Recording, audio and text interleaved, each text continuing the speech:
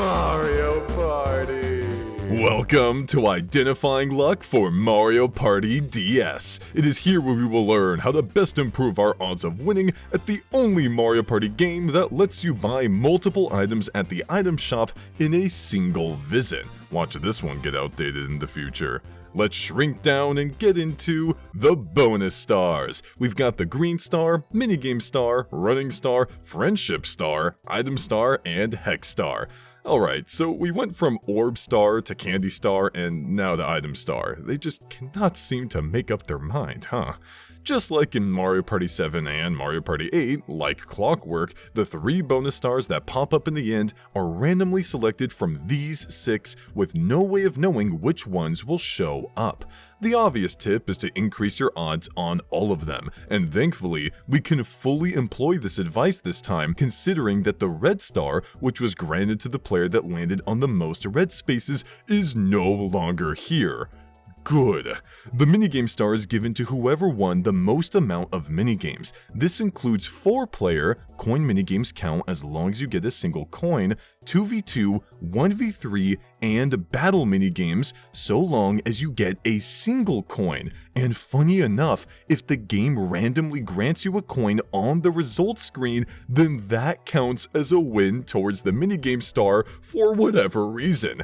Let's take a look at some of our new recruits. The friendship star is granted to the player that landed on the most friendship spaces. I don't know who in their right mind thought it'd be cute to dilute my horrifically friendship-ruining Mario Party with a friendship bonus star, but I digress. This bonus star is as simple as they come.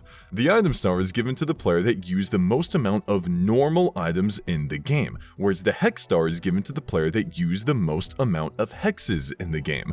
Do not get these two mixed up.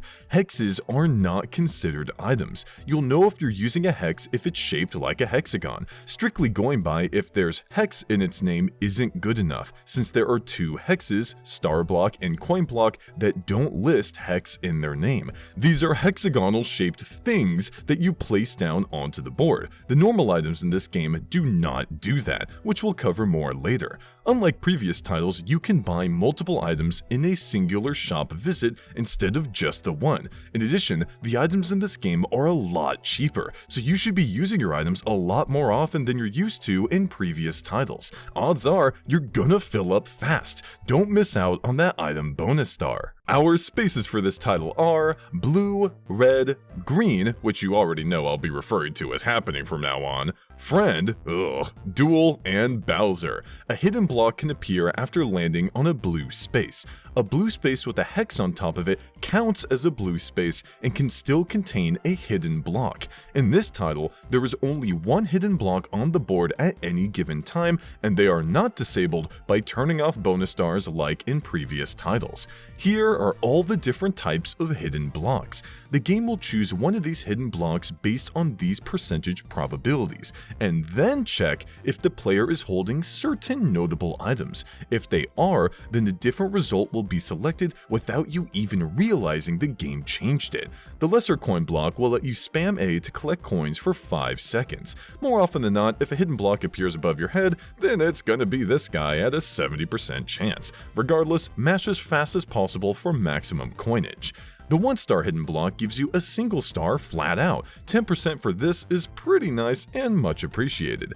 The greater coin block will let you spam A to collect coins for 10 seconds. You'd think that the chances of this type of hidden block appearing would only be a little bit less than its weaker counterpart, but nah, it's sitting at a 5% chance of showing up.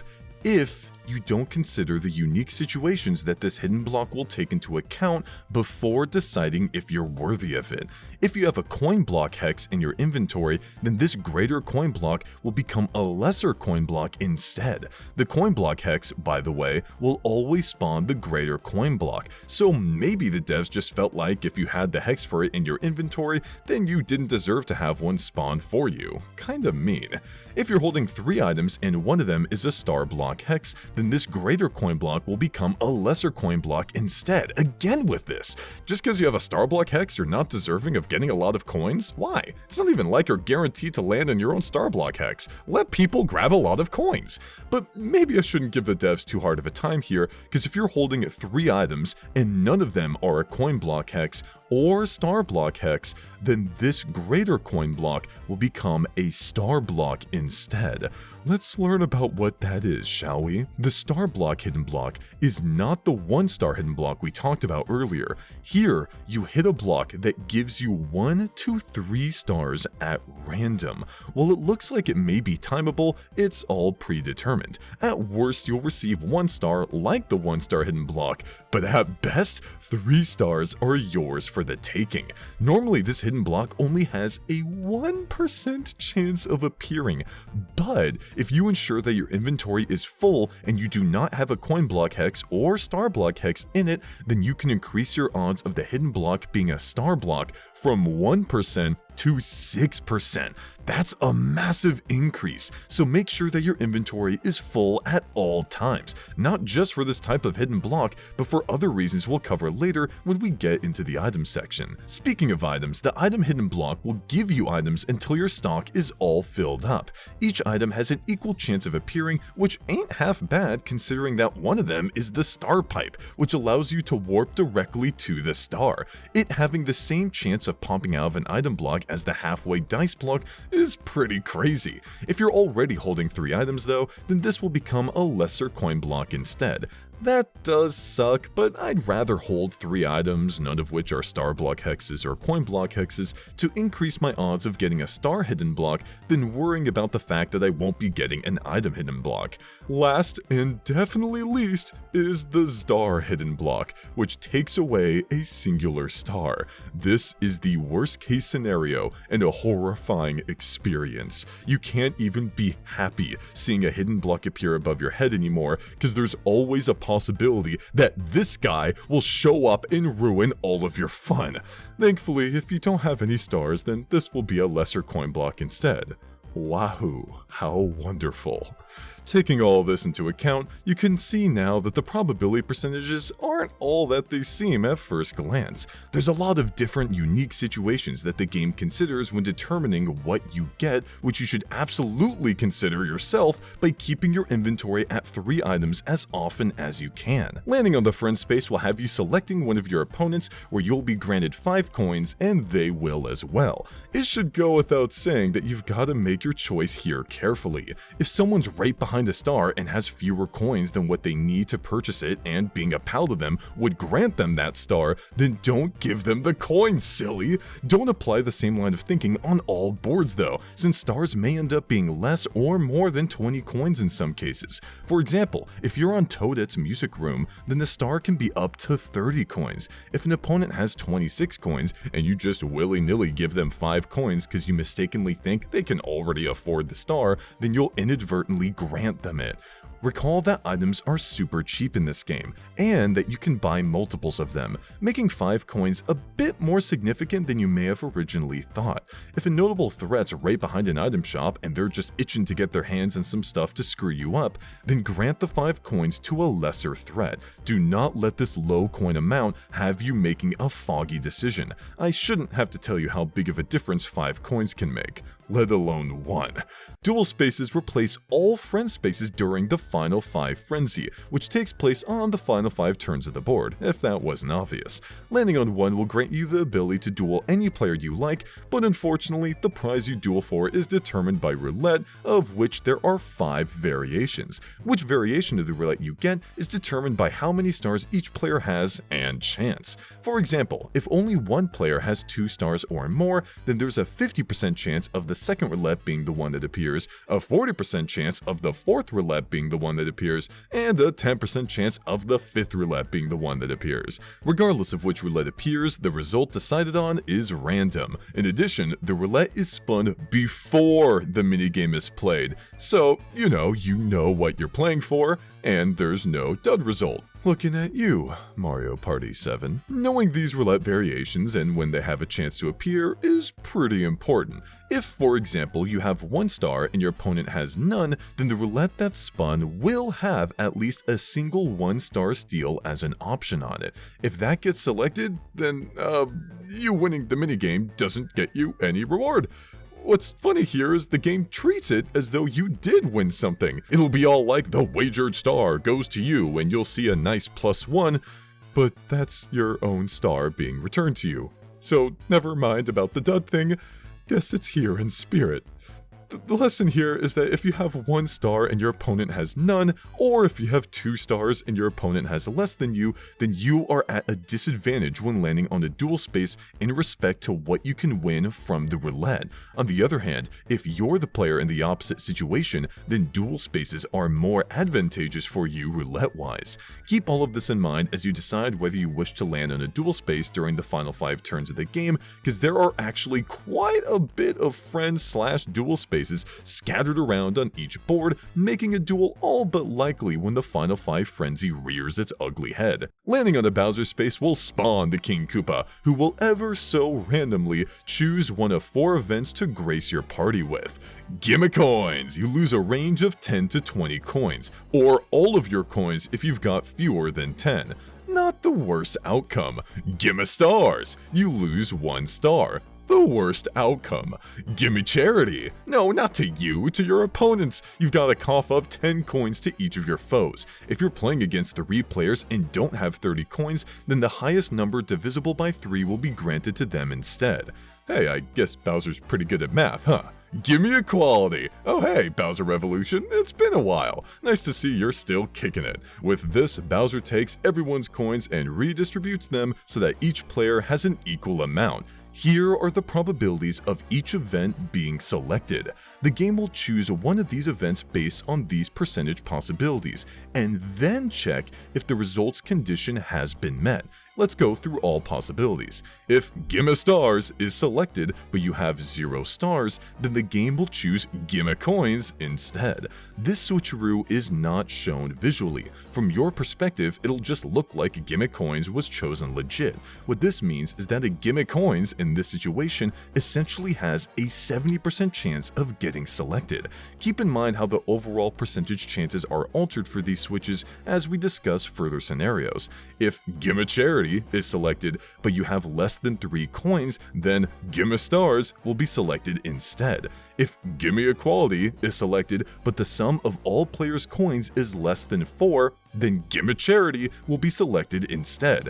And finally, Gimme Equality is 100% guaranteed to be landed on if you have 0 coins. This last detail is massive. You could be in first place with no coins and not have to worry about losing stars to Bowser at all, cause Gimme Equality is guaranteed to appear so long as you're completely broke. There is one pretty specific scenario that completely blows though. If you have at least 1 star and 1 to 2 coins, then you aren't broke enough to guarantee Gimme Equality, but you are broke enough for Gimme Charity to turn into Gimme Stars if it's landed on, meaning that Gimme Stars essentially has a 50% chance of being selected.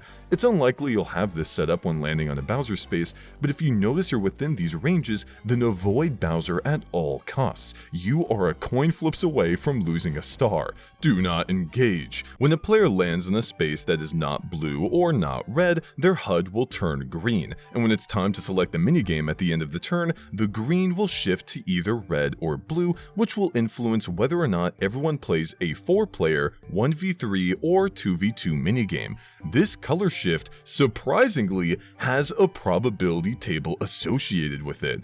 For example, if player 1's HUD is green and the other 3's are blue, then there's a 70% chance that the green will shift to blue for a 4-player minigame, and a 30% chance that the green will shift to red for a 1v3 1v3 minigame. Let's say you find yourself struggling every time a 2v2 minigame comes up, and you'd rather have higher odds at a 1v3 minigame being chosen. If you're on the board and two players' HUDs are blue with another player being green, then you'd want to shoot for landing on a blue space so that these probabilities are what's considered. Minigame manipulation is pretty fun, but most of the time you should be prioritizing your board position instead of what color your HUD is. Only consider this aspect of the game if what path you take on a board doesn't matter all that much. Battle minigames have a flat 10% chance of showing up in lieu of any type of minigame as long as these three conditions are followed. 1. It is at least turn 3. 2. The sum of everyone's coins are at least 20. And 3. Weird. As long as these three conditions are met, there will be a 10% chance for a battle minigame to pop up, and if it does, then the coins the game collects from each player will be times 2 whatever the turn number is. So for example, if the game is on turn 25, then 50 coins will be taken from each player for a total of 200 coins in the pot. If a player doesn't have at least 50 coins, then all of their coins will be added to the pot. Then whoever wins the minigame, based on their placing, will get larger chunks of the pot. Whereas in previous titles, battle minigames, even in late game, had a chance to not be a big deal due to the randomization of how many coins it take from each player, this title is not fooling around. It has a set-in-stone method where battle minigames steadily become more and more dangerous the longer the game has gone on. This title has 8 items referred to as items for players to obtain. Sorry, force a habit. I'm not used to them being straightforward again. They're called items now. Items are bought at item shops, and I feel the need to emphasize once again, you can purchase more than one item if you'd like. Heck, you could purchase multiples of the same item if you want. And unlike other titles, you can visit the item shop even if you're already filled up on items. Purchasing one when you're full will require you to get rid of one of your items, but altogether, this is a big change that you've got to keep in mind. No longer will an item be completely dead weight in your inventory, forcing you to eventually use it to free up any slots. You can just visit the item shop and purchase something else to replace whatever's causing you trouble. All of this makes the item shop incredibly powerful, so make sure you've got a keen eye out for where it's located on each board. On some boards, there will only be one item shop, whereas there's more on others. Regardless, you've got to take advantage of visiting one when you can. You should never be leaving this place empty-handed unless you've got little to no coins. It's that important. There's only one item table this time around, and it applies for all boards. The price of each item is the same no matter what placing you're in or what turn the game is on. Regarding what it has in stock, a checkmark means the item is guaranteed to show up in one of the 4 item slots, whereas arrows mean that the item has an equal chance along with all the other arrow items to show up in one of the 4 item slots. For example, if you're playing a 15-turn game, you're on turn 12 and are in 3rd place, then the triple dice set, warp dice block, and snag bag all have an equal chance to appear in an item slot. In this case, there's a 33% chance for each. In a couple previous titles, if you only have above 10 coins, for example, when entering the item shop, then the shop would only present the items you could afford, or turn the ones you couldn't into mushrooms, which you could afford. This was nice because it meant that anytime you visited the shop, you were always guaranteed certain items within your price range. This title isn't as nice in that regard. The item shop can show you items that cost too much for you to purchase. It will not play nice and show you that one item you wanted just because you could afford it. It's a plain cold calculation. The only guarantee here are any items with check marks. Remember that. The item shop will re-roll what items are in it each time you visit, so if you happen to roll enough spaces to visit the item shop twice in one turn, then it may be worth it if you want a different item to appear for purchase. You may have noticed that a couple items, the block sensor and the grab bag, are actually locked behind how many turns you set the game for. They will not show up in the item shop if you set the game to 10 turns or 15 turns, only 20 and onward. These probabilities are applied to each item slot. Repeats are not allowed. If you want to reduce your coin count on purpose, then you're absolutely able to by buying multiple items in a row and discarding them over and over. This may sound like a ridiculous thing to do, but But what if you're about to land on a coin swap hex? You could purposely blow away all of your coins to leave yourself at 0, land on the coin swap, and instead of your fortune being swapped to your opponent, it's a whole lot of nothing. Always consider every move you can make, even if on the surface it feels like a bad one. We'll cover more specific scenarios regarding the item table as we get into the board section.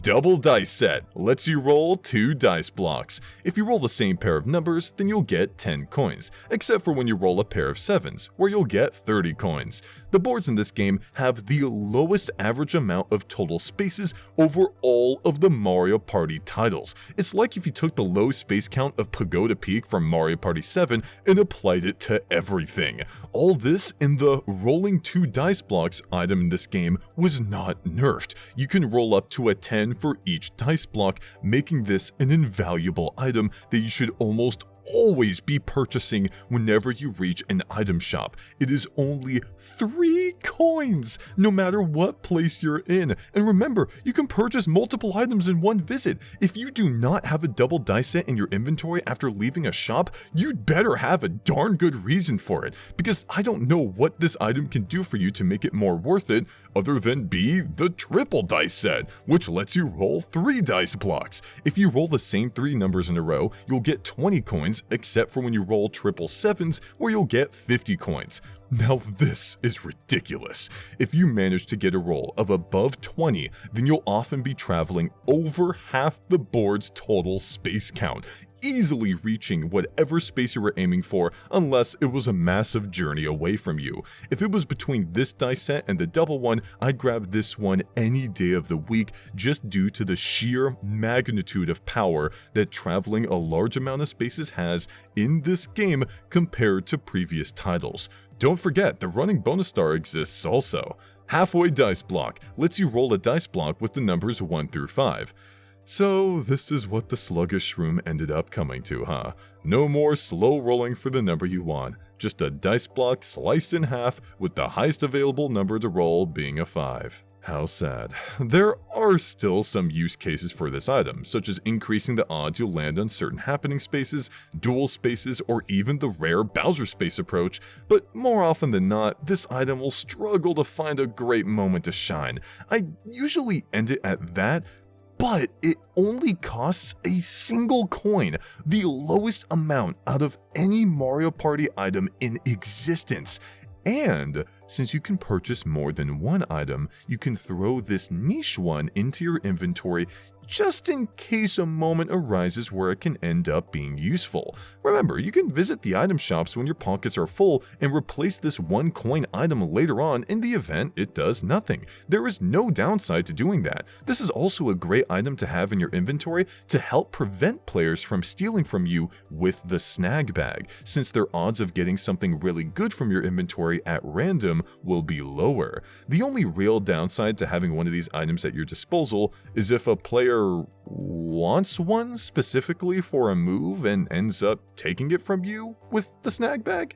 But this kind of scenario is really rare and not even worth worrying about. Usually you want to fill up on items no matter the cost. We'll get into more details on what particular locations this item would be good to use on once we get to the board section. Warp Dice Block causes you to warp to a random blue space or red space on the board, then roll. May look like a waste of an item at first, but due to how small the boards are on this title, can actually see some great use, especially considering that you get to take your roll after warping too.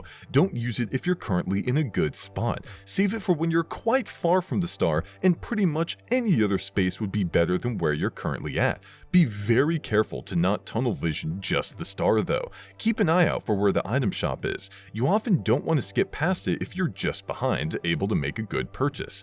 This item, only being 2 coins, is especially useful on Kamek's library, where you can circumvent the divided board gimmick and get an edge on your opponents if you're lucky. Not even the double or triple dice sets are incredible on this board, so it's one of the few times that the warp dice block may even be considered a better purchase in some scenarios. It's also good on Bowser's pinball machine, where you can warp out of the Bowser Zone, a dastardly place that you do not want to be caught in.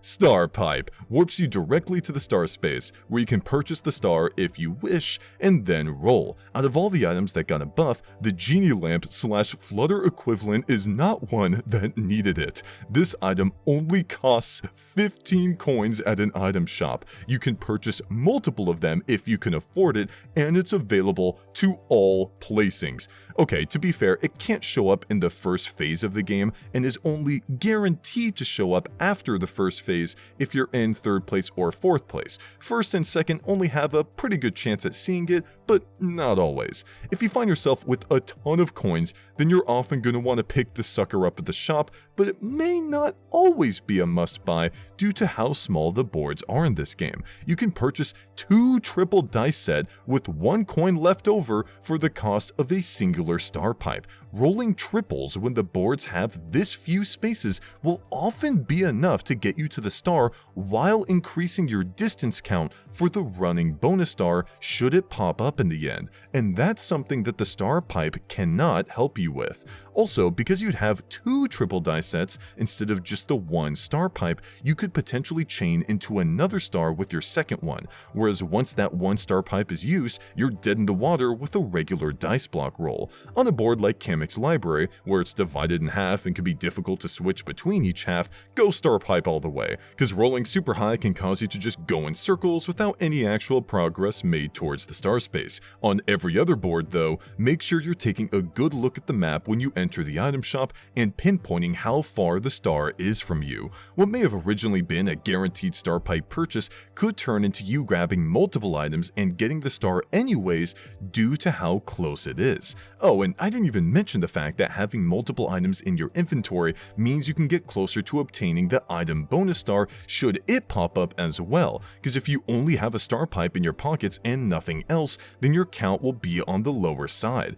Everything I said just now is mainly for if you don't have a lot of coins. If you are swimming in it and can afford purchasing multiple star pipes, then go for it. Not increasing your space count for the running bonus star doesn't matter if you're able to guarantee grabbing yourself multiple stars in a row. One thing I'd look out for when making a star pipe purchase is if another player has a Snag Bag, which allows them to randomly take an item from any player they choose. Don't leave yourself with just a star pipe in your inventory. Grab a couple of other cheap items to reduce said opponent's chances of stealing the star pipe from you to 33%.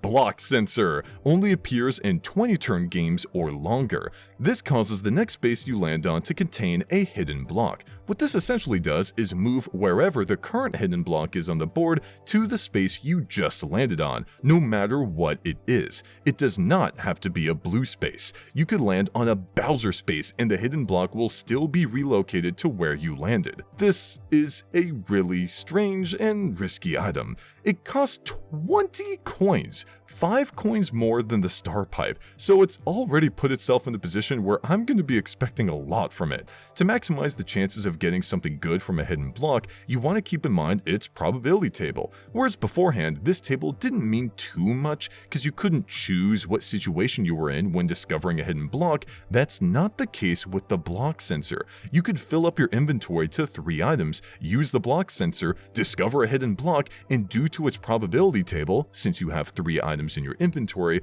will have a 6% chance at getting a star block. Wait, you don't have 3 items because you just used the block sensor. Man, if only there was a way to have 3 items in your inventory after using the hidden block sensor. Except there is. If you use it and happen to pass by an item shop to purchase something, or pass by a hex-giving area and then land on a space to discover a hidden block, you now have the 3 items required to increase your probability of discovering a star block to 6%. Amazing! If you don't have any stars when doing this, because if you have at least 1, then there's a 10% chance of a star showing up instead of getting a star. This puts you in a weird position where you could spend 20 coins on this item, hit the hidden block, and lose a star for a grand total of 1 star and 20 coins lost for your decision, not to account for what you potentially could have gotten had you rolled a double or triple dice set instead. There isn't really a scenario I can imagine where I'd willingly go out of my way to purchase a hidden block sensor. But if I happen to obtain one and feel risky, then I do the aforementioned strat of ensuring I had 3 items in my inventory before discovering the hidden block. There's a universe out there where you buy multiple hidden block sensors in a row and continue to discover hidden block after hidden block over and over again in hopes of eventually finding a star block. But that's not a universe for me. I much prefer consistency over leaving my fate in the hands of luck. I mean, that's kind of why we're identifying it, right? Grab Bag only appears in 20-turn games or longer, removes all of your current items and hexes and gives you a star pipe, block sensor, and triple dice set. This is the most expensive item in the game at 25 coins, and since it contains these 3 listed items, its real value ends up at 42 coins. But the block sensor is doing a lot of heavy lifting in the value calculation here. I just cannot recommend purchasing this item when one of the items it gives has a chance at making you lose a star. If you purchase this thing with 0 stars and make sure you use the block sensor first using the strategy we talked about, then I can see some use cases for this item, but even then, I don't think I'd go for it. The item bag was so useful in Mario Party 3 because there you could only purchase 1 item from an item shop at a time, so getting 3 at once, even if they were random, often ended up being a sweet deal, especially when you factor in the possibility of getting one of the rare items. Here though, you can already purchase multiple items when you visit an item shop just a single time, so the original purpose of the item bag gets watered down due to this title's awesome item shop mechanics. Not to mention that previously, you got all the items from the bag as soon as you purchased it, but here you have to actually use the grab bag as part of your turn, which slows down its effectiveness by quite a bit. I should also emphasize the part of this item where it removes everything in your inventory before giving you all 3 of its items. This may not feel like a big deal at first, but consider that under normal circumstances, you would be asked which item you'd want to replace one after another, so if you just wanted maybe 1 or 2 of the items in the grab bag while keeping a different item you had, you can't do that here. So long as you keep all of these quirks in mind, you'll have a better time deciding whether or not purchasing this bag of grabs is a nice move in your situation. Most of the time though, it won't be. Snag Bag lets you steal a random item or hex from an opponent of your choice. This item is functionally identical to the plunder chest from Mario Party 3, but due to how this title works in other aspects, you've got to treat this item a bit differently.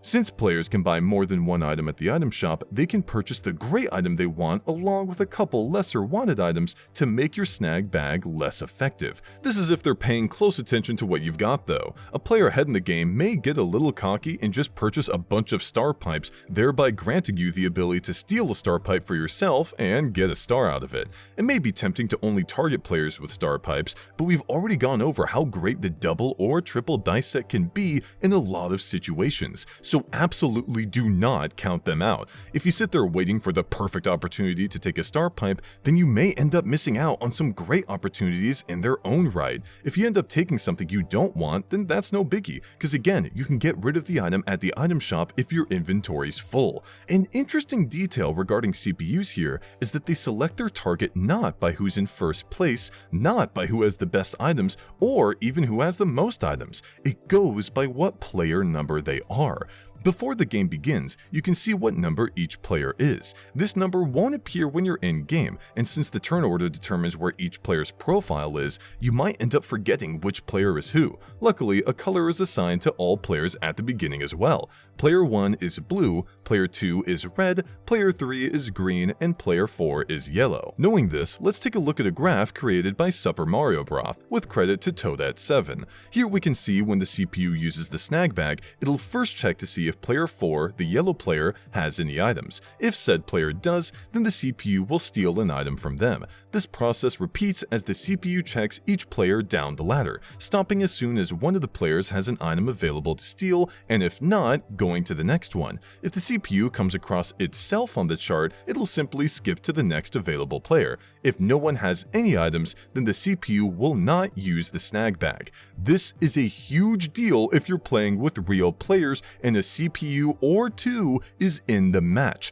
You want to make sure that you are not the target player in the game, because if you are, then you will be constantly stolen from again and again, no matter how powerful another player's items are or how far ahead in the game they are. Ideally, you should be the one hosting the play session so that you have the largest advantage over the other players, leaving them scrambling to use their items or purchase unnecessary items to prevent the dastardly CPU from draining them every time a snag bag is purchased. This title has 8 hexes for players to obtain. Hexes, unlike items, cannot be bought at an item shop. Instead, you grab one at random after walking through a hex area, which doesn't count towards how many spaces you're moving. If your inventory is already full, you're given the option to get rid of an item in exchange for the new one if you like. Another thing that sets hexes apart from items is how they're used. You place them over a blue space or red space on the board, and any player that lands on it will undergo its effect. Your range when throwing is 5 spaces. Only spaces that would reduce your space count by 1 when walking over them will count towards your range. You can place them on a blue space or red space that someone's standing on, but it won't go off right then and there. It has to be landed on to actually activate. Unexpectedly, a star space that appears over your hex space will not eat it up. Sure, your hex space won't be present for as long as the star space is active, but the moment it goes away, your hex space will return. In addition, if there's a hex space that you don't like, you can replace it with your own hex. This doesn't extend to just opponents' hex spaces, by the way. If you placed a hex earlier in the game and now you don't want it there anymore, you can replace it with a different hex. May seem odd, but there are situations where you won't want a foe to land on what you placed anymore. We'll discuss these situations as we get into the board section. They function very similar to character spaces from earlier titles, where if you land on your own hex that's colored purple, you'll gain 5 coins.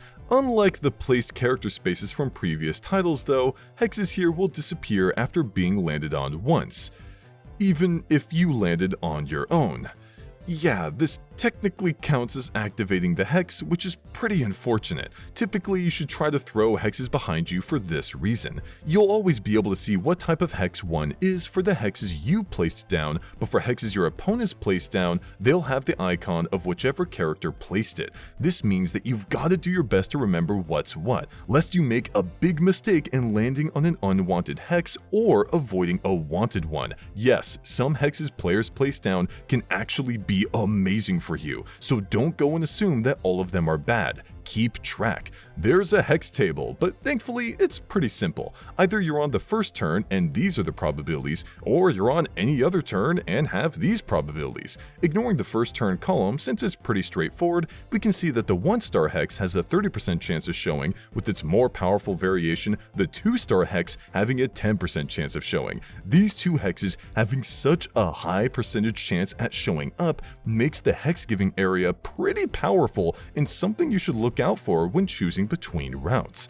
Let's get into specifics with each of these hexes though, so we can better know how to use them, starting with the 10-coin hex and the larger 20-coin hex. Landing on one of these will cause you to give 10 or 20 coins respectively to the one that set the hex down. Pretty straightforward. Even having a low amount of coins in this game still gives you tons of options due to how cheap items are, so don't think that these hexes are going to be enough to prevent players from making big moves with items anytime soon. Now, if you were planning on having someone lose enough coins to not afford a star, then that's a different story. Place one of these before a star space for the chance that they'll thin out their wallet before getting to make their purchase. Other than that, you may find yourself replacing this hex pretty often. If you're about to enter an item shop on your turn, and you've still got one of these in your inventory, then throw it at a good spot. I prefer keeping them behind junctions so that players can't choose to avoid them. Coin Swap Hex. Landing on this will cause you to swap your coins with the player that set the hex. This is an incredibly risky hex to set down.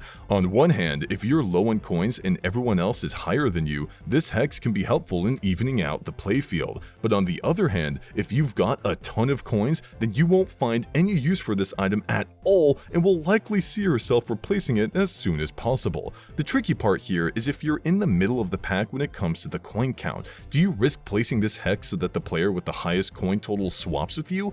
but then you run the risk of the one with the least swapping with you. There's always a risk to reward ratio to consider, and if first place is far ahead in coins, making tons of plays and getting a lot of stars, then taking the risk to knock them down a peg is well worth it.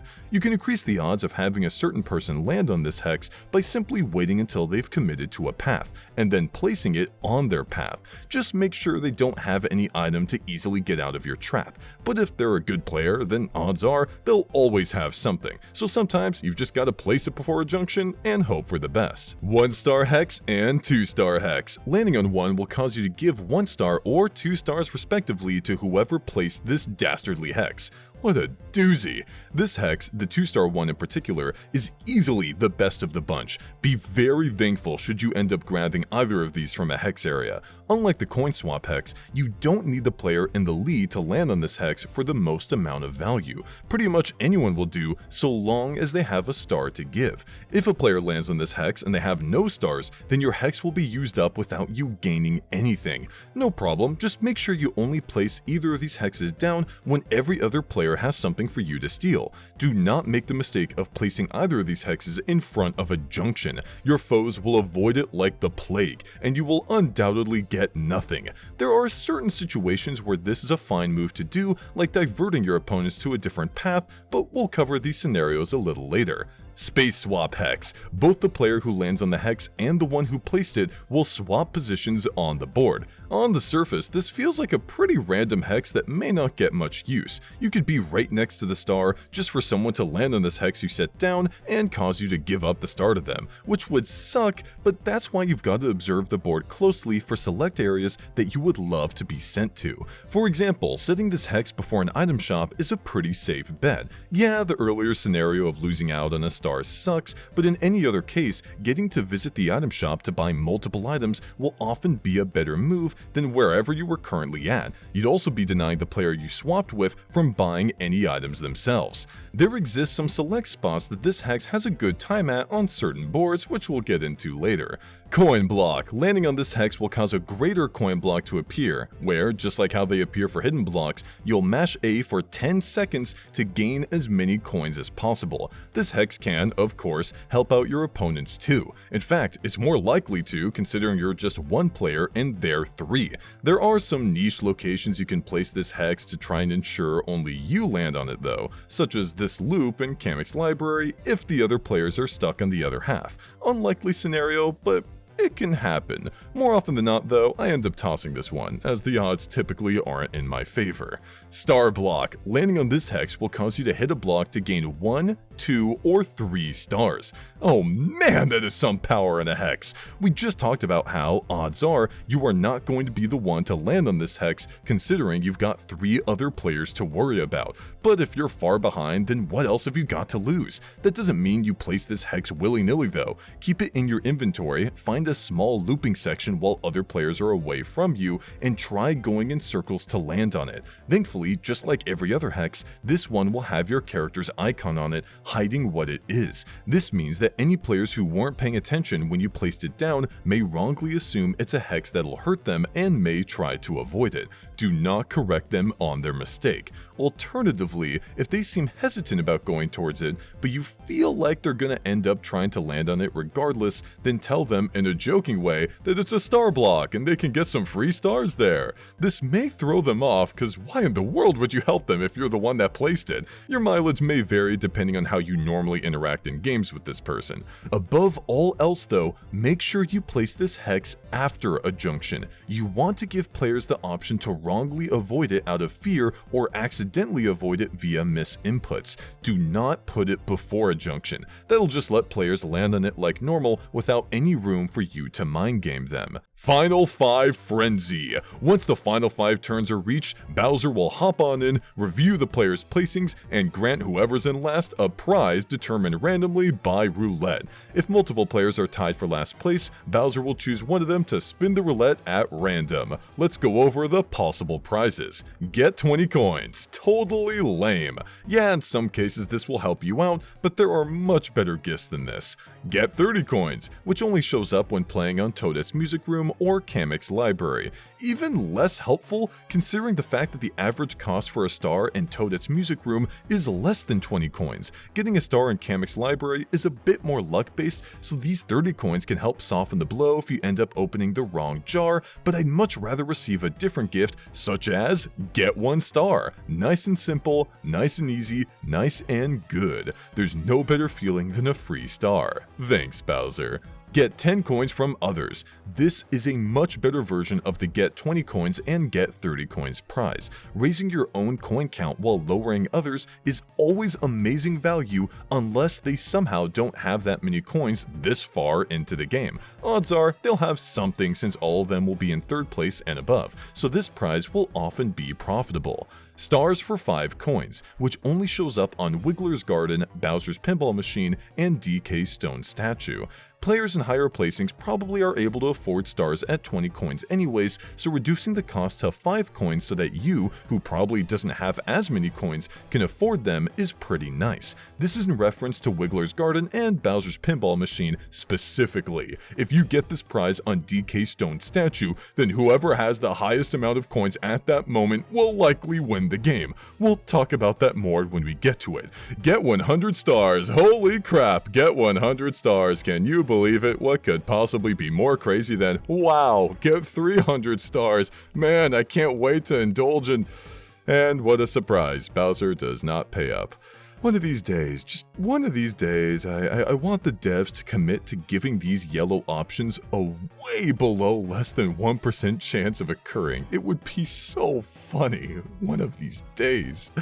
Thankfully, if the roulette lands on either of these yellow prizes, it will not count as a dud for you, but instead the roulette will quickly switch to a different prize. We've sprouted up into Wiggler's Garden. Here's the space lineup. Out of all the boards, it has the least amount of friend/dual spaces at 5. Hey, you know what time it is? It's time to remind ourselves once more how the star space works. On Wiggler's Garden, Bowser's Pinball Machine, and Toadette's Music Room, when you buy a star, the star space itself will move to another random location. However, only certain spaces have been programmed to host a star. We refer to these spaces as star spaces. When a star space isn't active, it'll look like an average blue space. Let's say you're playing a game and remember that these 3 star spaces have been deactivated and the current active star space is this one. That being the case, where will the next star appear?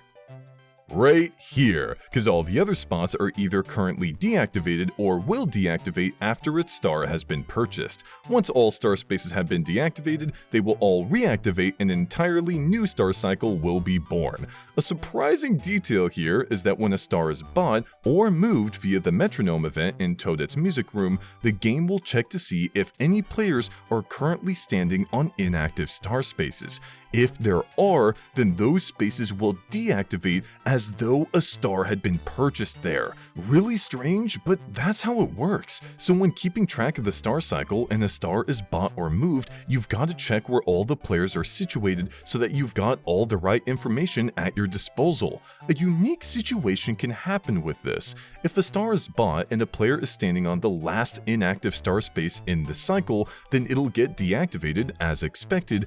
But now that all the star spaces are deactivated, they must now all reactivate with a new star cycle being born. The player standing on this star space is not deactivating it because the deactivation already happened at the end of the previous star cycle. This is a new one, so this star space will be marked as inactive, not deactivated. It should be noted that stars can't spawn on top of spaces that players are currently occupying, so at least for this star cycle's first spawn, it would not show up on this space. Lots of quirks this time around to keep track of, but if you can manage it, then you'll be able to predict exactly where the star will show up next in some scenarios and look like a wizard. Landing on any of the happening spaces in front of the 3 flowers allows you to choose which of the flowers is your favorite. After making your selection, you'll receive 1, 10, or 30 coins at random. There's no way of telling which flower will contain what you want, But you should always choose the leftmost tulip because the 1 in 3 odds are not split evenly.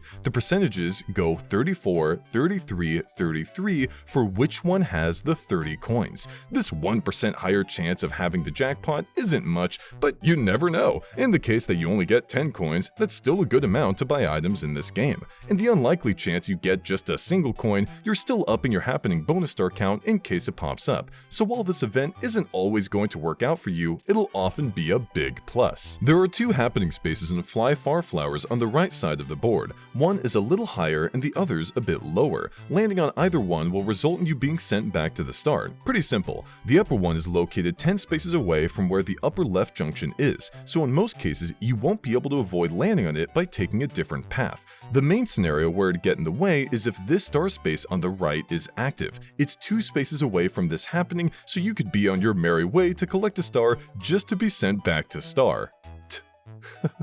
If you're on this upper route and you see that this star space is active, or you know it'll be active after collecting one of the stars up top, then use a double dice set or triple dice set to move further so that you don't get blindsided by the Fly Far Flower here. In some cases, landing on it could be a good thing. If you're at this upper left junction and the stars spawn behind you, then the Fly Far Flower will save you a lot of spaces when trying to make your way back to it. Other than that though, it's best to be avoided. This bottom right route has a Fly Far Flower just a single space away from this junction, so you can easily avoid it if you wish, but you're so close to start anyways that avoiding it doesn't make much sense most of the time. It even helps you avoid the 2 Bowser spaces on the board that are right behind start. The only instance I can see this being a bother is if this star space just a few spaces ahead of it is active. Kind of evil for the devs to program star spaces so close to each of the happening spaces that send you away from the star, huh? Well, like before, use a movement item to increase your roll and avoid landing on this happening space. You should have one in stock almost all the time due to how cheap they are, but if you've only got one, then it may be worth saving it until you get closer to the threat of these 2 happenings throwing you off your path towards the star. The 2 happening spaces in front of the yellow bank bulbs will let you rub the flower for 5 seconds to earn at least 25 coins if you're good. You've got to do fast, large rubs from one end of the screen to the other to have it spit out coins as quickly as possible. Fast, small rubs will still earn you coins, but you'll notice that you aren't getting nearly as many. When you do the rubs, do not remove your stylus from the screen. Doing so will reset how much more rubbing you have to do to get the next coin to come out, which is something we want to avoid. When you land on this happening, get into position to swipe as soon as you advance the second text box. Don't worry if it doesn't start moving immediately. This event really begins when the timer appears. You may as well start swiping a little before then to get a rhythm going so you can already be at full speed once your inputs begin registering. Unfortunately, these happening spaces are on a looped path with 2 green fly trap happenings, one just after the junction and one just before it. Landing on either will cause you to lose 5 coins, making this loop a little risky as you can potentially lose upward of 10 coins if you happen to land on each fly trap and no bank bulbs, or you can be lucky and gain a ton of coins if you happen to land on one bank bulb after another while avoiding the fly traps. That's if we're just looking at the happening spaces. There's also 3 red spaces on this tiny path that can lessen your coinage too. Then again, we've got 2 friend spaces here that may balance it out. It's a pretty important junction for you to count spaces on and ensure that you aren't landing on anything undesirable. The good part here is that this right path doesn't lead to anywhere crazy. It only has 1 star space on its route, so unless you need to go here for it, you can avoid this route altogether if it looks to be dangerous. The fly trap happenings, by the way, will cause every player on the space to lose 5 coins, not just the player who landed on it. So if you need a threat's wallet to become a little slimmer, then landing on the fly trap on purpose can help you out. There are 3 happening spaces along the top side of the board. Landing on any of them will cause the piranha plant there to spit fire at you, resulting in a 10 coin loss.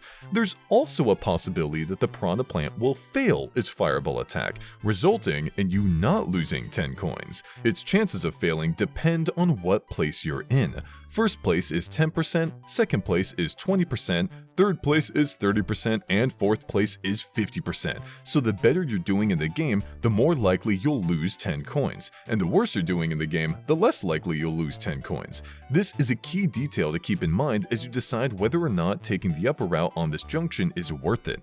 If this star space is active and you're in fourth place, barely able to afford it, but you're gonna land in the Piranha Plant happening, you may have a coin flip's chance of being totally fine coin-wise after the event. May very well be worth the risk. Whereas if you're in this same situation but in first place, then you're very likely to lose 10 coins and not afford the star, which might make you want to take the loop around route instead, which will land you on either a blue space or friend space for some coins if you're not feeling confident you'll win the minigame. The bottom left junction's left route is amazing. It's got a star space, an item shop, the 2 flower happenings, a friend space, and only 1 red space. Compare all this to the top route, which is shorter by 1 space, but it doesn't have a star space, doesn't have an item shop, only has singular happenings, except this one takes away coins, and has 3 red spaces. Sure, there's a friend space to be landed on here, but the left route has that too. That being said, if you're on the final 5 turns, then these will be dual spaces instead, which you may or may not want to land on depending on your lead. The only common scenario I can see in taking this upper route is if saving a single space as you make your way to the next junction is worth it, and in some cases it may be. Perhaps shaving off a space will get you closer to one of these 2 stars, or maybe let you land on a desired space. Don't count out that possibility. Other than that, you could be aiming for the friend space to gain 5 coins, but your odds of losing coins after that are pretty high, with a 40% chance of landing on either a red space or the fly trap that loses you 5 coins. If you already have some items in your inventory, then yeah, the possibilities we just discussed are worth considering, but if you have no items, then I would almost never take this route. Get to the item shop. It is pivotal that you are stocked up as much as possible, especially considering that there's only 1 item shop on this board and it's a little out of the way here on the left side. Heading up instead means you've got to travel around the entire right side of the board to go back around and finally purchase something, which can eat up so many turns when instead you could have had a lot more options. We already talked about the top junction's right path, which only has 1 star space. Looping around can be fun, but this is deceptively the longest route on the board at 16 spaces. If you don't have any movement items to increase your rolls, then you may end up stuck here for quite a while, which isn't always a bad thing if you know that the next active star space will be up top and you have to stall until it shows up. Then going in a loop here can be a good move. Most of the time though, you'll be wanting to head up on this junction, which will have you stuck for 13 spaces. Not as bad as the looped route, and it actually advances your position on the board. Around here is where your movement items may find their shining moment, for there are 2 star spaces on this route and a third one that isn't too far off from the ending of the route near the bottom of the board. This could net you from 2 to 3 stars in a single turn if the star spawns are in your favor, and considering there's only 5 star spaces on this board, it's more likely than you think. This right junction's left path cuts through the looped route to help you get back to the upper left junction. Could be a great move to help you reach a star that spawned or is about to spawn on the looped route or the upper path, but doing this will have you avoiding the item shop on the left side of the board for quite some time. The right junction's bottom path is a bit dangerous with 1 red space and 2 Bowser spaces. Recall that one of these events has you straight up giving him a star without any fight. If you see yourself landing here and you've got a star to lose, then you may want to consider unfortunately diverting your path to the left. Unless the star is currently spawned here. You could end up buying it, bringing your coin count pretty low just for Bowser to ask for more coins from you, which won't be many because you'll be broke anyways, or he may bring in some equality, which could increase your coin count. In the event he decides to take the star you just bought, you essentially lost 20 coins, which is a bummer, but maybe the good parts of this route will compensate. For starters, there's only 1 hex giving area, and that's on this route at the bottom of the board. This is also the route you've got to take to reach the bottom left junction mentioned earlier that has the item shop. When you reach this junction after the game's already been going on for a while, you're in a great position to think about where the star's been and where it's gonna be so that you can chart which further paths you'll want to take. Double dice sets are great here and can help you cover a lot of ground in a board where players are committing their movements to different paths, attempting to reach the star first. They're always available at the item shop for a measly 3 coins, so pick them up.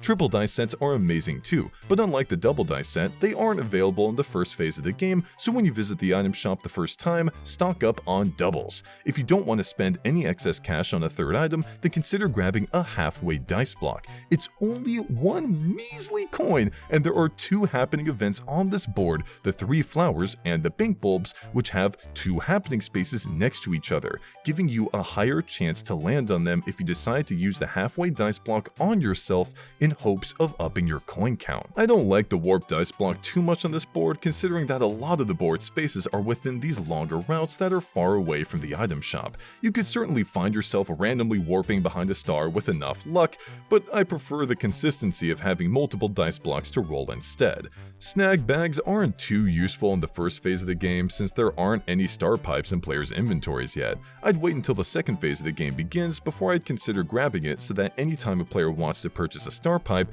they'd be afraid of it getting snagged. That being said, we know that the item shop is a little annoying to reach in this board, so even then you may find difficulty and great opportunities for the snag bag's use. If you've got enough coins to spare, then the star pipe is an easy buy to get you to the star space with ease. Don't make it an instant purchase though. This board is a bit small, and you may be able to reach the next star with a double or triple dice set instead, saving you some coins. Star pipes are best reserved for players who have an excess coin count or consistently winning minigames to make up for the hefty cost of purchasing one. It's not always the best move to use a star pipe immediately, by the way. If you're already in first place by a decent margin, then you could stall the game out a bit by having players travel to the star's location, and as soon as they're close enough to reach it, use star pipe and snatch it from right under their nose.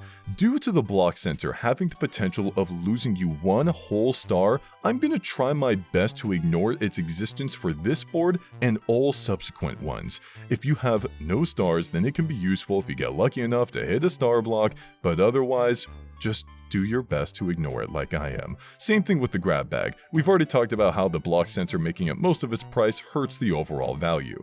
This board has no main route for you to place hexes on where your opponents are guaranteed to walk on through. Sure, at the beginning there's these 2 spaces that every player is forced to stroll by, but the moment they all reach the first junction, they can choose to avoid any route they wish.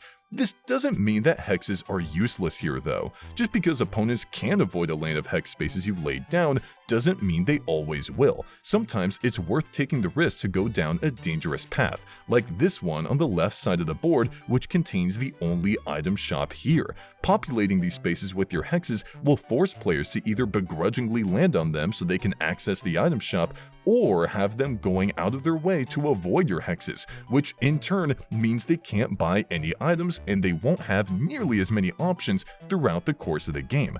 Both of these outcomes are fantastic in their own right, but when choosing where exactly to place certain hexes down, I recommend having the more powerful ones, such as the 1-star hex and 2-star hex, a bit further down the path, and the less powerful ones, such as the 10-coin hex and 20-coin hex, right after the junction. This is done because if an opponent reaches the junction with a low space count, then they can't guarantee that they'll be safe from your powerful hexes later on down the path. Some players may choose to avoid even the slightest chance of landing on them, but others may play riskier, taking the path regardless and could end up landing on the star-stealing hexes. If you had placed these powerful hexes directly in front of the junction instead, then you'll never see them go off because your foes will always be able to avoid landing on them by choosing a different path. This can work to your advantage if you want to better ensure that no one takes this path with the item shop, but more often than not, it's better to have the 1-star hex and 2-star hex further in on paths to make it more difficult for players to avoid landing on them when they approach junctions. Star steals are just that powerful.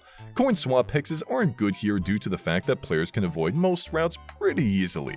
If you place a coin swap hex at a point in the game where you're broke on coins, then players may end up just avoiding that hex until you've gotten a ton of coins in your pocket and then take the route that has it, potentially losing you a lot. The scare of taking a path with a hex that'll lose you a lot of coins can be pretty useful when you initially place this hex down when you're broke, sure, but the worst case scenario of losing everything and giving a player everything is not a position I want to be in. The space swap hex is weird for the same reason. Players can't be forced to go on certain routes, so it'll only ever really get landed on when a player doesn't like their position and is okay with switching, which is not good for you. If you're feeling risky, then you can place a star block in the looped path and continue to run around in circles until you eventually land on it. Granted, this path, as we discussed, is the longest one on the board, so getting this payout is pretty difficult. I recommend having a halfway dice block in stock to increase your odds of landing on it. I'd particularly place it before the bank bulb happenings so that even if you miss the star block hex, you'll likely gain some coins. Overall, Wiggler's Garden and the strategies you employ on it are pretty straightforward due to how different the junction paths are from one another. Take a good look at how many items you have in stock, where the star is, and be confident in which direction you go with the information you've got to win the game. Join the band at Toadette's Music Room. Here's the space lineup. Out of all the boards, it has the least amount of happening spaces at 10. Musical notes hold the stars on this board. The first costs 5 coins, the second costs 10 coins, the third costs 15 coins, the fourth costs 20 coins, and the fifth costs 30 coins, after which the cost will go back down to 5 coins and repeat. You can see that right below a musical note that there's a star space, so despite the cute note gimmick, how these notes appear is functionally identical to what we already know about how star spaces work. Landing on one of the 2 happening spaces in front of the piano lets you play it for a chance to earn coins should you play the notes correctly. These are all 3 possible songs. What song you get is based on your current placing and chance. For example, if you're in second place, then you've got a 40% chance to get Caged and a 60% chance to get Bagged. Notice that higher placings get harder songs, but the coin rewards are higher too, if they're played correctly.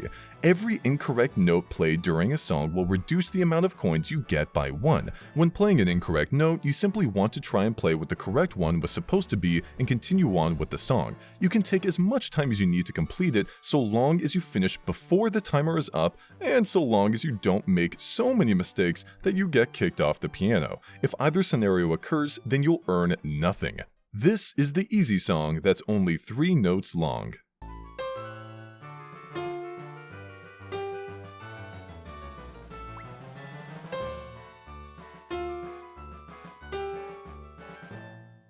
This is the medium song that's 5 notes long.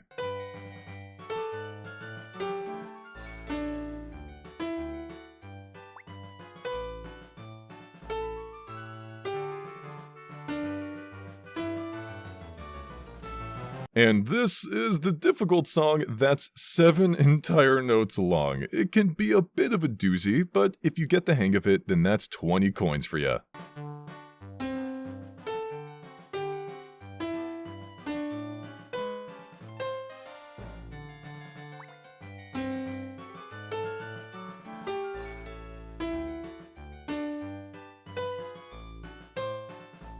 While this event is a lot more involved than others, it's definitely worthwhile to land on, granted you can play these songs consistently. Even if you have trouble with them and end up missing a couple notes, you can still get a lot of coins out of it, granted you manage to complete the song.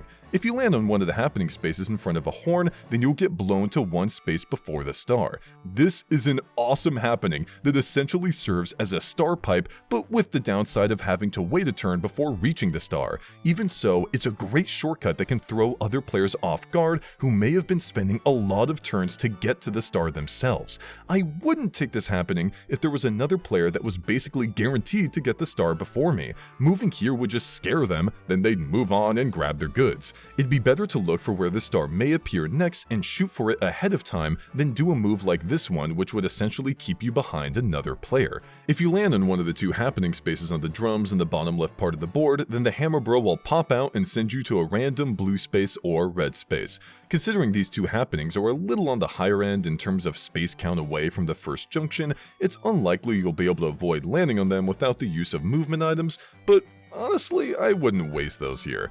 Recall that the Hammer Bro will send you to a random blue space or red space specifically, and I don't know if you've noticed, but most of them are in this top right corner right before an item shop, or in the bottom left corner right before an item shop, so you're likely to be in a pretty decent spot regardless. And if the spot you ended up in is bad, then use one of your movement items. That isn't to say that skipping these happenings is a flat-out bad move. If the stars spawned up here and getting destroyed by the Hammer Bro wouldn't harm your game plan, then by all means, go for it. I just wouldn't treat this happening space as a terrible drawback. Landing on the happening space in front of the violin will cause a random player to join you on your space. Simple as that. Unfortunately, this event only has a single happening space to its name, so purposely trying to land on it is rather difficult, even with the use of a halfway dice block. There's not even a junction before it, so if you roll a bad number, you don't have multiple options to choose from. On top of all of that, there's an item shop not too far away from this space, which you would be helping an opponent get a lot closer to, and you know how great item shops are in this title. The only scenario I could see myself trying to bring an opponent onto this space is if a threat cannot get the star, and my only recourse at preventing them from doing so is betting on landing here and betting on the 1 in 3 chance that they're the one selected. Yeah, I wouldn't count on it, but who knows, less probable things have happened. Landing on any of these happening spaces in front of the metronome will cause the star to move to the next star space in the cycle as if it was bought by a player. Now we're talking! This event's got 2 spaces next to each other here, making it easier to land on, and it's 3 to 4 spaces in front of a junction, meaning you can use the halfway dice block right before you enter the junction and have a high chance of landing on it. And if you don't roll the right number to land on either of them, then you may end up landing on the trumpet happening, which, as we know, throws you right behind the star, and there's an item shop up ahead that you can visit as an alternative too. I love run-on sentences. Whew, I didn't even mention that there's another metronome a little later on in the path. It's not as good since it only has 1 happening space to activate it, but it's also in front of a junction, which again gives you the option to choose whether or not you want to activate it. Taking what you know about the star cycle and applying it to these metronome events can make it easier to track where the star may end up, so long as you're paying attention to everyone's positions. The main difference between the first junction's 2 paths is the aforementioned metronome that's placed here. If you're not aiming to change the star's location, then consider if going the left path, which is 1 space shorter than the top path, would be a better deal for you. Whether or not you want to land on the Hammer Bros happening spaces will affect this decision as well. If the stars currently spawn behind you, then getting launched by the bro could be a great move, but if it's just ahead, then going the path that helps you avoid his dastardly deeds may be better instead. The left route does have multiple red spaces, which the top route doesn't have, but other than that, these routes are pretty similar, containing a star space and a friend space. It'll mainly come down to whether or not you want to engage with the metronome or Hammer Bro shenanigans. The top left junction's routes are actually equal in length, what do you know? They've both got a star space and friend space, that's cool. Then there's the piano happenings versus the trumpet happening, which will come down to whether or not you want coins more or being sent behind the star more, which can be a harder choice than you think. But the real big difference between these 2 paths is that one leads to the item shop and the other leads to the hex giving area. In most cases, the item shop should win out so that you can maximize your stock, and therefore your options. But I wouldn't say it's always the correct option. If you already have 3 items in your inventory, then going upward in hopes that you can get a 1-star hex or better yet a 2-star hex can end up being pretty great for you. You could enter the item shop with a full amount of items anyways if you're looking to grab a star pipe, but maybe you don't have enough coins to afford one or don't want to take the chance of it not appearing. That'll be up to you, but for me, item shops are always the go-to anytime I have less than 2 items. If I have 2 or more, then I'll consider how much a lucky 1-star hex or 2-star hex could catapult my game. I glossed over them earlier for fun, but in regards to the piano or trumpet, it should be an easy decision when you think about it. If you have enough coins and no player is close enough to buy the star, then take the trumpet to get it yourself next turn. If you don't have enough coins or a player is already close enough to the star to buy it, then head to the piano and play it well to earn some coins. While I made it sound like a good thing earlier when I pointed out that these 2 paths are equal in space count, it's not, because there's a Bowser space at the end of both of them,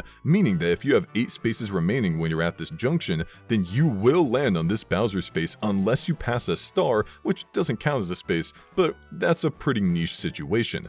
Something you can do here though, if you have the unlucky 8 amount, is go the path of the item shop and purposely spend all of your coins to bring yourself to 0 in order to guarantee that gimme equality is selected so that all players' coins are equalized. Since the halfway dice block is only 1 coin, this means that if it's there in the shop, you can just buy it a ton of times to get your coin count to 0 for this crazy move. The top right junction has pretty substantial differences between its routes compared to the other 2 junctions. The left route has the great metronome happening event we discussed earlier. If you're looking to move the star away from a threat and hopefully towards you, then this is where you do it. There's also a Bowser space here, which could be a good thing if you have 0 coins. These 2 friend spaces aren't much on their own, but during the final 5 turns, they'll become dual spaces, which could end up being a spicy move if you're behind in the game. These are all situational moves that may very well not fit your current game plan, which is totally fair. Most of the time you'll be looking to head down, which has a trumpet happening, item shop, hex giving area, and another junction not too far away. Said junction, by the way, cannot be accessed by the left route since it funnels you into taking the upper path, which isn't terrible, but having more options is almost always better. Imagine if the stars spawned on the first junction's left path. You getting funneled to the top one will have you missing out on it, which is a sad situation that the lovely bottom path here this junction has would not put upon you. Let's not gloss over the fact that it has an item shop and a hex giving area, by the way. What's there to even say about this? You get an item restock and the chance of receiving a game-changing hex. This path even has a star space just like the left one with, again, the option to choose which path you want to go on the upcoming junction 2 so that you don't lose out on a potential star spawn below. I'd consider this route the golden path of the board unless you fit one of the specific situations we talked about earlier for the left path. It's a bit quirky like that. With how many star spaces there are this time around, making it a bit more unpredictable guessing where they're going to pop up, the double dice sets and triple dice sets will see great use here. Whereas your opponents may react to a new star spawn with a singular dice block, you'll be speeding around regardless of where the next surprising spawn location ends up being. The halfway dice block is mainly useful around the top right junction like we discussed earlier, where you may want to aim for the metronome happening or the trumpet one. The piano happening is another possibility, but considering that stars on this board are more often than not less than 20 coins, you don't need a high surplus of them to succeed here like on other boards, so I'd save it for other situations unless I was broke. Since the warp dice block functions the same as the hammer bro happening, everything we said about the latter event rings true for the former, except now you can choose whenever you want to be warped to a random blue space or red space. If you're pretty far from the star or an item shop, then the warp dice block, with a little luck, can get you closer to one of them or both in some cases. The star pipe is a bit more useful here than it is on Wiggler's Garden due to the unpredictability of the star cycle this time around. I'd spend more coins gathering them on this board, especially due to the lower than average star costs here, meaning you'll have more to spend regardless. It's because of the star pipe's usefulness here that the Snag Bag is a bit better too if you notice that your opponents are buying more star pipes. If they aren't, then it won't be as helpful, especially against foes that are filling up their inventory to prevent you from taking their best item, which is easy to do here with multiple item shops and hex giving areas. The main route that players must walk through when going around the board is this top right section of spaces that are after the Bowser space but before the right junction. In addition to the path they're on being unavoidable, they're far away from the left junction, with a couple of them being more than 10 spaces away.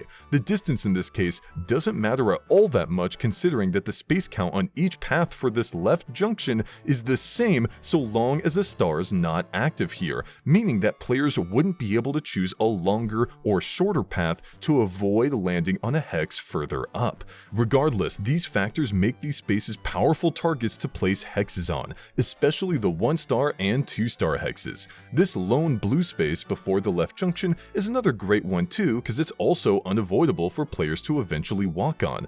Throw down a nasty hex here for maximum benefit. The Space Swap Hex isn't as useful for the same reason it wasn't useful on Wiggler's Garden. Players can often avoid it and only choose to land on it when it benefit them. You can run the risk of using it as deterrence for certain routes, but I really don't like my board position being put in the hands of skilled opponents. The earlier stretch of spaces can be useful to force players to eventually land on it, but it's not something I feel comfortable with worth doing. The coin swap hex feels a bit unnecessary on this board due to lower star costs. I personally wouldn't pay it much mind. The coin block and star block hexes do not have a good spot to be thrown down and farmed for here. It's better off not being used at all so your opponents don't get extra stars. Overall, Toadette's music room can feel a little overwhelming at first, but so long as you give yourself the upper hand with movement items and strategically choose pathways that bring you to stars or move them at opportune times, then you'll be the best in show. We've climbed up to DK Stone Statue. Here's the space lineup. Out of all the boards, it has the least amount of Bowser spaces at 1. Guess his fear of DK still exists even when the dude's in stone form, huh?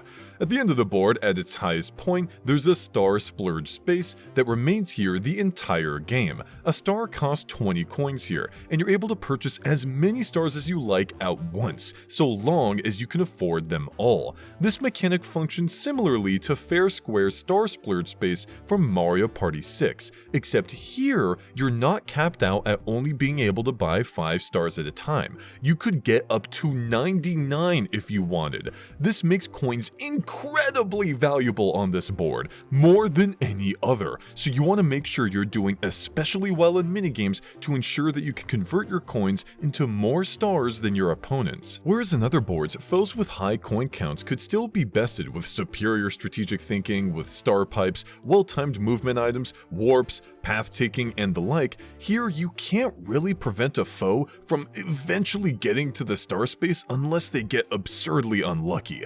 That being said, there's still a good amount of options for us to look into when it comes to hurting your opponent's game plans, so let's look at the events starting with these 2 happenings on the lower log and these 2 happenings on the higher log. Landing on any of these 4 happening spaces will cause a huge barrel to spawn on the end of the happening space's respective log and roll down all the spaces there, hitting every player in its path, including you, and take away 10 coins from each player hit.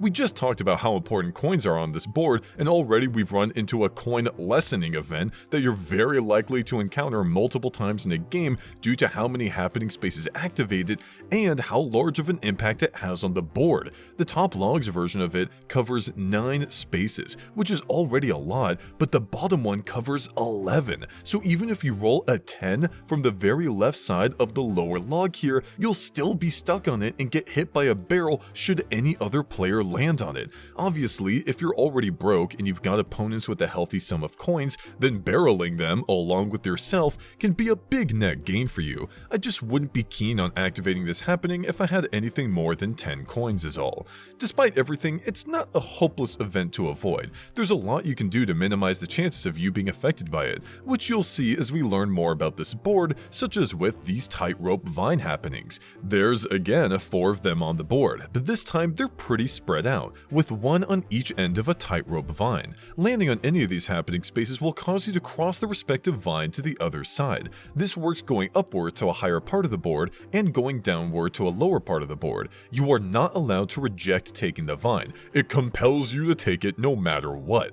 The first tightrope vine taken upward is amazing. It saves you 15 spaces and places you right before the end of the board where you can buy stars galore. If your coin count is high, then this is flat out the best happening you can land on at any given time. It lets you avoid the barrel events on the lower log, and if it's the final 5 turns, 3 duel spaces that could end badly for you if the roulette's rather mean and you lose the duel. It doesn't protect you from a player landing on the barrel event on the upper log, but considering you only have 2 spaces left before you head back down to the bottom of the board, you'll only have to deal with your opponents having a single turn to land on this barrel happening. The second tightrope vine taken upward is not nearly as good. It only saves 6 spaces, which is less than half of the previous vine and doesn't even skip any of the barrel events. Don't get me wrong, skipping spaces in a place like this is great if you have coins to afford a star, but I find myself laughing at how tiny the skip is here when you actually take it. Like, come on, this is ridiculous. I will give it credit in that it can save you from multiple players bunched up behind you, ready to trip onto the barrel event, or helping prevent you from landing on a scary duel space in case you have a lot of coins that you do not want to risk losing. On the other hand, it could prematurely set you on the upper log path when a lot of players may set off the barrel event, inadvertently causing you to lose more coins than if you didn't land here. But I suppose that goes for every worst case scenario on these tightrope happenings.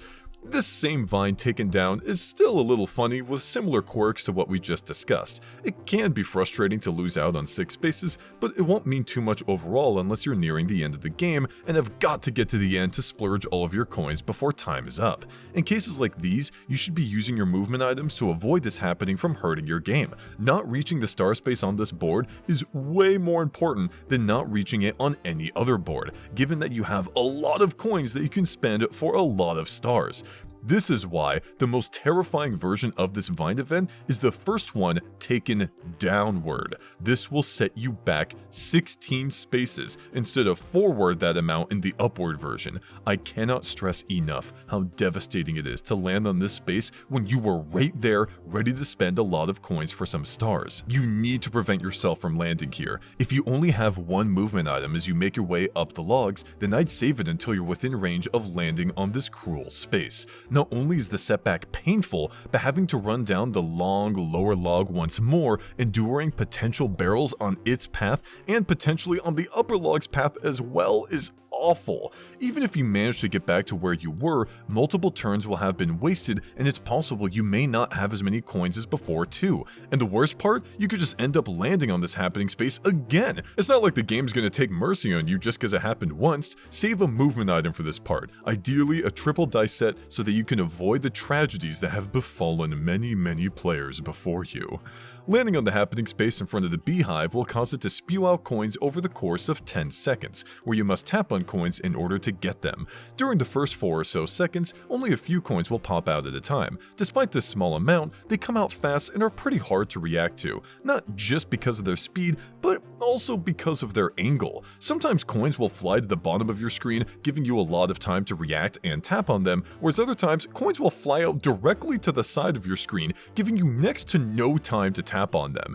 Do not worry about missing any coins in this event. It is nigh impossible to gather them all. Why? Because after the first 4 or so seconds, they just come out of the beehive in a flood going every possible direction. The idea that someone could actually manage to tap on all of these coins without missing a single one is unfeasible, but if somehow, some way, you are able to pull it off, you can gain coins upward of around the 50s range. That's how many are up for grabs here. When landing on this space, do not immediately advance the text box. Instead, get into position to tap your stylus all over the screen, and when you're ready, then advance the text box and tap as quickly as you possibly can where any coins show up. Red coins are worth 5 coins, so obviously if you're able to react to in time, then prioritize them. But both coin types overall fly out so fast that I feel like you're better off just tapping like mad at the entrance of the beehive and hope you get lucky in grabbing red ones. This is definitely an event where the coins you gain from it will vary, since sometimes not as many red coins will pop up and sometimes the layout isn't very nice,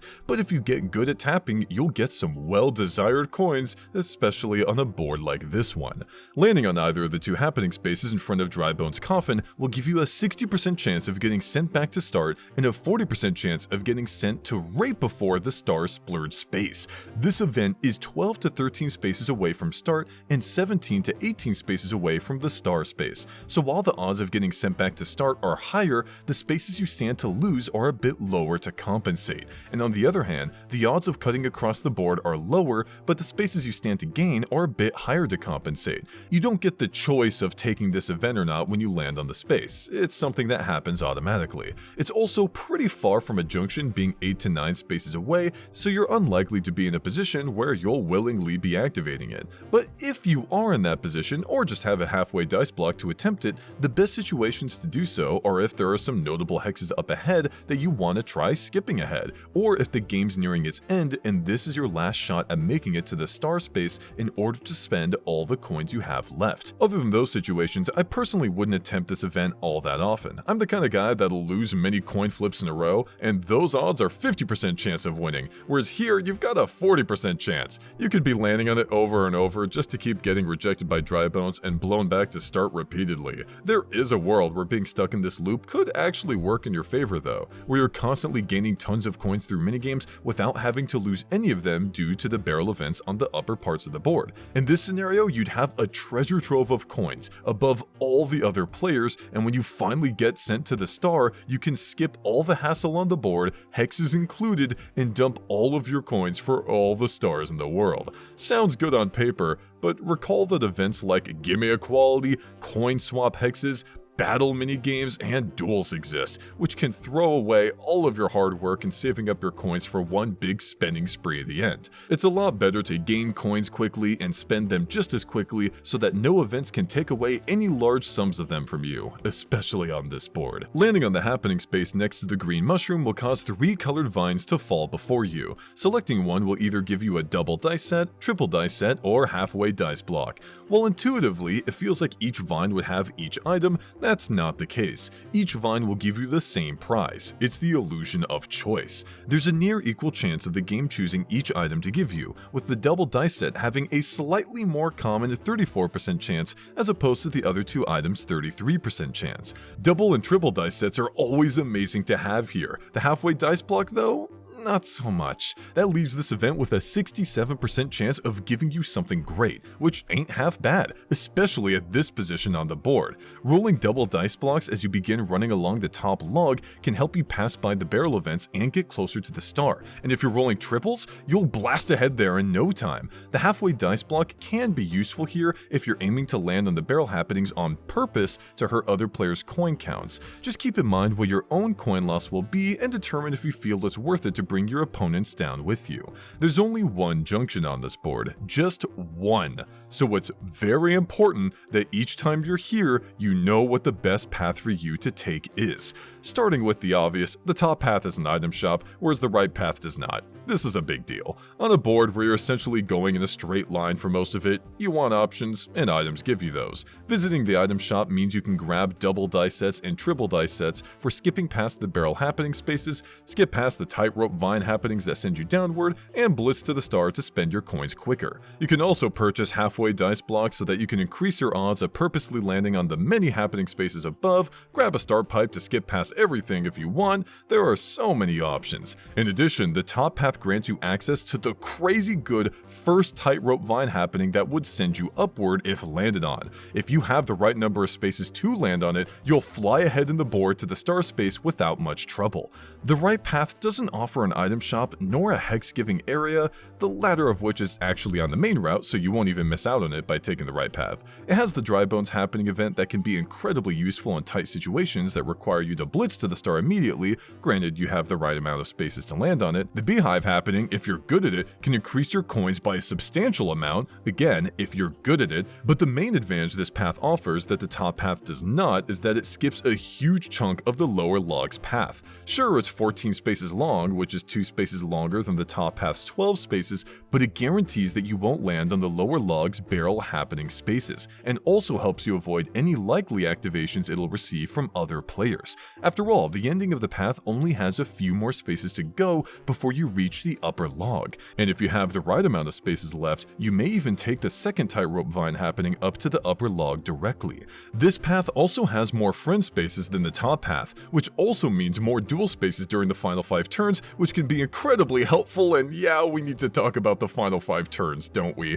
One of the possible options for the roulette to land on when playing on this board is stars for 5 coins, which in a place like this, where you can purchase as many stars as you want, granted you have enough coins, is crazy. So crazy that you would be a fool to not take into account this possibility if the game is a few turns before hitting the final 5 frenzy mark. Have 100 coins? Why spend them all at the star splurge space to gain 5 stars when there's a chance that stars will only cost 5 coins in a few turns, letting you purchase 20 stars instead, essentially guaranteeing you the win so long as you're the one with more coins than anyone else visiting the exchange during this time. It introduces this weird but exciting push and pull where you may want to buy as many stars as you can before the final 5 frenzy arrives, because you're afraid of potentially losing your coins due to other events like Gimme Equality and Battle Minigames. While I understand this fear, if the frenzy is only a few turns away, I would wait to see what its selection is before spending any of my coins at the star space. Where I would spend coins is at the item shop to grab a triple dice set, or if I have a ton of coins, a star pipe, so that if stars end up being 5 coins, I can flat out guarantee that I reach the star space without any of my opponents having a chance to stop me or reduce my coin count. We were just talking about the only junction's right path and how it can contain 3 dual spaces during the final 5 turns, which is another important detail to consider. Coins are everything here, so losing even half of yours to an opponent in a duel can mean the difference between winning and losing. If you're the one low on coins or you already have enough items in your inventory, then going right here makes sense. You can avoid losing even more coins by ignoring the barrel happening space. You could potentially gain some coins at the beehive and potentially land on a dual space to attack players with a lot more coins than you. When choosing who to duel here, if someone has an insane amount of coins or just a great amount of coins, if stars cost 5 coins, then that player's your target. Yeah, the potential of winning 2 stars from someone is good, but if you can earn over 100 coins when the star costs pennies, oh man, you should go for it and hope the roulette chooses coins. We've gone over some use cases of items already, particularly with movement items that can help you avoid annoying happening spaces and let you blitz to the star. One item we haven't talked about yet is the Warp Dice Block. Unfortunately, because this item only transports you onto blue spaces or red spaces, there is a low chance you'll get sent higher on the board due to how few of those spaces are up there. You're more likely to end up on the bottom of the board where there's tons of them around, so unless you're in a niche situation where you want good odds at teleporting to the bottom from where you are, then I wouldn't purchase this. Star pipes, block sensors, grab bags, these items just cost too many coins for me to consider them here. Star pipes especially don't make much sense to grab unless you get pretty unlucky. You'll eventually reach the star exchange and get a chance to purchase as many stars as you're able to. You may find yourself in scenarios where warping up there is safest, like in the final 5 frenzy one we talked about if you've got a ton of coins, but most of the time, triple dice sets can help you out a lot on their own and get the job done. Also, the snag bag feels a bit worse here too because the star pipe's lesser utility, but if you see your opponents constantly buying these pipes, then sure, I can see a snag bag helping you out. What really shines here are the hexes. There are a lot of spaces that are unavoidable to walk on unless players manage to skip them through events or items. I place down hexes in the beginning area right before the first junction. This is because there's no happening events that players can take, like the tightrope vines, which can let them skip these spaces. They'll eventually have to come down here after purchasing stars just for them to hopefully land on your lovely hexes and give you their goodies.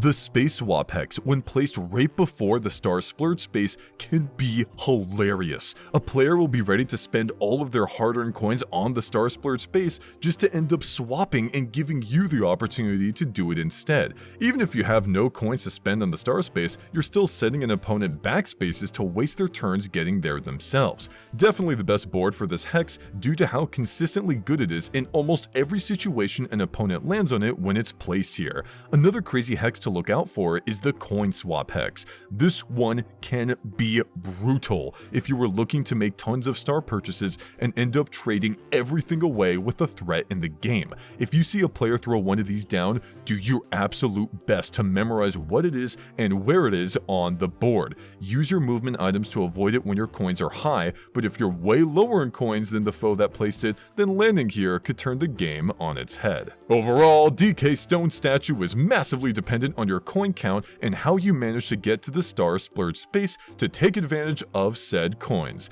Do your absolute best in the minigames, avoid the barrel events, and spend your coins wisely to be the king of the jungle. Keep your voice down, we're in Kamek's library. Here's the space lineup.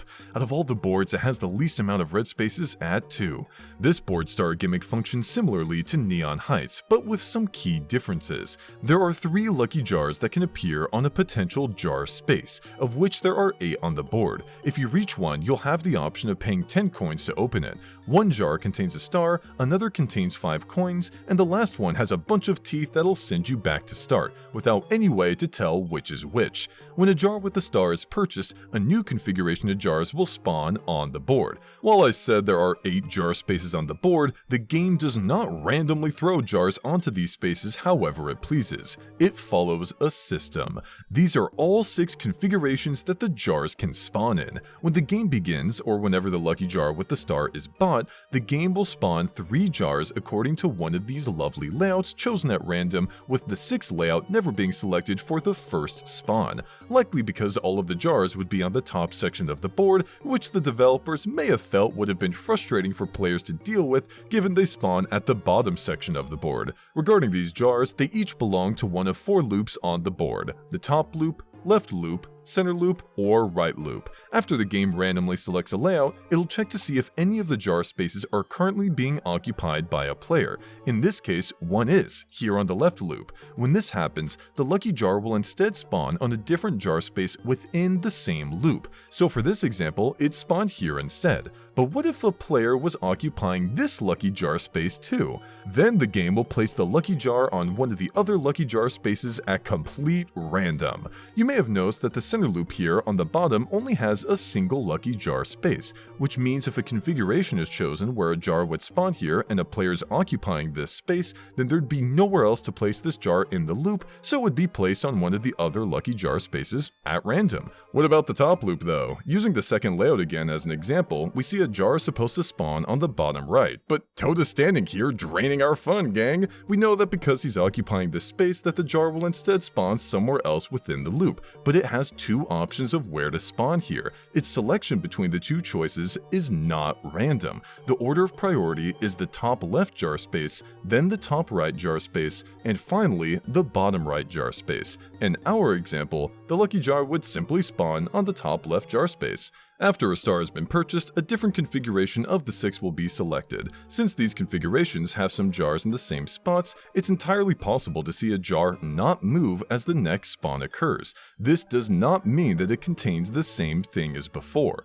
While a lucky jar's position may stay the same, the contents of what each jar contains is shuffled around at random. The star will go around wherever it likes, sometimes in between the same 2 jar spots multiple times in a row. It does not care. This isn't everything that's unique about this board. You may have noticed that it's divided in 2 without any way to walk between each section, and that's where the warp book happenings come in. You can see that there's a lot of them on the board. There's a couple on the bottom left, a few on the bottom right, and a few on the top left. Landing on any one of them will cause arrows to appear on your screen. Swiping in the direction of one of these arrows will cause you and anyone else on the space with you to reappear from the books in that direction. The exact book you'll pop out of will be the earliest one in the path, so these ones. As an example, if you were to land on one of the warp books in the bottom left here and swipe up, then you'll pop out from this warp book on this upper section. If you swiped right though, then you'll pop out from this warp book on this right section.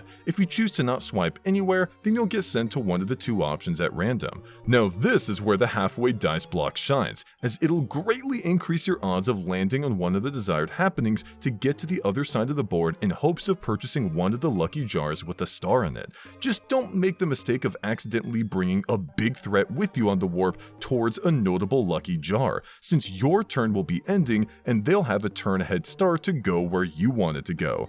This isn't always a bad thing, since you may be diverting a threat from going down a path they wanted and send them completely astray. It depends on the situation. For the most part, you should be prioritizing beelining it for any lucky jar that's already within your section over anything else. After all, there's no way of telling what a jar is going to contain, so you may as well hoof it to as many of them close to you as possible first before heading over to a different section. If you happen to land on one of these happenings when in the bottom section and you want to stay there, then make sure you swipe to the opposite side you're on. You've also got to consider that there's only 3 jar spaces on the top section of the board compared to the bottom section's 5, so more often than not, the bottom area is going to have more jars and therefore a higher chance of containing a star there.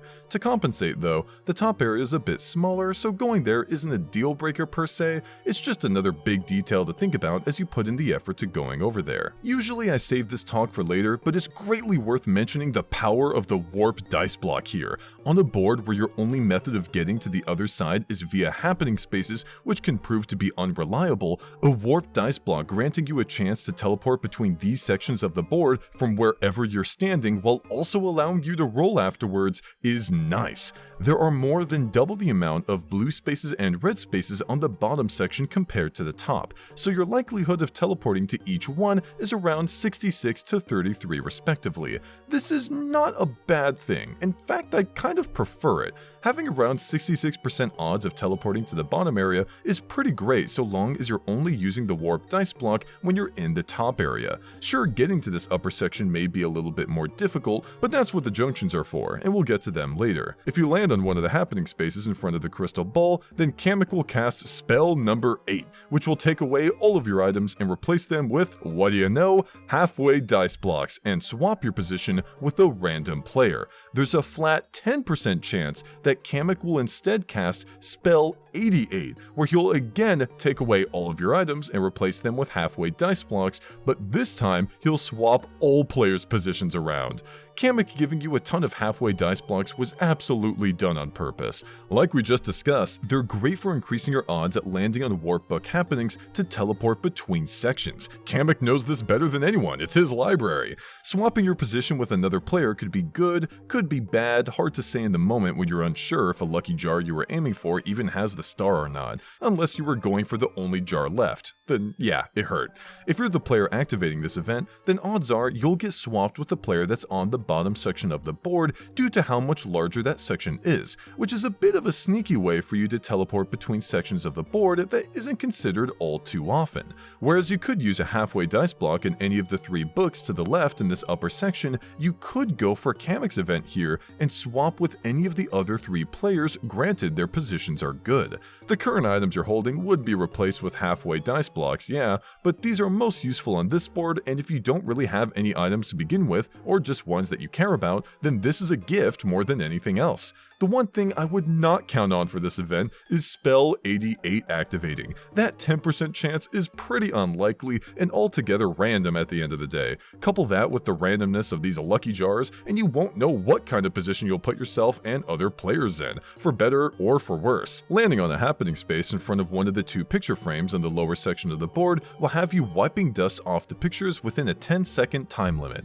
Wiping everything off will earn you 20 coins. This is not a hard task. Just simply swipe your stylus from top to bottom, going left and right repeatedly. You don't have to revisit spots you've already cleaned. A single swipe will do. This event will not end automatically upon you cleaning the frame. You can complete it with time to spare, and you'll still have to wait for the timer to run out. So don't worry if that happens. You're all good. That being said, don't assume you're good when you think you're done. Look out for any spots you may have missed and swipe over them as quickly as possible. Failing the event will have it telling you that the whole frame wasn't cleaned properly, implying that it needs to be spotless. But this isn't true. You can have a few missed spots and still be rewarded with 20 coins, which is enough to purchase 2 lucky jars, by the way.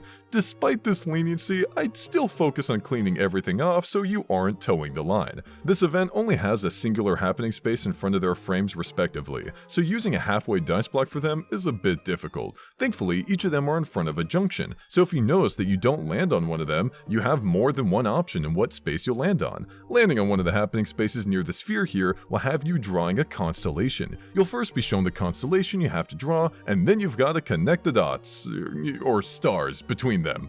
When you draw one line from a star to another, it's now set in stone, so you can release your stylus from the screen and start elsewhere as you want, as many times as you want, so long as all of your lines match properly by the end of the time limit.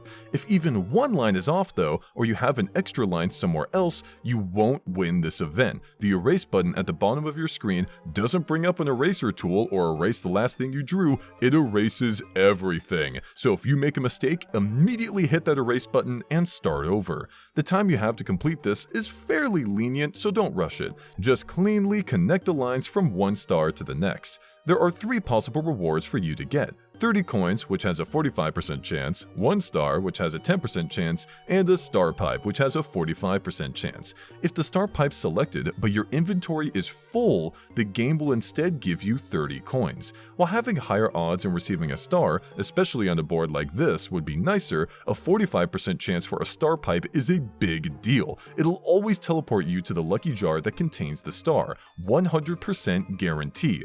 If you have a halfway dice block, then purposely landing on one of these happening spaces and clearing the event for a good chance at getting what's essentially a free trip to the star is sweet. Worst case scenario, you end up gaining 30 coins, and best case, a star. It's a really solid event overall in terms of how easy it is to land on one of its spaces, how easy it is to clear it, and the potential rewards you gain from it. One thing I'd look out for though is if anyone has a snag bag ready to steal any star pipes that you get from here. Ensuring that you already have an item in your inventory will prevent a tragedy.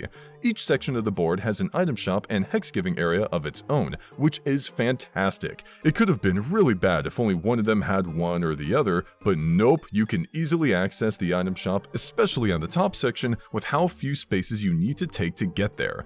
There's no junctions on this upper section, it's just a loop, so if you were hoping to get down to the bottom area, then you've got to take one of the few methods we talked about earlier, landing on a warp book happening, randomly switching with another player's position with the Kamek happening, or using a warp dice block, which you may want to purchase while at this top area while you're here in case you find yourself struggling to get down. It's only 2 coins.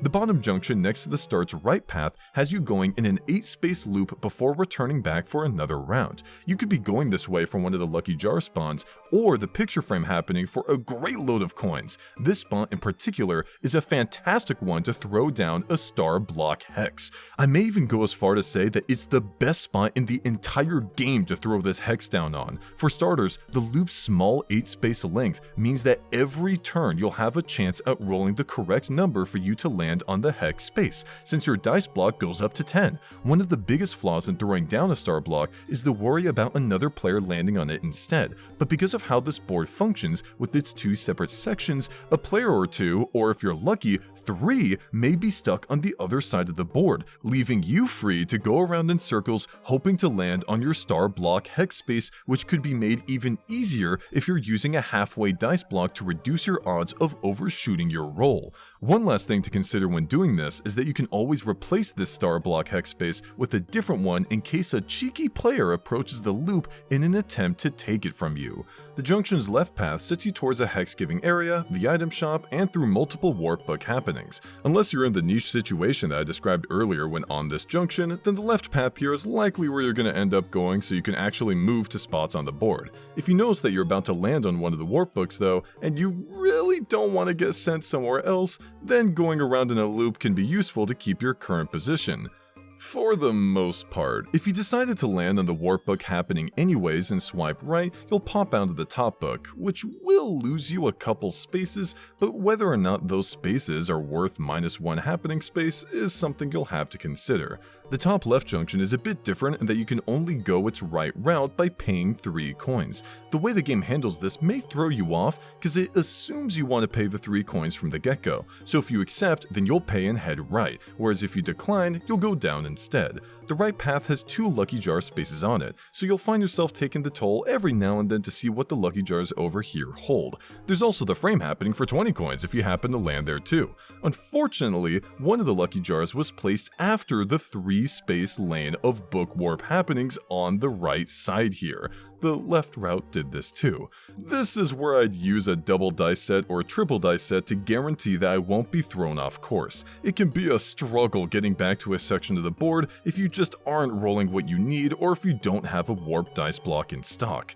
The bottom path of this junction has a lucky jar space and a Bowser space. You can avoid the Bowser space by heading right and landing on a simple blue space, but if you really wanted to visit the item shop on the left, then Bowser may end up being your toll instead.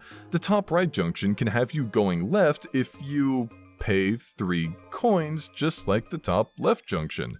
Yeah, this is a really weird case where you can go both directions on a board's path. Right if you're at the top left junction, and left if you're at the top right junction, giving you more options to traverse this bottom area even if you have to pay the toll to do it. In the case of the top right junction, you'll be forced to go down after paying the fee, granting you access to the left loop on the board, but be wary of the Bowser space here, it can really surprise you.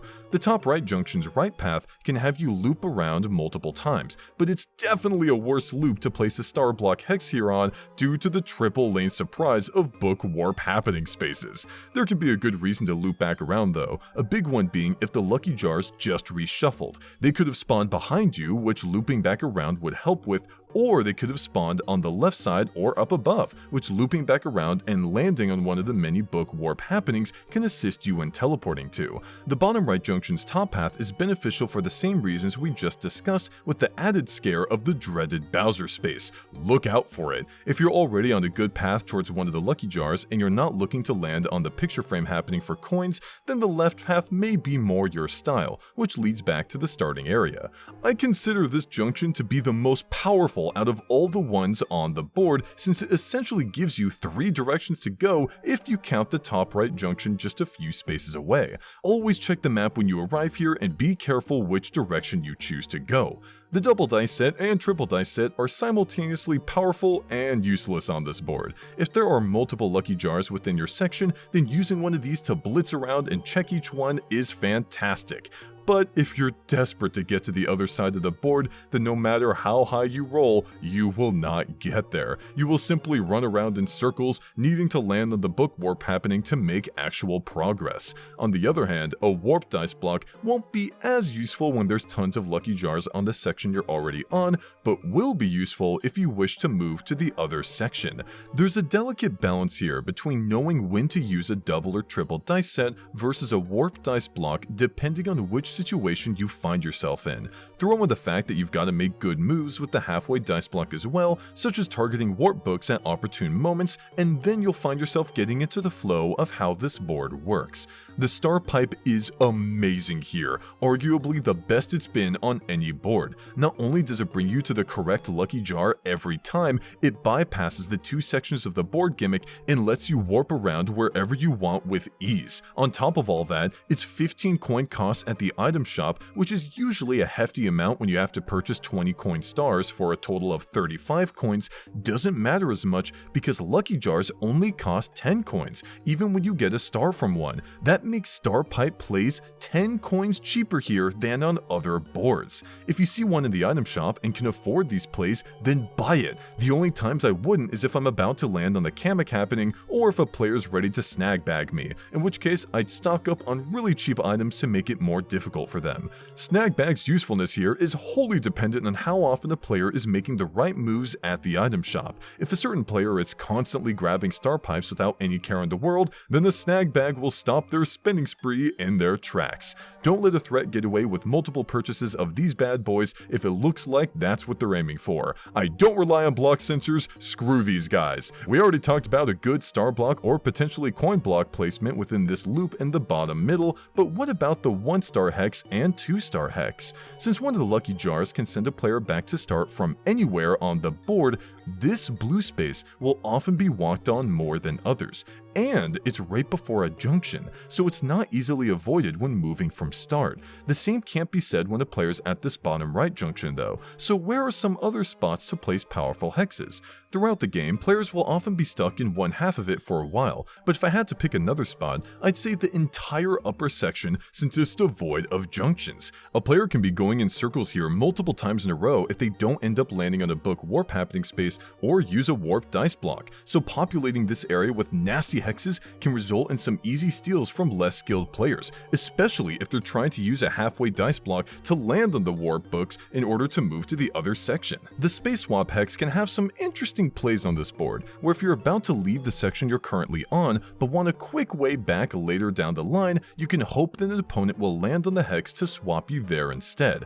This can backfire of course, but that's why we've got warped dice blocks to help cure any misfires. The pros of throwing a player off from a section they wanted to enter in this board are pretty high, especially if you're playing against a skilled player, so I wouldn't count out using this hex whenever you have it, so long as your inventory is stocked up to counter bad scenarios. The coin swap hex is kind of in a middling position here. For a basic rule of thumb, place it down if you are struggling and getting up in coins over the course of multiple turns. If not, then wait until you replace it with something else. Overall, Kamek's library is heavily dependent on how good you are at managing a diverse spread of items and using said items at opportune moments to nab as many lucky jars as you can in a row. We got launched into Bowser's Pinball Machine. Here's the space lineup. Out of all the boards, it has the most total amount of spaces at 52, the most amount of happening spaces at 16, and the least amount of Bowser spaces at 0.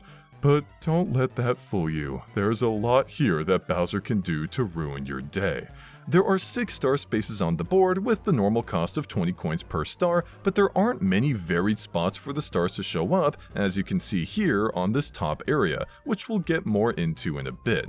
Landing on one of the 4 happening spaces next to the flippers at the bottom of the board will cause you to get launched onto this space at the top of the board and gain 10 coins for your troubles. The route that both of these pairs of happening spaces are on already converge and have you go up to the top section of the board anyway, so it's not like you're getting launched into unreachable territory, but it can still be a benefit to you for a few reasons. The first being if a star space spawned on the bottom right part of the top section. This is an awkward star to shoot for heading up since you've got to go all the way around to reach it. The more obvious benefit to landing here though is that the item shop is only 2 spaces away. Considering that this board is the largest one in the game, you want to be stocked up on movement items and have a warped dice block in your inventory too for reasons we're gonna get into later.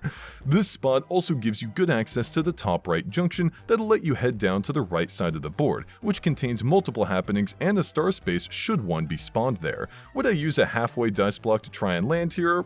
Maybe. It'll mostly come down to whether or not I already have other items in my inventory. If I do, then I just take my chances heading upward unless, again, a star is spawned in this odd spot.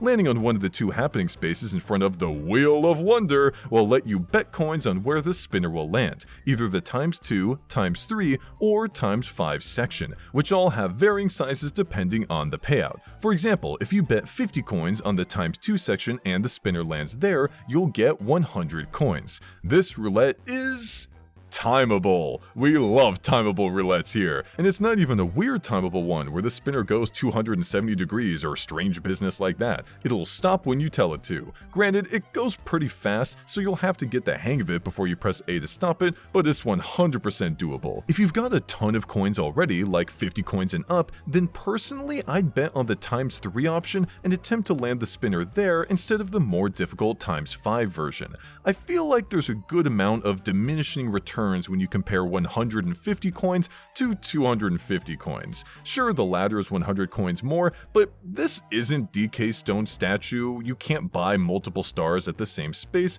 and the risk of mistiming this roulette is a bit difficult, and losing everything you have for this increase doesn't ring as a good idea to me. Now, if you have, say, 20 coins instead, then that's an amount I can get behind betting ×5 on. If you manage to time it, great, 100 coins for you. If you don't, then it's only a 20 coin loss that can be made up for with a couple minigame wins. This is definitely a space that I'd go for a halfway dice block on. With enough practice, you may be so consistent on the ×5 multiplier that it'd be a no-brainer every time you land here. You've just got to be careful when it comes to players dueling you. That half coins or worse, all coins business can really screw you up.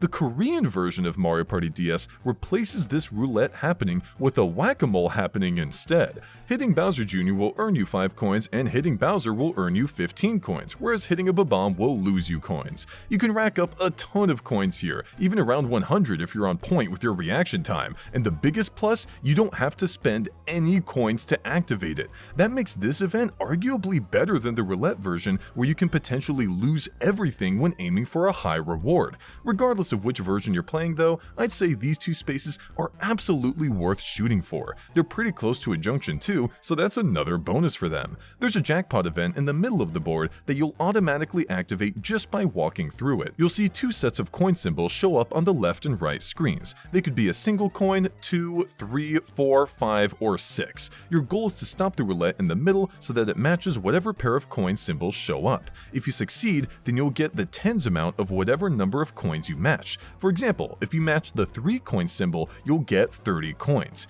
It is possible to time this, but it's a little more difficult than the roulette event we covered earlier. The roulette simply goes from 1 to 2, 3, 4, 5, 6, and repeats over and over, so there's no tricky order you've got to remember. It's a simple timing game with a reward ranging from 10 to 60 coins. I recommend practicing this one a bit, considering that you'll definitely encounter it multiple times in a game just by virtue of walking through it. The Korean version is different here, albeit not with as much of a change as before. You've still got to time something, but instead of matching a coin symbol to the pair, you're attempting to stop the UFO in the middle space. It won't cleanly move from left to right or right to left. It'll instead follow a pattern repeatedly. Take some time to recognize what pattern it's following. Let it repeat over and over and over again until you have it down, and stop it as soon as it's within the middle panel for a coin reward. Landing on one of the two happening spaces next to the cannon will cause you to enter it and choose whether to be shot left or right. If you aim left, then you'll land on this blue space with a red circle outline, whereas if you aim right, then you'll land on this blue space with a red circle outline. Not choosing either direction will cause you to be sent to one of the two at random. The most clear situation on where you should launch to will depend on whether or not one of these two star spaces on the bottom of the board are active. Simply shoot to whichever one is, but if neither are, then I recommend always going left, never right. This brings you closer to the item shop to stock up on items and keeps you away from the 3 horrid happening spaces that are directly in front of the right landing spot. There are niche situations where you'll want to land on one of these, but most of the time they're a zone of terror. We'll talk about them in a moment. In some cases though, you won't want to take this cannon to begin with, and what do you know, there's a star space directly after them. Movement items will do you good here to prevent a total game plan shift as you're sent in the opposite direction. Now it's time for us to finally talk about these 3 happening spaces on the right side. Landing on any of them will cause you to take the pinball plunger, where Bowser will laugh heartily as you get launched into the Bowsers. Hey, wait a minute. Yeah, so instead of getting sent to Nightmare Land, there's a chance you'll get detoured to a much better place, the Star Zone. The odds of you being sent here are determined by what your placing is, so the lower you are, the higher odds you have at being saved. In the Star Zone, you'll roll a roulette where you'll have an equal shot at getting 1, 2, or 3 stars. A massive plus that's perfectly juxtaposed by what you'll likely actually encounter, the Bowser Zone. This set of 5 happening spaces are without a doubt the most terrifying happening spaces I have seen in all of Mario Party. Landing on any one of them will activate Bowser's Zero Flame, which will, as the number on your screen shows you, zero out both your coin count and your star count. There are no cute probabilities of this failing, no lesser punishment for players in last. It's a straight blast from whatever you had to absolutely nothing. And there are 5 spaces of this event that you need to roll past in order to save yourself. Unless the game you're playing is still in its early stages, this will devastate your position and make it a nightmare to claw your way back up. You'd better have an item in stock that can help you get out of this situation. A double dice set or triple dice set is good, but there's still a really small chance that you'll roll low and end up on one of these spaces anyways. I recommend you have a warp dice block on hand whenever you plan on going down this right path. Since it only warps you onto blue spaces or red spaces, using it here will give you a 100% chance of escaping. Sure, you may not be teleported to the best space possible, but guaranteeing that you won't lose everything is way more important than obtaining a good position. A star pipe will help you escape just as much, but a player with a snag bag may be more inclined to steal from you if you have this than if you had a simple warp dice block. If you have a snag bag and you notice that a player entering the Bowser zone only has a star pipe or warp dice block on hand, then snag that safety item from them so that they'll be forced to roll normally for a 50% chance of losing it all. The only time I would ever want to land on these happening spaces and chance going to the star zone is if I was in 4th place and already had next to nothing. In most cases though, this is a dastardly row of spaces that will send you to your worst nightmare. Avoid at all costs. The top section of the board is crazy. There are 4 star spaces within close proximity to one another here, so let's talk about these junctions. The top left one's left path has 2 happening spaces and 2 star spaces on it. If you're aiming for a star, you want to roll high with the movement item to prevent yourself from getting blasted to the bottom section of the board via the cannon. Not that the bottom section is terrible, mind you, but there's a good chance that someone in the game, perhaps multiple times, will buy a star, move a few spaces, and then buy another star that spawned just ahead of them. When there are this many star spaces up here, you're gonna see a lot of spawns occur in a row, so when taking this left route, high rolls are preferred so that you won't get diverted and you'll be able to chain stars together. The right route only has 1 star, but it's 2 spaces shorter than the left route, letting you reach the top section's item shop a little faster. This can be a big deal, where if you're low on movement items, you can stock up and get ready to make a big move in a circle here, potentially nabbing multiple stars, or begin making your way down to the bottom section for any star that spawned there. This shortened path that the right route provides also lets you reach the right junction sooner. Its left path has a star space on it and lets you loop back around the top section in case you want to land on the cannon happening for a shortcut down or for any other star spaces that pop up. This junction's right path is the only way to walk downward, and we already know why that's risky considering these 3 happening spaces here. You will have just come from an item shop when taking this path, so use one of your movement items to avoid any hassle as you make your way to the lower star spaces.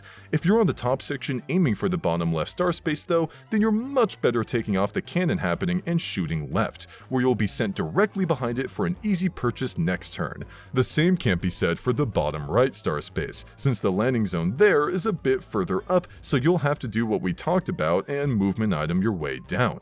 The bottom junction's left path has a beautiful item shop on it and a star space. I'm gonna keep telling you to stock up on movement items here because of how important they are. You should never have less than 3 items leaving a shop on this board unless your coin count will dip lower than it takes to purchase a star for the rest of the turn. The bottom junction's top path leads you to the top section of the board in a much more direct and safe way than what the right path offers. Its matching game we talked about will be as useful to you as you are good at doing it. If not, I wouldn't base my game plan around taking a chance on it. Considering the amount of star spaces on the top section of the board, players are bound to get jumbled up here, but don't get thrown off. Keep an eye on where everyone is landing so you know which inactive star spaces are getting deactivated after a star is bought. If you notice that with all the commotion here that all the star spaces have been deactivated one way or another, then that's your cue to dip early and get a head start moving lower on the board. I think I've already hammered it in how great the double dice set and triple dice set movement items are on this board, so let's talk about the warp dice blocks some more. You've got a slightly higher chance of ending up at the top section of the board after using one due to it having more blue spaces and red spaces. So if you want to hope for a quick trip up there from the bottom, then it's a risk you can take with minimal drawbacks. If you end up on the bottom instead, you'll likely be close to the item shop, so it's not a bad deal. The main reason to hold a warp dice block though is to obviously get out of the Bowser zone. Don't let this stop you from using it if it's in your inventory, since the top section's item shop is right before the junction that leads to the happening spaces that send you to the Bowser zone, so if you're thinking of heading that way, you can stock up to be safe. The worst case scenario is if you warp and end up on one of the blue spaces on the path downward on the right side of the board without any other items in your inventory. The odds of this happening are low, but very possible. Do not use a warp dice block unless you have something else to help you out in case your position gets nasty. The snag bag ain't half bad here, considering that players will likely figure out on their own that that movement items can help them chain stars pretty easily. Snagging some goodies like a triple dice set can aid you in your game plan while hurting others. As always, it'll ultimately depend on what items each player buys. The star pipe isn't as useful here as it is on other boards due to how close many star spaces are to one another, but that doesn't mean it's not worth buying, just not worth using immediately. If you're in the top section and you're moving from star to star up here, then don't use your star pipe. The amount of spaces you'll save is minuscule, but if one of the stars spawns at the bottom of the board where it's a little more difficult to safely get there, then a star pipe can get some use. On the other hand, if you're at the bottom of the board and a star spawns up top, then a star pipe can instantly warp you up there, ready to chain any stars that luckily spawn in your path. The 1-star hex and 2-star hex may feel like they don't have good spots due to how many junctions there are that let players select different paths, but that's okay. Placing one in this top section, especially on one of the 2 spaces before this junction, is powerful. Your opponent will have to decide between landing on the hex just to stay in this very important part of the board, or make their journey down to the bottom section of the board, which is a big commitment and has some danger with the happening spaces on the right side. If you don't care much for diverting players' paths and just want a player to land on your star steel hex without much potential to avoid it, then place it on one of these 2 spaces before the bottom junction. They're more than 10 spaces away from the top right junction and 9 to 10 spaces away from the bottom junction, so as long as your opponents don't use a movement item, they'll be in the jaws of fate as they hope to avoid giving you what you desire. There's a couple spaces that are right after the Bowser Zone and Star Zone that you could absolutely throw down a hex onto to be mean, but hardly anyone will walk by them in a game, so I wouldn't care enough unless I was just out for someone. Speaking of this part of the board, I should mention that the map shows there's a blue space here, but one doesn't actually exist, and you can't warp dice block to it. You could place the star block hex on this looped area on the top section of the board, but chances are there will always be another player here, so I don't know if I'd even bother. The space swap hex can be a little annoying when used here, since again, players can avoid hexes pretty easily on this board. They'll just choose not to land on this hex until it's beneficial for them to swap places with you.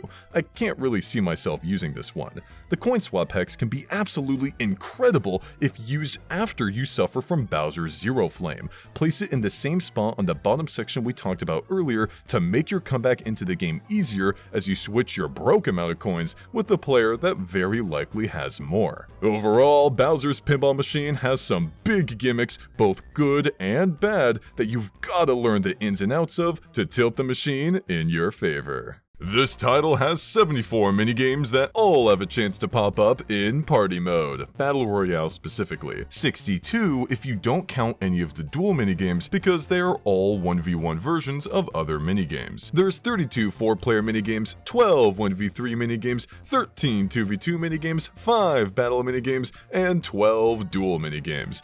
The duel minigames will still have their own section despite being repeats because some strategies don't work as well when facing just a single opponent. Unless I outwardly say otherwise, assume that any strategies I mention in the minigame the duel version rips from still applies. Unlike previous titles, Mario Party DS's minigames take place over 2 screens. Even in cases where one screen is the main one, the other will often depict a map, the current points, or other information that can assist in winning the minigame. For some minigames, I won't even show the other screen. Whenever you see me do this, it's fair to assume that the second screen isn't all that important.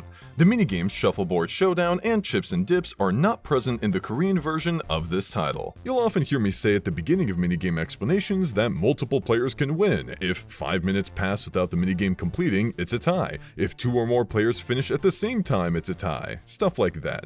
For some of them, there won't be footage of these situations due to how difficult it is to replicate them, so I'm trusting Mario Wiki's word. Some other minigames that are difficult to replicate for have no data on whether or not they have a 5-minute timer that turns on after a while, but with how consistent the devs are with adding these safety timers to minigames, I'm almost positive that they exist.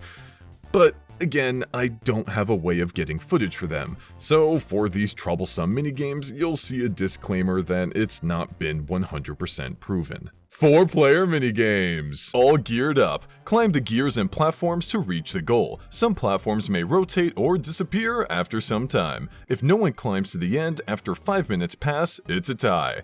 The layout of the minigame is the same every time, so you can practice this one to really nail down your inputs. The obstacle course is not symmetrical, which is important here because the left side has easier inputs than the right. It also takes a little less time to go through. You can't choose where you spawn, meaning that if you're on the right side and your opponents are competent, then they'll be climbing up the left, preventing you from doing the same due to there being body blocking physics in this minigame. All that being said, both sides end up pretty much balancing out near the end of the course because of these two push platforms that appear and disappear over and over again. Whether you clear the left side of the course as fast as possible or climb a little bit slower on the right, these push platforms will always not be jumpable on by the time you get there, ultimately equalizing each path. But not completely. The left path here is slightly higher than the right one, so if 2 players were to land on each one at the same time and jump perfectly at the same time, then the left player will end up winning. But the execution window for these inputs is so tight that it'll pretty much be equal for most players. When it comes to climbing, the longer you press A, the higher you jump, so you can save time on lesser jumps by not holding A as long. If you're on the left route, here's what you do. Jump up the full platforms closest to you, then the push platform, then to the left on this full one, then the right push platform, climb up the full platforms all the way to the left here, wait half a second, then jump to the push platform above, and simply leap up to the goal thereafter. This is what the left route looks like in its entirety. It's pretty straightforward and doesn't require any weird inputs, just a simple matter of knowing where you've got to jump and doing it. You might be wondering why I didn't recommend you jump to this left push platform despite it being a little quicker, and that's because of what we talked about earlier. Even if you manage to get up here fast enough to climb up this push platform, which is a little tough, you ultimately save no time due to the next push platform that will always be gone when you arrive. And if that's the case, then it's better to take the safe route up than this risky one that ends up not helping out at all. One could argue that reaching the last push platform at first can be advantageous via body blocking another player, but I find this scenario a little niche and not worth the trouble. Oh, and I know someone's going to ask if it's possible to climb up fast enough to reach the final push platform before it disappears, but no, it goes away at just the right time that no matter how fast you go, it'll be gone.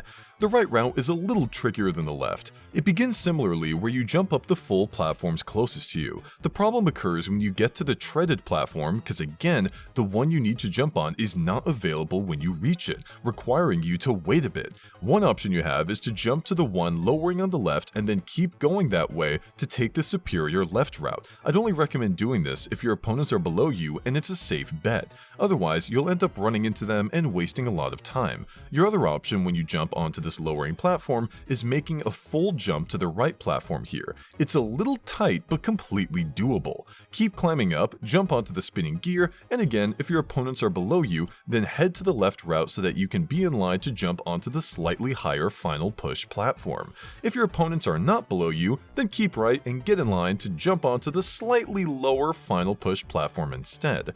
Again, the difference in height here will often not matter in a real game, but in the event you and another player are really skilled at this one, it may very well matter. The final jumps are easy peasy, don't worry about them. This is what the right route looks like in its entirety. The jumps are a bit meaner and there's a higher possibility you'll end up jumbled with other players as you traverse it, but as long as you keep your goal and stay aware of your next jump, you should be good.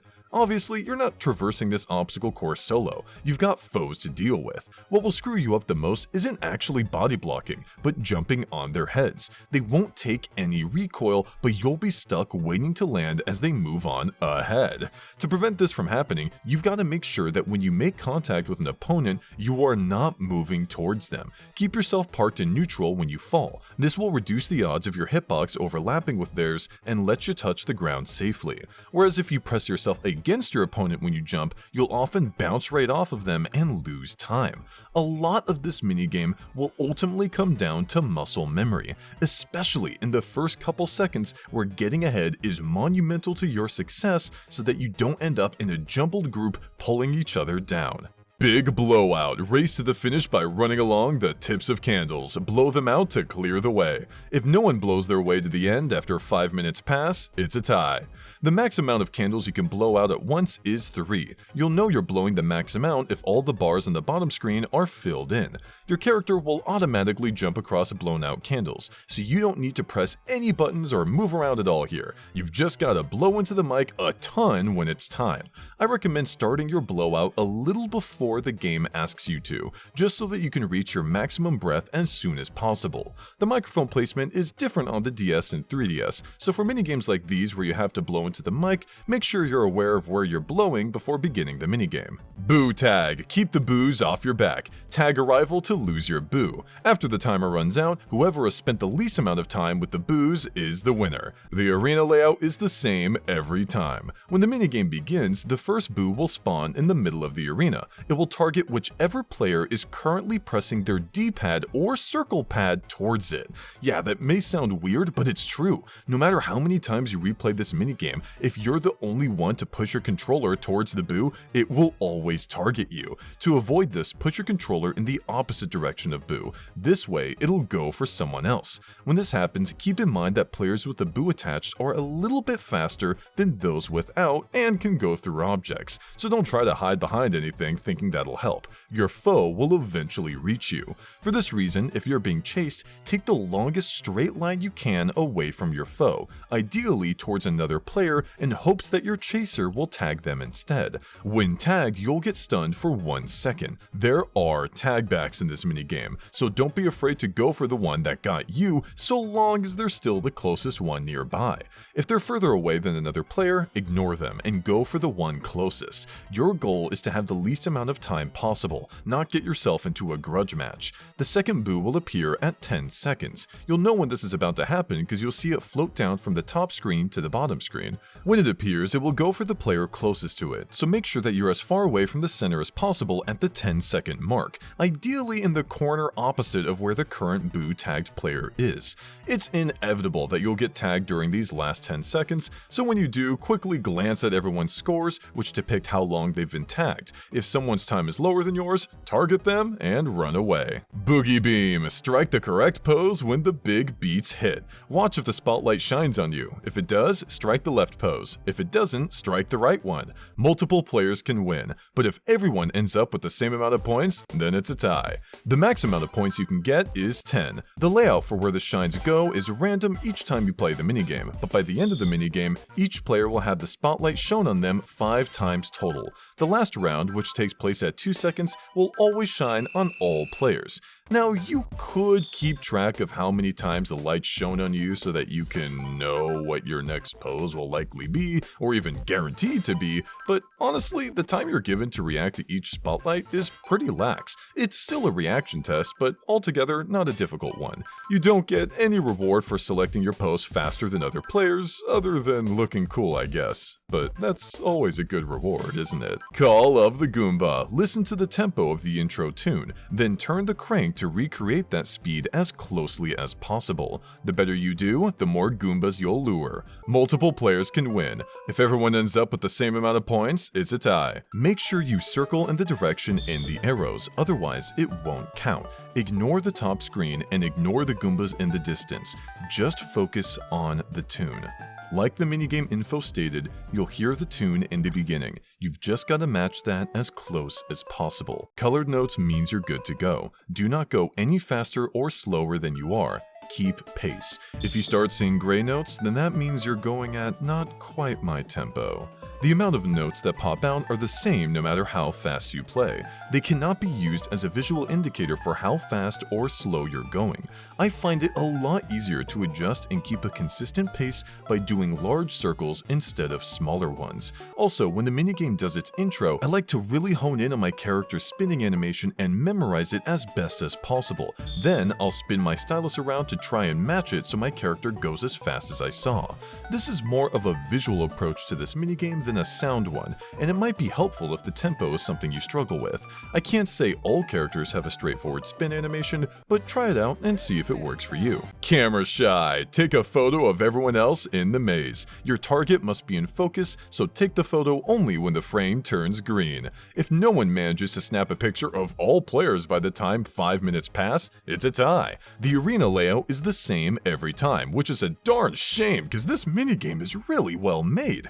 You'll be moving around in first person on the bottom screen with the map of the area on the top screen. In the minigame intro, you'll see everyone's positions at the start. When it begins, you'll notice this bar on the bottom right corner, indicating how much charge your camera has. It takes about 6 seconds for the camera to fully charge, indicated by the lightning bolt turned colored. This long cooldown means you can't spam taking pictures as much as you want. You've got to make sure you're accurate. When attempting to take a picture of another character, you've got to make sure that they're close enough and within frame enough to cause your border to turn green and for the reticle to appear on them. If your border isn't green and the reticle isn't there, then you need to get closer and center them appropriately. It doesn't matter which way they're facing, if they're within your range and frame, you're good. When you snap a photo of someone, they'll get stunned for a second. If you snap a photo of someone while they're stunned, then that will still count as a successful picture, but you won't stun them because of their invincibility frames, as indicated by them flashing repeatedly. Stunning a player is pretty helpful if you're in a situation where you and another player are running towards one another. Don't shoot too early. Be patient and snap your photo as soon as the border turns green and you see the reticle so that you can stun them. Then keep on running so they can't chase you. Be careful though, whenever you take a successful picture of another player, your icon will quickly flash on the map, revealing your current position to other players, who may now try to hunt you down while your camera is on cooldown. So you need to get a hang of this minigame's movement. You cannot strafe left or right. You've got to move forward and left, forward and right, and so on to turn those directions. Turning while standing still is also pretty slow, so if a player is heading right towards you while your camera's recharging, then do not attempt to slowly turn around and run away. They will most definitely catch up to you as you sluggishly turn. You move the same speed running forward as you do backwards in this minigame, so in this scenario, immediately start going backwards with slight turns so you don't run into a wall, and wait for your camera to fully recharge. When it does, move forward again and quickly snap a shot of your pursuer when the border turns green and you see the reticle. If someone running towards you has already taken your picture and you need to avoid a different threat from getting you lest they win the minigame, then it's probably fine to ignore the former and keep on your way. If you see someone's icon flash on the map and it's a player you need to take a picture of, then make your way towards them immediately. They won't be able to retaliate for quite a while since their photo's still going to be recharging, so if you're quick, then you can snap an easy pic. You can also snap a photo of more than one player at a time. Heck, you can nail all 3 of your opponents in a single photo and win the minigame instantly if you're just that good at the game, but this is incredibly unlikely. Traveling around the inner part of the arena is risky because you leave yourself open to players approaching you from in front and behind with only a short distance for them to travel. You've also got to keep track of 2 lanes as you run around, the openings to the side, and the circular path you're on. It can be really rewarding to go in circles here if you have quick reaction time, but you can frankly get pretty unlucky with your placement and end up snapped by multiple players. You won't slow down if you hug the walls, so keep close to them for maximum efficiency as you run around circles. Be careful about the edges of the walls though. Their hitbox is a little weird and mean, requiring you to move away further than you might have expected to get past them. Everyone in this minigame runs at the same speed, so as long as you're always in motion and are quick to check your flanks, then you'll rarely end up getting snapped from behind. If there's a threat that you need to lose the minigame, then follow them around, constantly snapping pictures of them to stun them over and over. There's gonna be a little bit of a luck element here with where players choose to run around, but for the most part you can skill this one out through good maneuvering, paying attention to opponents' positions on the map, and proper patience as you wait for players to be close enough for your picture to count. Cheep chance. Haul up a Cheep to be among the winners. When it's your turn, select a line. You'll then see if you're lucky enough to have hooked one. Every player only goes once, so there can absolutely be more than one winner, including everyone. The lines of the bottom screen seemingly connect to the top one, giving off the vibe that there's some kind of strategy or skill here to employ, but unfortunately, there's not. As you can see here, with my ability to rewind time, no matter what line I choose, how long I wait, or even if I let the game time out, I fish up the same result. It's all predetermined from as far back as when the minigame first begins. So grab a buddy and do your best to fish up a Cheep, lest they take revenge on all the times you flamed them in the past. Cherry Go Round. Build up a great distance throw with your pair of cherries. You'll throw it farther the more you swirl your stylus before the throw. The arrows show a clockwise swirl, but you can actually swirl in whichever direction is best for you. Multiple players can win, but if everyone gets the same score, it's a tie. Do not swirl small circles. I don't care how fast you go when you do them. Large circles are way more effective. Don't be concerned with ensuring you make a perfect circle. Ovals are fine. Just do your best to go in a large circular motion as fast as you possibly can. That's really all there is to it. Crater Crawl. Avoid getting hit by lava eruptions until the timer runs out to win, or just be the last one standing. Multiple players can win, including everyone, but if no one escapes the volcano, it's a tie. You can go this entire minigame without pressing the A button a single time and be completely fine. Your character will automatically climb up. The only reason you'd ever want to press the A button to climb faster is if you want to pass a player that's in the way. You'll know when a lava eruption is coming when you see bubbles popping on the surface of the lava. That's your cue to move on over to safety. They don't happen at complete random. You'll notice that they tend to bubble up when under a player, making them a little predictable. There's quite a bit of time in between lava eruptions at the beginning, so don't feel too stressed as you shift to a safe zone. When the minigame hits 20 seconds, everything will speed up a little, but it's still fairly easy. It's when it hits 10 seconds that you'll notice all the players climbing up way faster than before. This is your warning that the minigame's entered its final phase, where lava eruptions happen much more quick after one another. They can even end up spraying out beside each other, requiring you to squeeze in between each eruption. Don't give up if you're forced into this position. Body blocking opponents is definitely possible here, even going so far as to mash A as soon as they do if they attempt to climb up past you. Pretty mean, but hey, that's how the game goes. Cyber Scamper. Race to the finish or just be the last one standing on a course full of holes and chasm crossings. Multiple players can win, including everyone, but if all players fall off the course, it's a tie. There are quite a few different map variations, but seeing as how this minigame moves at a relatively lax pace, there's no need to do any kind of memorization here. Having the fundamentals down will do you just fine, so let's get into it. The platforms will alternate between flashing colors and transparency, which can initially make it difficult to tell where solid ground is. Don't be fooled though, you're completely safe to walk on panels that aren't lit up. The whole point of this flashing business is to make you hesitate.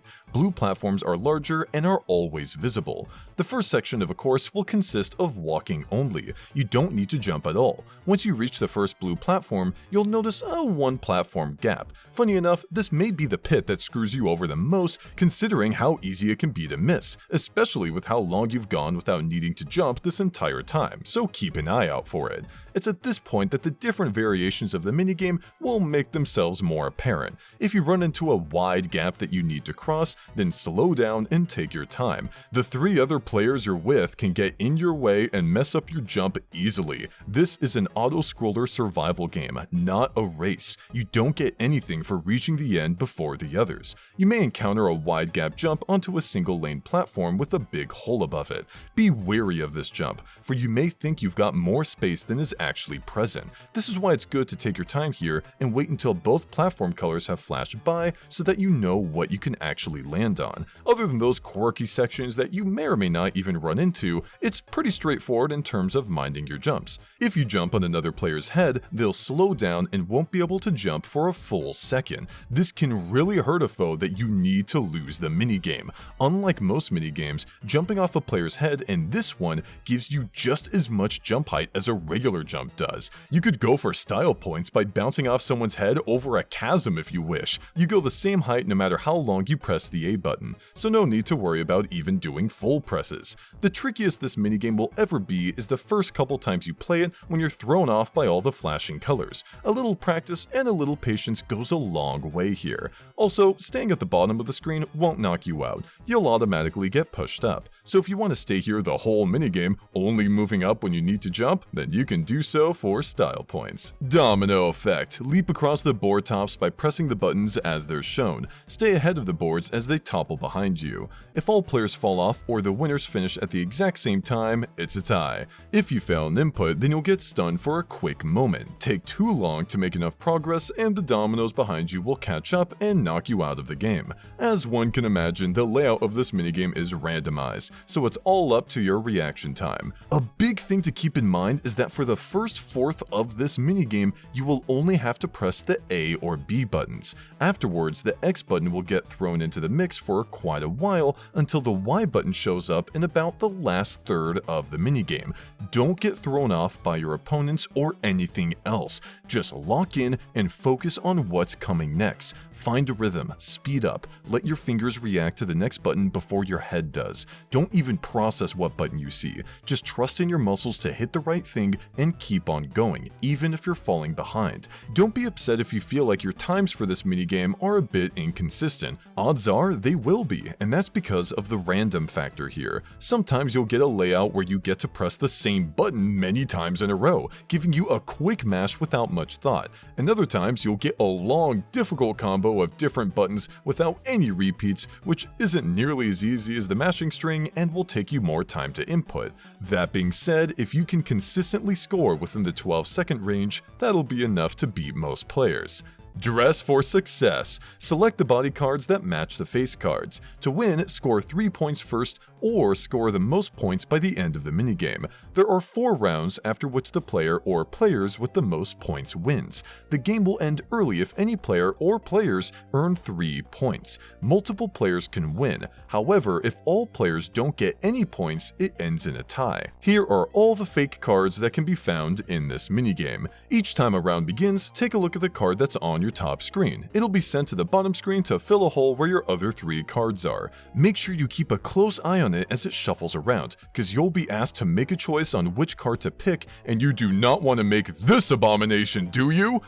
Maybe you do, but you won't get any points for it. The hard part here isn't figuring out which card is the correct one to pick, it's keeping track of the obviously correct one. Unfortunately, there's no big tricks to the shuffling here. A card that's in one spot can end up getting shuffled back to the same spot it was at the beginning, and a shuffle between 2 cards on opposite sides versus 2 cards next to each other will rise to the same height. You can't even copy other players' answers because everyone has their own screen.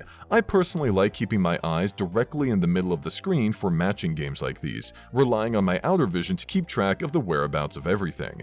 Dust Buddies. Avoid getting sucked up by the vacuum until you reach the finish, or just be the last one standing. The last player standing or the players who cross the finish line are the winners. If all players get knocked out of the game via vacuumulation, it's a tie. Keep holding up. Do not stop holding up, no matter how hopeless it seems. This one can get a bit hectic with how many obstacles are on the screen and how many players there are with such little space to run around in, especially part way through the minigame where the vacuum moves up a bit for you and the others to have even less leniency.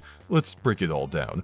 Buttons on the floor will cause you to trip a little. Nothing too crazy, just run around them or jump over them. If you're on a film strip or ribbon when the vacuum sucks it up, then you'll be pulled back to the vacuum fast. In some cases, you won't be able to avoid running on these things. So if you're caught, then jump as soon as the vacuum begins sucking it so you aren't pulled back as far. There's a letter at the end of the minigame that doesn't feel like it would function the same as the strips and ribbons, but it does. Jump as soon as it starts getting sucked up.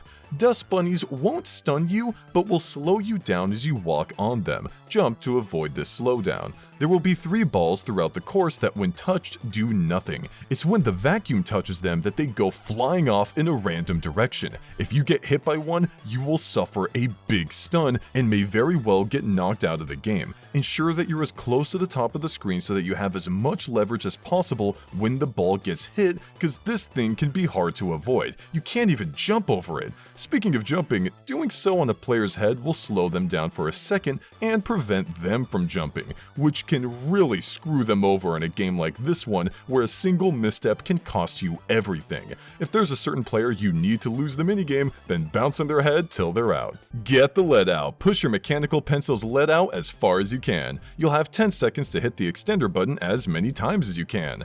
The highest score you can get in this minigame without pause buffering is 89.7 inches/centimeters. With pause buffering, it's 90 inches/centimeters. Not sure why they locked the extra 0.3 behind this technique. Regardless, it's not worth trying due to how absolutely clunky it is. You'll easily lose way more than 0.3 worth of length attempting this awkward strat than if you just mashed normally. Oh, and by the way, no matter what version of the game you play this on, the actual amount of units you punch out the lead will be the same. The inches, centimeters difference doesn't impact that at all. If you can consistently beat expert CPUs at this one, then you're good. Get that button mashed and outdo your opponents the best you can. No tricks here. Goomba Wrangler. Capture Goombas by circling them. Brown Goombas are worth 1 point, golden Goombas are worth 3 points. Multiple players can win, including everyone. Don't circle the bombs. If you do, you'll lose half your...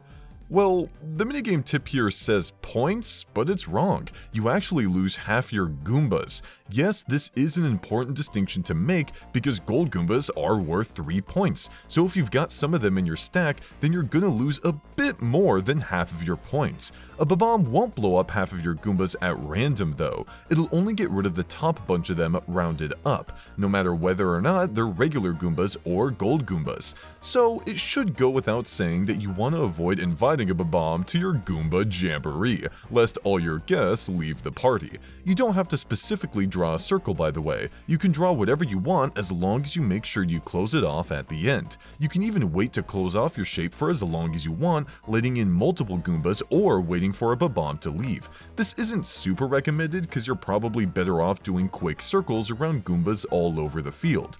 Golden Goombas will run onto the field when the timer hits the 5-second mark. These guys are speedy and will run all over the place, which is unfortunate because that means bombs can get caught up in the mix too, and since we know that bombs will knock off the top half of your Goomba stack, that means that the latest Goombas you grab, these gold ones, will immediately go away. So make sure you do not lasso any bombs at the end here. Let your opponents make that mistake and half their score. You want to keep calm and grab a gold Goomba when it's all by its lonesome. Be quick about it. Hedge Honcho. Race to the finish by throwing leaves out of your path. Shoo off ladybugs with your stylus, but don't touch the bees at all. They'll soon buzz off. If multiple players reach the end at the same time, it's a tie. If no one makes it to the end after 5 minutes pass, it's a tie. You've got to flick these leaves off your screen as fast as you can. The flick's got to send the leaf fully off. Don't do it just a little or else that pesky leaf will come right back. When you see a ladybug, rub it quickly, and the moment it departs from the leaf, you can move it out of the way. The bees are similar in that after you wait a second, they'll fly off the leaf. You do not have to wait for them to leave the screen before moving the leaf. You can do it as soon as they buzz off. Accidentally tapping a bee will stun you for a couple seconds, which is no good at all. In some cases, you can actually see a bee sticking out from behind a leaf as you go through the hedge, giving you time to prepare to stay still for a moment. A big part of this minigame you're going to want to keep in mind is that of the 5 hedges you go through, 2 of them will have 1 ladybug, 2 of them will have 1 bee, and 1 of them will have nothing. This means that if you encounter a bee or a ladybug early in a hedge, then you can move the rest of the leaves out of the way quickly without worry, since there can only be 1 bug per section. In addition, if you encounter 2 bee hedges early on, then for the rest of the minigame, you don't have to slow down at all. The worst that'll happen is you'll rub a ladybug a little bit, in which case just rub it some more and let it fly away. Hot shots. Draw your bow with the stylus and aim for a target. Bowser is worth 100 points, Kamek is worth 20 points, and you'll lose 30 points if you hit Toadette. Multiple players can win, but if everyone has the same amount of points, it's a tie. Bowser being worth 5 times as much as Kamek is huge at the beginning of the minigame. For each Kamek/Bowser target you successfully hit in a row, you'll gain 10 more points for each previous hit. So if you hit 3 Kameks in a row, for example, you'll get 20, then 20 plus 10, 20 plus 20, all added together. Only aiming for Bowser targets, which don't pop up nearly as often as Kamek targets, will mean that overall, your score will be a lot lower than if you kept a long chain up of hitting tons of Kameks in a row. Your opponent's cursors are visible. Only go for targets that other cursors aren't at, so you can keep this really high combo streak going for a ridiculous amount of points by the end of it. Fighting over a Bowser target or just a regular target with a bunch of players will have you running the risk of shooting and hitting nothing, which will end your combo streak and force you to restart it for less points. That being said, if there's a Bowser all by his lonesome, then by all means shoot it, but your main focus needs to be keeping the combo streak alive and avoiding hitting any Toadettes. Parachutin Gallery. Skydive through the panels that match those shown on the top screen. Multiple players can win, but if everyone finishes with the same score, it's a tie. Here are all the panels that can show up in this minigame. The first round will have you going through a layer composed of 2 panel types. Each subsequent round will add another panel type for complexity. When aiming yourself to fall through the matching panel, go for the corners. Bouncing into other players in this minigame is common and annoying. You'll be trying to nail one of the inner platforms just to get bonked away from it. Instead, just keep your eyes glued for a corner that matches the panel and weasel your way into it so that no one can bump you. If no corners match, then keep to the sides. Anything but the middle area if you can avoid it.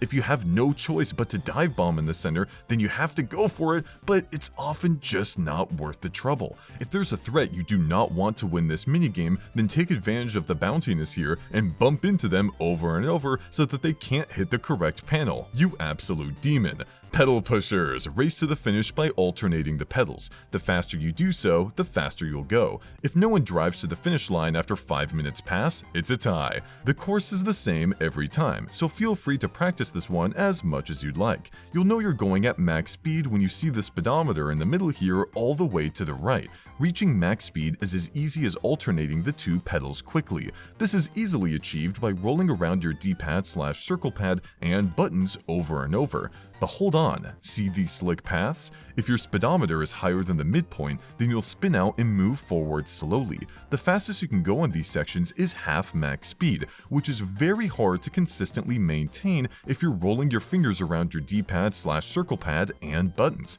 which do grant you a ton of inputs, but it's in exchange for lack of control. When dealing with these sections, I recommend switching to the other alternating method, where you choose a single direction to mash for the left pedal and a single button to mash for the right pedal. I prefer alternating between right and the A button. This is a lot easier to manage rhythmically, as I'm able to slow down my inputs and watch the speedometer, making sure that it reaches the midpoint before I continue through the slick path. The moment I'm out though, it's back to the other alternating method of rolling my fingers around each pedal's respective controls. Watching for the speedometer here is good to do if you're a beginner, but once you get the hang of how fast you're allowed to alternate, you won't need to look. You'll be mashing your way to a slick path, and as soon as you're about to enter it, you'll know exactly how quick these presses have to be in order for you to pass. The first slick path comes up pretty quick, to the point where you may want to begin with the rhythmic mashing method before the rolling one for safety's sake. I like rolling at the beginning here for speed, but I can see why some may want to play it safe. The second slick path on the top right corner should see you switching to rhythmic mashing right before you make the turn into it. The last slick path on the top left is similar. Don't get thrown off by the fact that it's on a tight turn. Just do what you've been doing. Almost everyone I've seen playing this minigame will inevitably spin out on the slick paths, so as long as you learn how to maintain your rhythm when you approach them and properly drive through without losing your speed, then you'll win this one pretty handedly. Raft Riot. Race to the finish in your rubber raft. Jump the ramps to get a short burst of speed. If no one reaches the finish line after 5 minutes pass, it's a tie. The layout is the same every time. Now this one is a little tricky. The controls are incredibly slippery, requiring a decent bit of practice until you'll feel completely comfortable with them. You want to do wide arcs as you turn so that by the time you're done with your turn, you're already straightened out, giving yourself a great chance to take the ramps, which sends you flying ahead.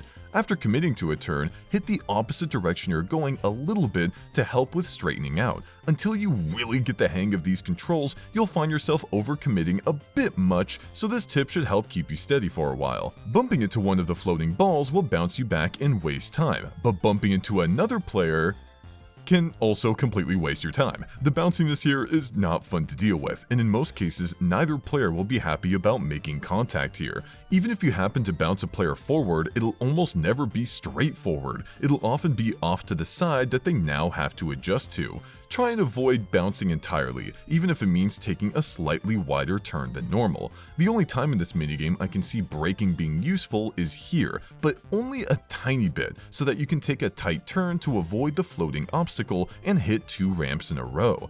As you fly off the second ramp, do not attempt to fly over the corner. You do not have enough height to do that. Just cleanly make your turn in the air and head for the finish line.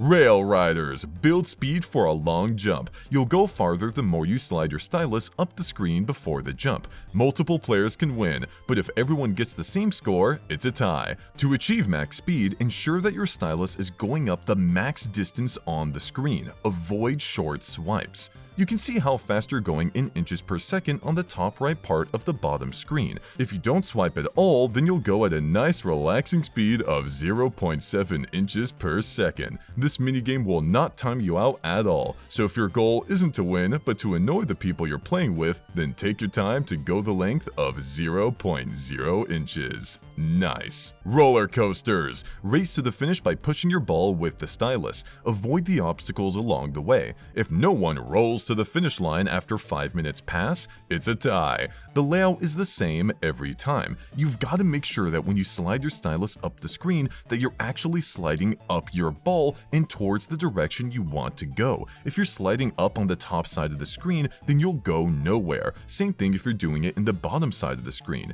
You don't need to do long swipes up. Short, quick swipes up and wherever you want will do you much better. Unfortunately, the top screen's map is, not really a map at all. It only depicts you and the other player's locations and the goal, which is pretty unfortunate because knowing where the obstacles are is pivotal to clearing this minigame fast. The camera's a bit too zoomed in for you to leisurely react to upcoming obstacles, but thankfully, the intro of the minigame shows you what the layout looks like, so do your best to keep it in your memory. When the minigame begins, head down the middle until you see the blue bucket of doom. Heading left is better here because you have more room to continue. The middle's the way again, but you'll see a truck moving back and forth. If you were moving up this entire time, bouncing around a bit, then the truck will be on the left side moving right, so I recommend heading left yourself so that you don't end up bumping into it. On the other hand, if you were speeding through this first section, no big mistakes, all clean, then go right. You beat the truck.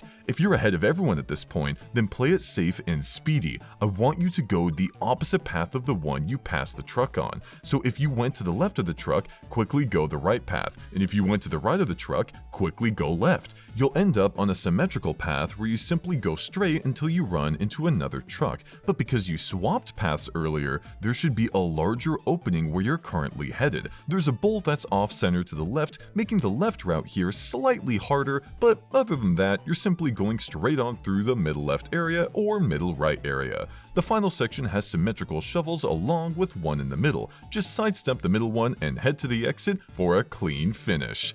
Shortcut Circuit, a coin minigame. Grab as many coins as possible. You'll travel in the direction of path arrows, so drag the bridge pieces to make paths that carry you through coins. Each bridge piece can only be crossed once, so lay down pieces strategically so you reach them before others do. The physical layout of coins is random each time, but there will always be 9 pairs of coins, 3 red coins, and 30 coins on their own for a total of 63 coins spread throughout the course. Red coins are worth 5 coins, by the way. Depending on how you and your opponents play this minigame, it can either be pretty peaceful or pretty hectic. At first glance, it's straightforward. Everyone begins walking upward and they have the option of placing a left bridge or right bridge ahead of them to grab coins in between the gaps. You've got to decide whether or not the coins you see are worth grabbing, because if you're spending time walking left and right, then your foes are walking up ahead of you, potentially getting closer to more valuable coins such as the red ones. Alright, so you do your best to focus on just grabbing coin pairs and red coins. Easy, right?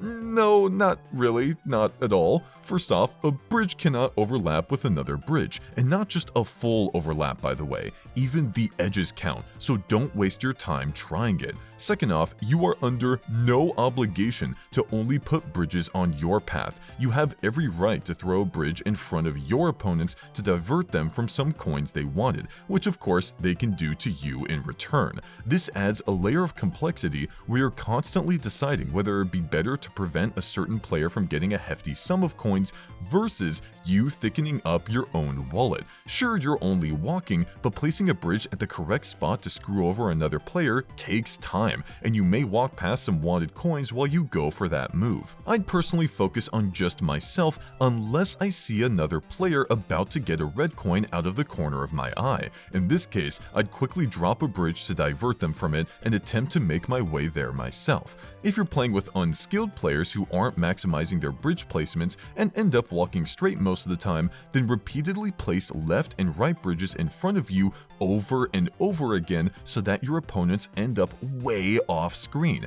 This way, you'll have tons of time and space to eat up all of the leftovers they leave behind. There likely won't be any red coins for you to grab, but the sheer amount of single coins or pairs of coins that the others didn't get will more than make up for it. Soap surfers, knock all rivals out of the sink as you surf on a soap bar. Avoid getting knocked out before the time runs out or be the last one standing. Stay on the move and change direction often as you try to stay in the middle area. Multiple players can win, but if all players survive or are knocked out at the same time, it's a tie. While you may look at this minigame and think you should play it like bumper balls, you do not have nearly as much leeway. It's like if they turned the bumpiness of the balls up to max. Even a soft hit while you're somewhat close to the edge will send you flying off. When the minigame begins, you and the other players will be forced to bounce into each other once in the middle, then you'll be allowed to move on your own. Above all else, keep yourself moving it towards the center. Don't circle around the perimeter, don't back up to gain speed, just keep moving it towards the center. If you find yourself directly in the center, then keep spinning around in the middle so that you continue to occupy it. The controls in this one are odd because 1, there are only 4 directions, not even diagonals, for you to input, and 2, you will continue to keep going the direction you inputted until you input another direction, bump into a player, or fall off the arena. So in order to stay in the same relative area, you have to move around in circles. Wait like this until at least one player gets knocked out of the game, which is pretty likely. I'd also recommend to wait even longer for another player to get knocked out as well, but this is less likely, especially considering the fact that the 2 players may end up realizing that you're playing a bit passive. In this scenario, you may end up tying with the other players. If that's something you're okay with, then hold your ground. If not, then you can gain a little speed in the middle area to make a calculated dash towards someone that's at the edge, quickly returning to the middle thereafter. This is the same thing you should be doing when it comes time for a 1v1. If you're in the middle and they're sliding around you, then aim for where they're gonna be and knock them out. If you end up getting displaced from the middle of the arena at any time, then keep yourself facing it and head back immediately. Sliding on the perimeter of the sink is just too risky and doesn't offer you much reward at all. Soccer survival. Dodge the Goomba soccer balls. There are 2 ways to win: outlast the timer or be the last player standing. Multiple players can win, including everyone. If all the players get knocked out at the same time, it's a tie. The Goomba can shoot 4 types of shots. The first type of shot is the straight shot. The ball will be rolling directly towards you. This one does not turn and will continue to roll in the same direction it was shot for an easy dodge. The second type of shot is the spin shot. The ball will be spinning either left or right as it rolls towards you. This one is a little deceptive because while it looks like the spin isn't affecting much as it rolls straight, the moment it passes into your bottom screen, then the ball will curve in the direction it was spinning a lot more. It's not a huge curve, but it can be enough to throw you off if you were expecting it to keep doing what it was doing before. Be prepared for the curve it's gonna do and make sure you're out of the way. The third type of shot is the kick shot. The ball will be sent flying off screen into the sky. The direction it gets sent doesn't really tell you where it's gonna land, making this one feel a little unfair as it randomly drops into the bottom screen. But there is a trick here. The Goomba does this shot to punish players that are on the bottom third of the arena. So if he does this, then simply make your way to the very top of the arena, guaranteeing your safety no matter where the ball randomly lands. Keeping to the bottom of the screen is putting your hands into the whims of fate. The fourth type of shot is the zigzag shot. This one's pretty obvious because the ball is spinning wildly, it rolls one direction, stops, rolls the other direction, and repeats as it gets closer and closer to you. Observe its pattern and predict how the zigzag will operate based on that. Sometimes it'll turn in the middle of the bottom screen or higher up. You've got to keep a keen eye out for the shenanigans it's up to as it makes its turns. You're given the option to jump in this minigame, but you cannot jump high enough to leap over a soccer ball. You were given this power for offense, because when you step on a player's head, they'll slow down for a second and won't be able to jump themselves. The slowdown in particular can make it really hard, sometimes impossible to dodge certain shots if you land on them at the right time. At the 10-second mark, the Goomba will start hitting the soccer balls slightly faster, but their behaviors will still be the same. Prepare for that. Study fall. Plunge down the magnetic board as far as you can. Stop as close to the red line as possible, and don't hit the erasers at the bottom. Multiple players can win, but if everyone mistimes and bounces off the erasers at the bottom, then it's a tie. This is a reaction-based minigame, but the layout is the same every time. So unlike other reaction-based minigames, where you've got to be quick about hitting a button to a random event, this is one you can actually practice the timing of, which I recommend doing because once you do it a few times, you get the gist for when you're supposed to press A. Everyone's gonna have their own timings for what make them feel comfortable. For me, I keep my eyes locked in on my character's head. When I see the bright red line moving from the bottom screen to the top screen in my outer vision, I prepare myself, and right before the red line is about to touch my character's head, I press A. Waiting until the red line crosses your character's head, or worse, lines up with your red magnet, is deceptively too late, because your character will hit their head on the eraser after the red line goes halfway through your magnet. So long as you have a system in mind that works and practice this one a bit, you'll get it in no time. Sweet Sleuth. Give Shy Guy the candy he craves. Drag the correct candy out of the dish, then drop it in front of Shy Guy. Multiple players can win, including everyone. Here are all the different types of candy Shy Guy can ask for. You'll notice that quite a few of them are similar, but they do have unique distinctions, such as stripes, stars, and their overall shape. Get used to these differences so you aren't left scratching your head when Shy Guy asks for something. Speaking of which, you'll have to dart your eyes up to the top screen to know what he wants. The right 3 bubbles indicate what he wants from other players at the moment, whereas the big bubble on the left is what he currently wants from you. The bottom screen will contain different types of candies. There will always be enough of the candy that Shy Guy wants from each player, so if you don't see your candy, then it's likely because it's buried under others. You can either move candies around to reveal it, or try to pick it out of the bowl, because all you need is to touch a tiny part of it to grab it and drag it upwards to Shy Guy. You can also move candies around to annoy other players since you share the same bowl, but this won't help you out all that much, it's just for fun. A big detail about these bubbles is that if you look closely, you'll notice that every player is given the same order of candies to give to Shy Guy. The only reason why it'll ever look different is if a player falls behind another or is pretty far ahead another. What this means is that if you fall behind, then you can look at any player who's one candy ahead of you to see what Shy Guy will request next. This will allow you to grab the candy he wants way quicker and save you a lot of time, letting you catch up in the minigame. Be careful about whose bubble you look at though. You don't want to mistakenly think that they're ahead of you in the order when they're actually behind. That'll lead you to giving Shy Guy the wrong candy. Aside from keeping your stylus around multiple different parts of candies and locking in for quick reaction time, I recommend you ask yourself a simple question. Are my opponents all right-handed? If they are, then the tip of their stylus will likely be on the middle to the left side of the screen because this is typically what's most comfortable for them, leaving most of the competition to fight over the candies in that general area. Now the right side though should have a little less competition, as a right-handed person will find twisting their hand this way less ergonomically comfortable than to the left. That isn't to say they'll never grab candies from here, just that from what I've seen, their default position position will favor the middle left to the left side, so I recommend positioning your hand to make it easy to grab from the right side and flick up as quickly as possible. If you don't see your candy on the right side, then dart your eyes left, grab it, and flick it up to Shy Guy. If you're playing with a mix of left-handed and right-handed players, then I'd just go at this minigame like normal. If you're playing with only left-handed opponents, then favor the left side while they likely will end up favoring the right. I'm saying this assuming that you're right-handed, but in the event that you're left-handed, then reverse all the handedness advice I've been giving. Tidal Fools, a coin minigame. Grab as many coins as you can, but don't get hit by the waves. Red coins are worth 5 times as much as the normal ones. You'll get stunned for a while if you're hit by a wave. Time your runs carefully to avoid the waves.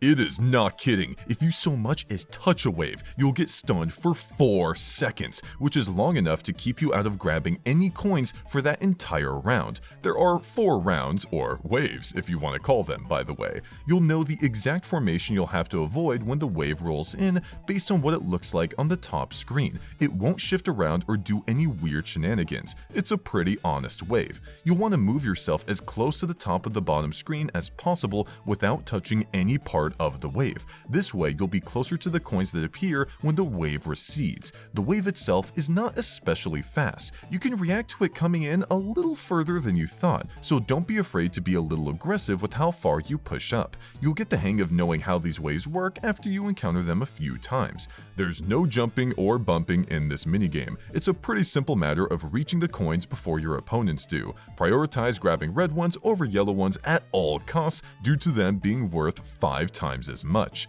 Trace Cadets. There's always that one tricky minigame. Build upon your corner by tracing the outlines of any bordering shapes. Here's a complication. You must sketch each shape without lifting your stylus. If no one manages to trace all of the shapes after 5 minutes pass, it's a tie. Let's take this one nice and slow. Every player is given the same layout. You'll have a checkerboard divided into multiple shapes on your character's corner of the screen. The only pieces you can trace and fill in at any given point are the ones that are outlined in your character's color. So in this case, I can only trace these shapes outlined in blue. No other shape, no matter how perfect I am, will count. Just this outlined one. As you get further into the minigame, more shapes will have an outline, letting you tackle whichever outline shape in any order you want. Cool. This minigame is a bit infamous for having poor detection for drawing the shapes. You can feel pretty on point with what you traced just for the screen to go dark for a moment, erase what you did, and force you to start over. So let's take a deep dive into what you've got to do and what you've got to avoid for your outline to count. 1. You need to draw the correct size of the shape, not a smaller or larger version of it. The alternating colors of the checkerboard on your top screen and the alternating colors of the checkerboard on your bottom screen match for a reason. They're meant to be a size indicator. So if you're asked to draw a square, you want to be drawing a square that takes up the size of a fully colored square on your bottom screen. Not a small square, not a huge one, but the entire size of the fully colored square. 2. You need to fully close off your drawing or be really close to closing it off for the shape to count. If there's too much of an opening at the end, it'll get rejected.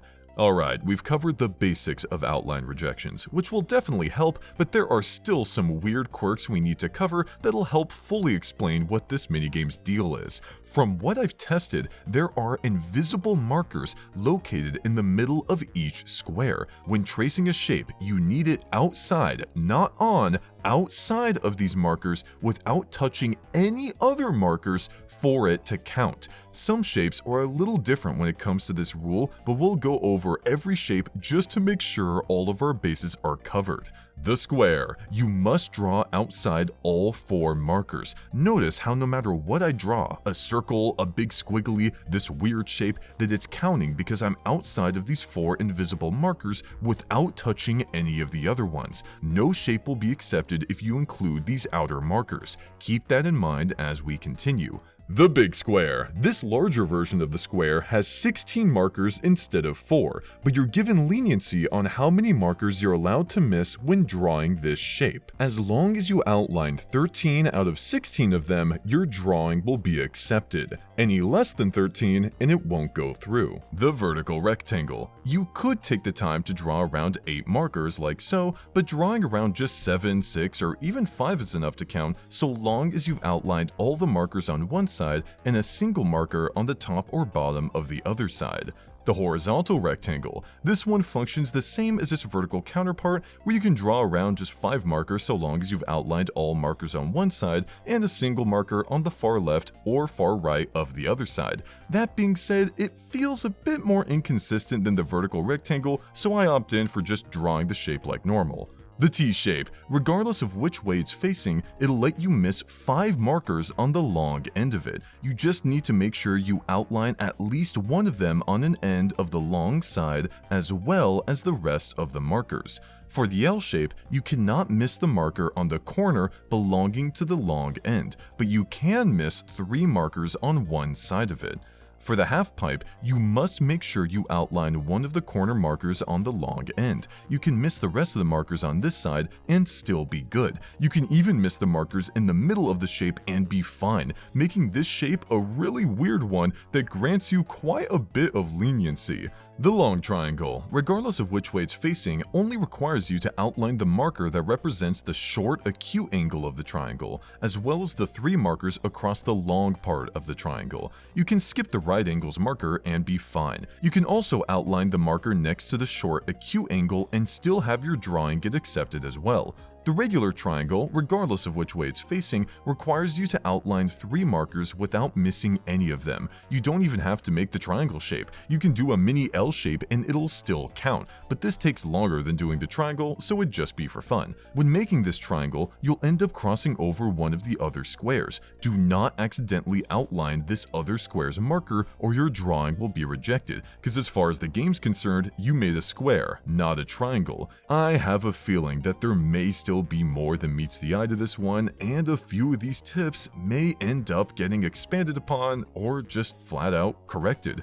But regardless, following them has helped me a ton in doing this minigame faster and more accurate. So for now, I recommend you get a good grasp on them and a good grasp on your stylus as you become an amazing Trace Cadet. Trash landing. Pick a rope, then watch carefully as all players glide across the garage. Jump off at the right time to fall onto the garage platforms. The platforms are different sizes, which affects how difficult it will be to land safely. Multiple players can win, including everyone. If everyone misses their landing, it's a tie. These are all 5 platforms. I'm sure you can see how you probably would want to land on the red toolbox instead of this tiny can. Unfortunately though, you won't know what you're gonna get until it shows up. These ropes are random. One big quirk about this minigame that can throw a lot of players off is the sneaky perspective change from when you select a rope to when you drop. While you hang on, you'll notice 2 white lines one after another pass by underneath from your bottom screen to your top screen. Intuitively, this feels like the game letting you know how much time it takes for an object to pass through the blind spot of the DS so that you'll be better prepared to know when to drop onto an object. As we can see here though, the lines take about as long as you'd expect to cross over, but the objects you've got to land cross instantly, which can completely throw your timing off. So ignore these white lines that pass by. They won't do you any good. The objects you've got to land on are randomly placed within this pile of sludge. They can be higher up, near the middle, lower, all over the place. Your timing of letting go from the rope won't line up with your opponents who have different objects they have to land on in different positions, so do not get thrown off by all of them letting go. You may have wildly different timing from them. You have the ability to press A and let go way earlier than when the objects appear, causing you to be left behind. So don't screw around with your buttons until it's time. You'll know it's time to react when the sludge starts to appear on the bottom of the screen. When aiming for a higher up object, let go a bit before it crosses the blind spot. For objects near the middle, let go as soon as or a tiny bit before it crosses the blind spot. And for objects closer to the bottom, let go as it crosses into the blind spot. This is general advice for landing. It is not meant to be foolproof, as there are, of course, objects of different sizes with many different positions for them to be in. Don't get nervous if your object ends up being the can. It's absolutely possible to land on, even consistently, once you get the hang of how this annoying timing works. I cannot emphasize enough how odd it is that the objects instantly travel between the screens. If it throws you off as much as it does me, then you'll probably need to replay this minigame multiple times to get used to the timing. Twist and route. Race to the finish in your wind-up car. You'll have to wind it up often because driving the car and running across obstacles will use up its power. If no one drives to the finish line after 5 minutes pass, it's a tie. The layout is the same every time. To fully wind up your car, you've got to do 10 full rotations, or 20 half rotations if you please. It will not automatically start going when you reach the max charge. You have to let go, but you will know when you reach the max charge once you can't turn it anymore. The left route and right route were not made equal on this course. The left route starts out okay, but there's this huge piece of cloth that slows you down a ton if you choose to traverse it, which is not worth it. You will waste all of your wind-up, which could have been better used somewhere else, like the right path. On this route, you can work your way through open space, squeeze in between the right side of this clock, avoid a huge piece of cloth up ahead by sidestepping right as well, and keep this right side bias as you head straight and then left towards the goal. Driving over the clock will slow you down a little, but its main attribute is that it causes you to slide, so make sure you're going the direction you want when you begin crossing. Gears and screws in the floor will slow you down a bit, so avoid those. It's pretty clear which objects you can't drive over because they have some height to them, but one object that feels like you can drive over it yet can't are these tweezers, so keep that in mind.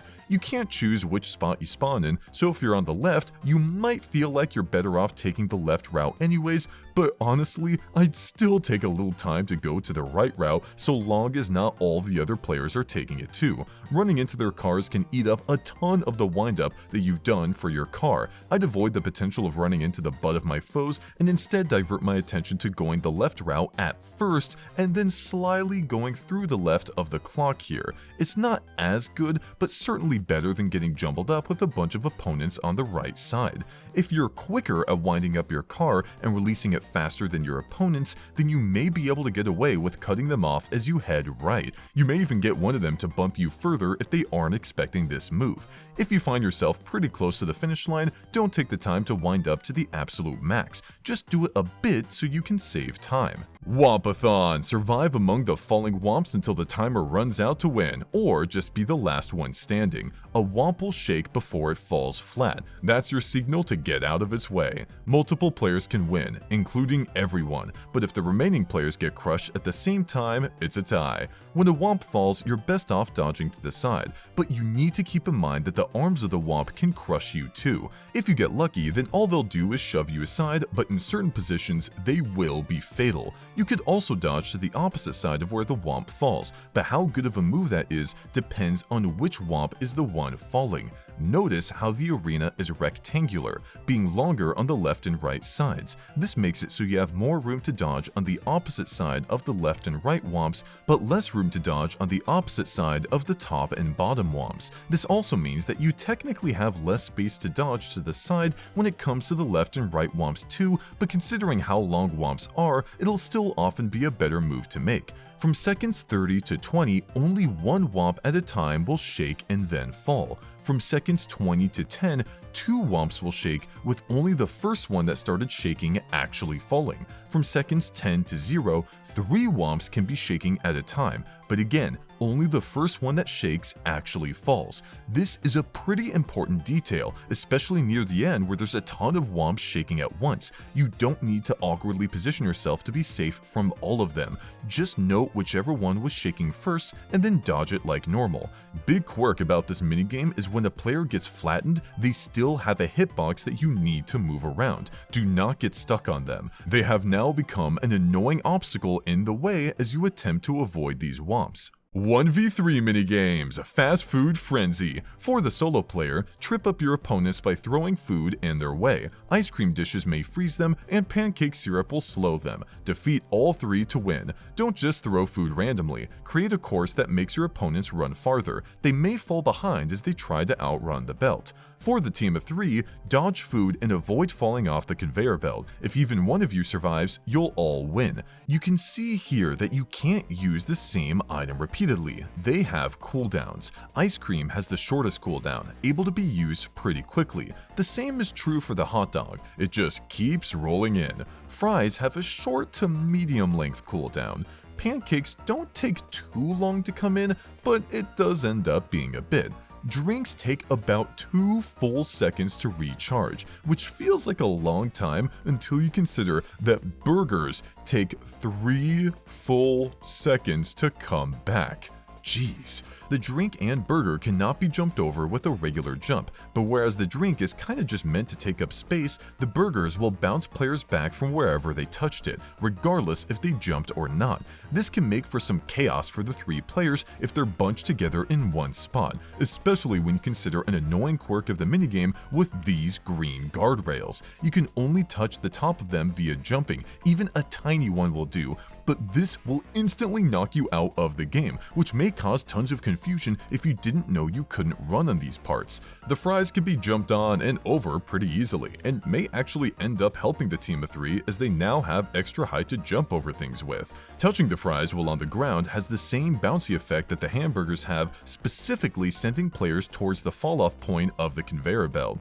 The ice cream doesn't do anything when players touch it on the side, but if they land on top of it, they'll get frozen and stunned for 2 whole seconds, which in some cases is enough to get them out of the game with that alone. As the solo player, these items can have their uses as you arrange your obstacle course, but I recommend you focus the most on these next 2 items, the pancakes and the hot dog. They take up 2 lanes and cannot be fully jumped over without suffering consequences. For pancakes, players will get a debuff that slows them down, as indicated by the syrup around their legs, and for the hot dog, they'll simply get stunned for a moment. Switching between placing these 2 items on the left lane, then the right lane, then the left over and over again keeps players in an absolutely terrible position where they've constantly got to zigzag and jump in hopes that they can minimize the effects of these 2 huge items. But we can do even better than this. As you place down pancakes and hot dogs, throw in some burgers and drinks on the middle lane too.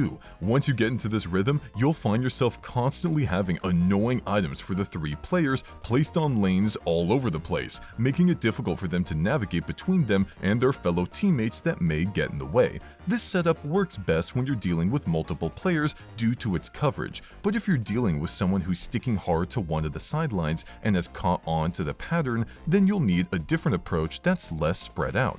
To focus down the target that's on one of the side lanes, repeatedly place hot dogs and pancakes there while placing ice cream in front of pancakes and burgers in front of hot dogs on the same lane they're running on. Why ice cream in front of pancakes? Because landing on pancakes does not grant invincibility frames, so by placing ice cream in front of pancakes after the target's been slowed, they'll either slowly run around the ice cream, which is good, or better, they'll mistakenly think that they'll still be able to leap over the ice cream despite their slow debuff. Another mistake they can make here is assuming they have invincibility frames from touching the pancakes, when in reality they don't. In either case, they'll get frozen and either knocked out of the minigame or put in a terrible position. Why burgers in front of hot dogs? Because after getting stunned from a hot dog, players will gain invincibility, which protects them from the ice cream's frozen effect, but not the burger's bouncy effect. All this together makes pancakes with ice cream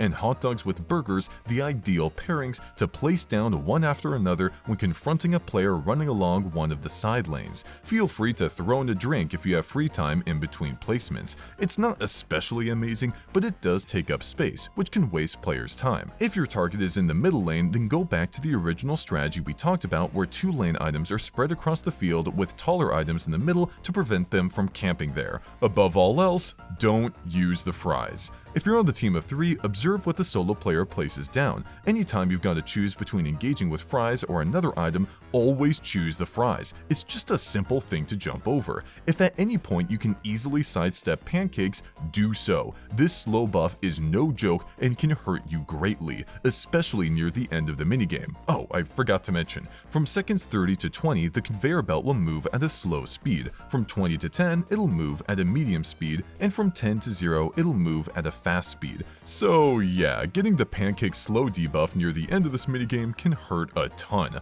The strategies I talked about with the solo player are powerful, but not impossible for a very skilled player on the team to overcome. It just requires you to pay tons of attention to the setup your opponent's going for. If you notice that they're repeatedly placing pancakes and hot dogs in alternating positions, then choose the side with the hot dog instead of the pancakes. While you can't avoid getting hit by it as you jump, it's still a lot better to suffer the hot dog stun time and bounciness while on the opposite end of it to minimize its effects. You can ensure you reach the opposite side of the hot dog by having your character run against it and jump when you notice you're not moving forward anymore. Do not move left or right when performing this jump over the hot dog. Keep it nice and straight so that you can go the maximum distance and get bumped forward. Sidestepping obstacles like this is much better done in the earlier and middle parts of the minigame where the conveyor belt isn't going too fast, but near the end of the minigame, you'll find yourself getting closer to falling off the more you move left and right. At this stage, you can't make these unnecessary movements. Move forward only sidestepping the exact amount you need to avoid obstacles. When it comes to your teammates, avoid landing on their heads at all costs. This will slow them down and prevent them from jumping, which is awful in a minigame like this one. If it happens to you, just keep moving forward and around objects. While in this state, you are helpless to anything in front of you. Jumping on another player's head does grant you a ton of height though, enough to land on the drinks. There may be situations where this can help you out in dire situations, but it's still not worth hurting your teammates over. Flash and dash. For the solo player, avoid being caught in the flashlight beams cast by your 3 rivals as you all run through a dark maze. You'll win if you outlast the timer. For the team of 3, catch the solo player in your flashlight beam as you and your teammates run through a dark maze.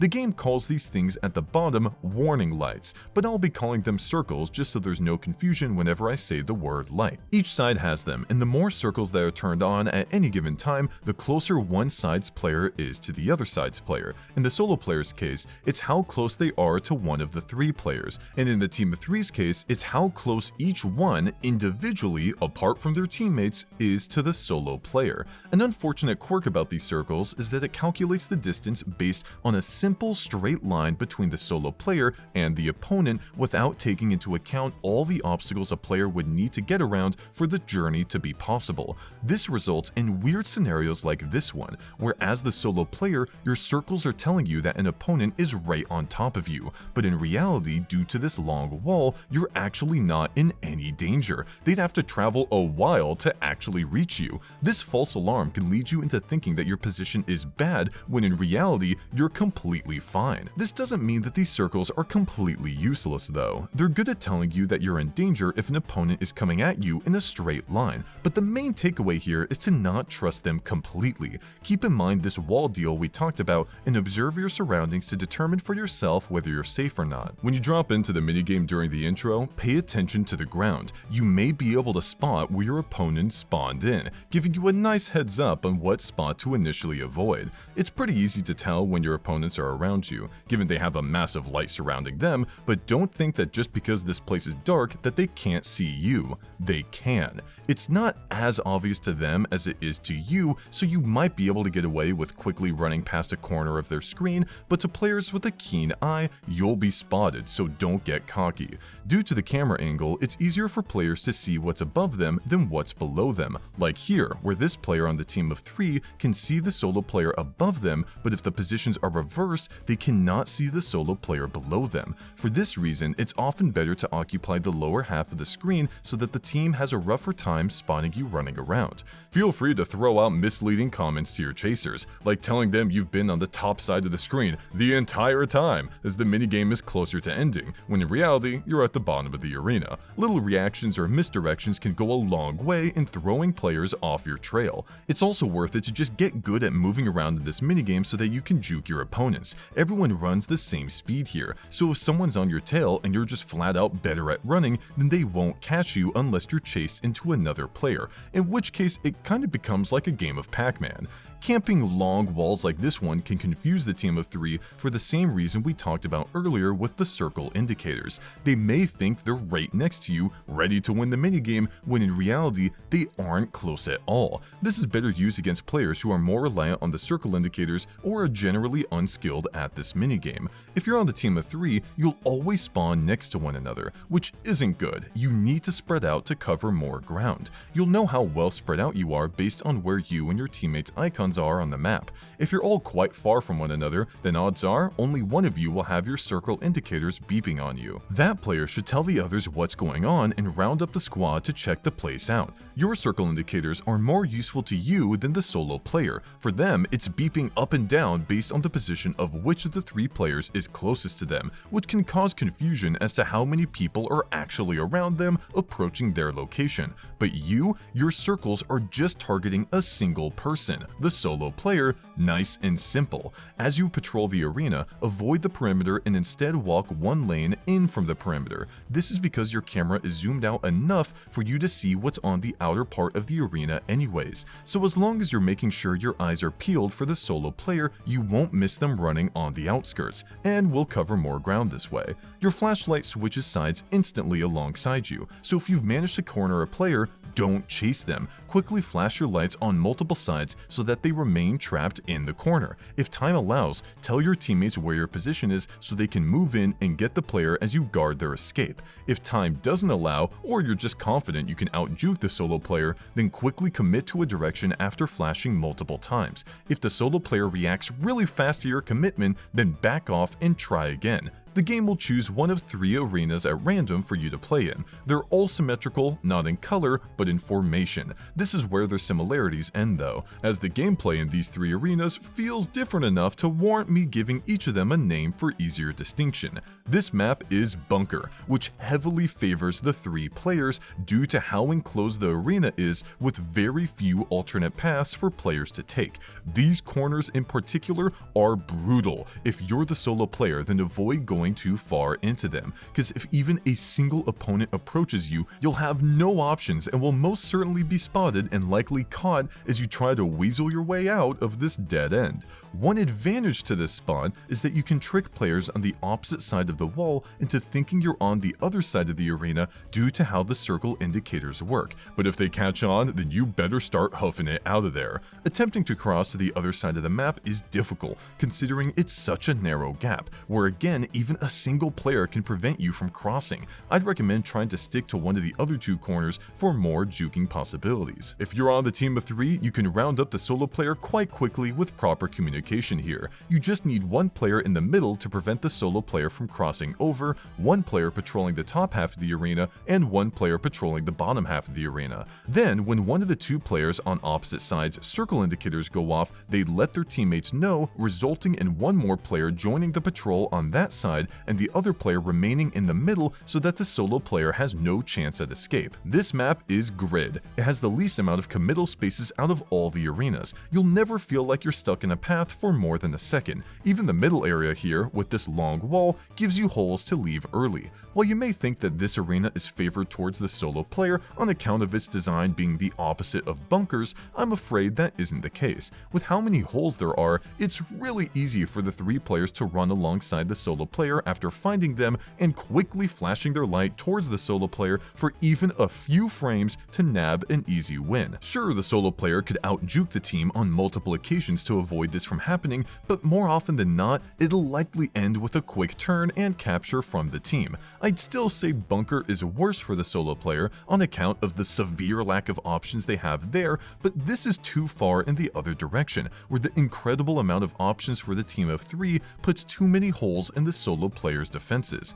Your best bet going solo here is to occupy the center of the map, avoiding the outskirts. This long wall in the middle is fantastic to loop other players around. They may spot you and attempt to chase, which you can engage with to waste their time or eject if you feel unsafe. If you're on the team of 3, then chase the solo player into the edges of the map where you can follow them along, quickly flashing your light into the open holes. This should eventually result in a capture unless they manage to get out from right under your nose and start looping you in the middle. In this case, one person on your team should stay on one side of the loop while the other two commit to a chase so that this strategy can't be employed. Do keep in mind that 2 players chasing the solo player won't do better than 3, so you've got to know that you're making an impact by camping in the middle here, lest you let an expert solo player out-juke your poor teammates. This map is elbow, on account of having a lot of L-shaped formations scattered around. This is the only map that's favored towards the solo player.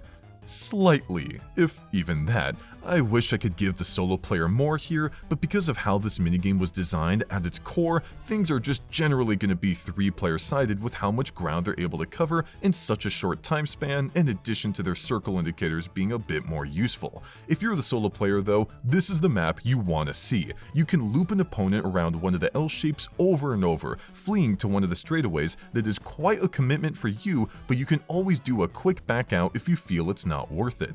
The middle area has 2 L's on opposite sides, letting you do a quick cut through the map in case opponents are surrounding you. If one approaches you from one side, you can flee to the other and take any direction you like. The few smaller blocks can help you juke out opponents so long as you don't get quick flashlighted when they turn. You really have a lot of options to choose from depending on which part of the map you see your opponent struggling with. If you're on the team of 3, then you do not have a simple, straightforward method of attack like on Bunker or Grid. You need to maneuver around the solo player with proper communication and juke ability to earn your victory this time. Have fun. Gusty Blizzard. For the solo player, blow into the microphone to chill your 3 opponents until they're fully frozen. The strength of your deep freeze depends on how long and hard you blow into the mic. Try to cause the deepest freeze you can. For the team of 3, stay warm in the freezing blizzard by rubbing your character with the stylus. Rubbing your character with the stylus a little here and there is the best way to stay warm. If you're the solo player, take a deep breath, and as soon as the start text starts leaving your screen,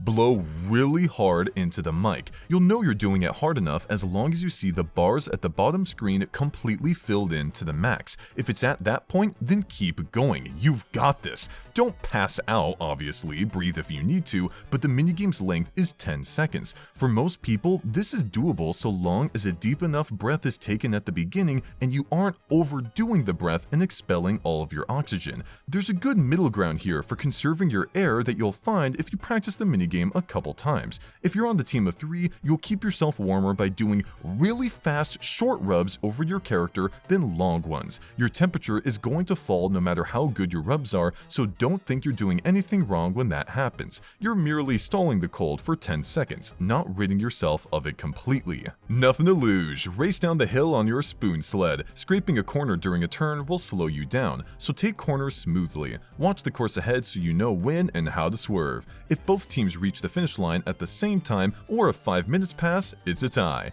The layout is the same every time. Nothing much changes in terms of your approach whether you're the solo player or on the team of 3. As you slide down a straight line and approach a turn, watch the edge of the snow. A tiny bit before you line up with the turning part of the snow is when you begin your turn. This may feel a little early, but it takes a little bit of time for your character to move to one side for turning. This is meant to account for that. If you try to react to the snow turning, you'll likely end up just a little bit late, and the slowdown you get from the wall when being late is a lot harsher than the slowdown you get from the wall if you happen to be a bit early.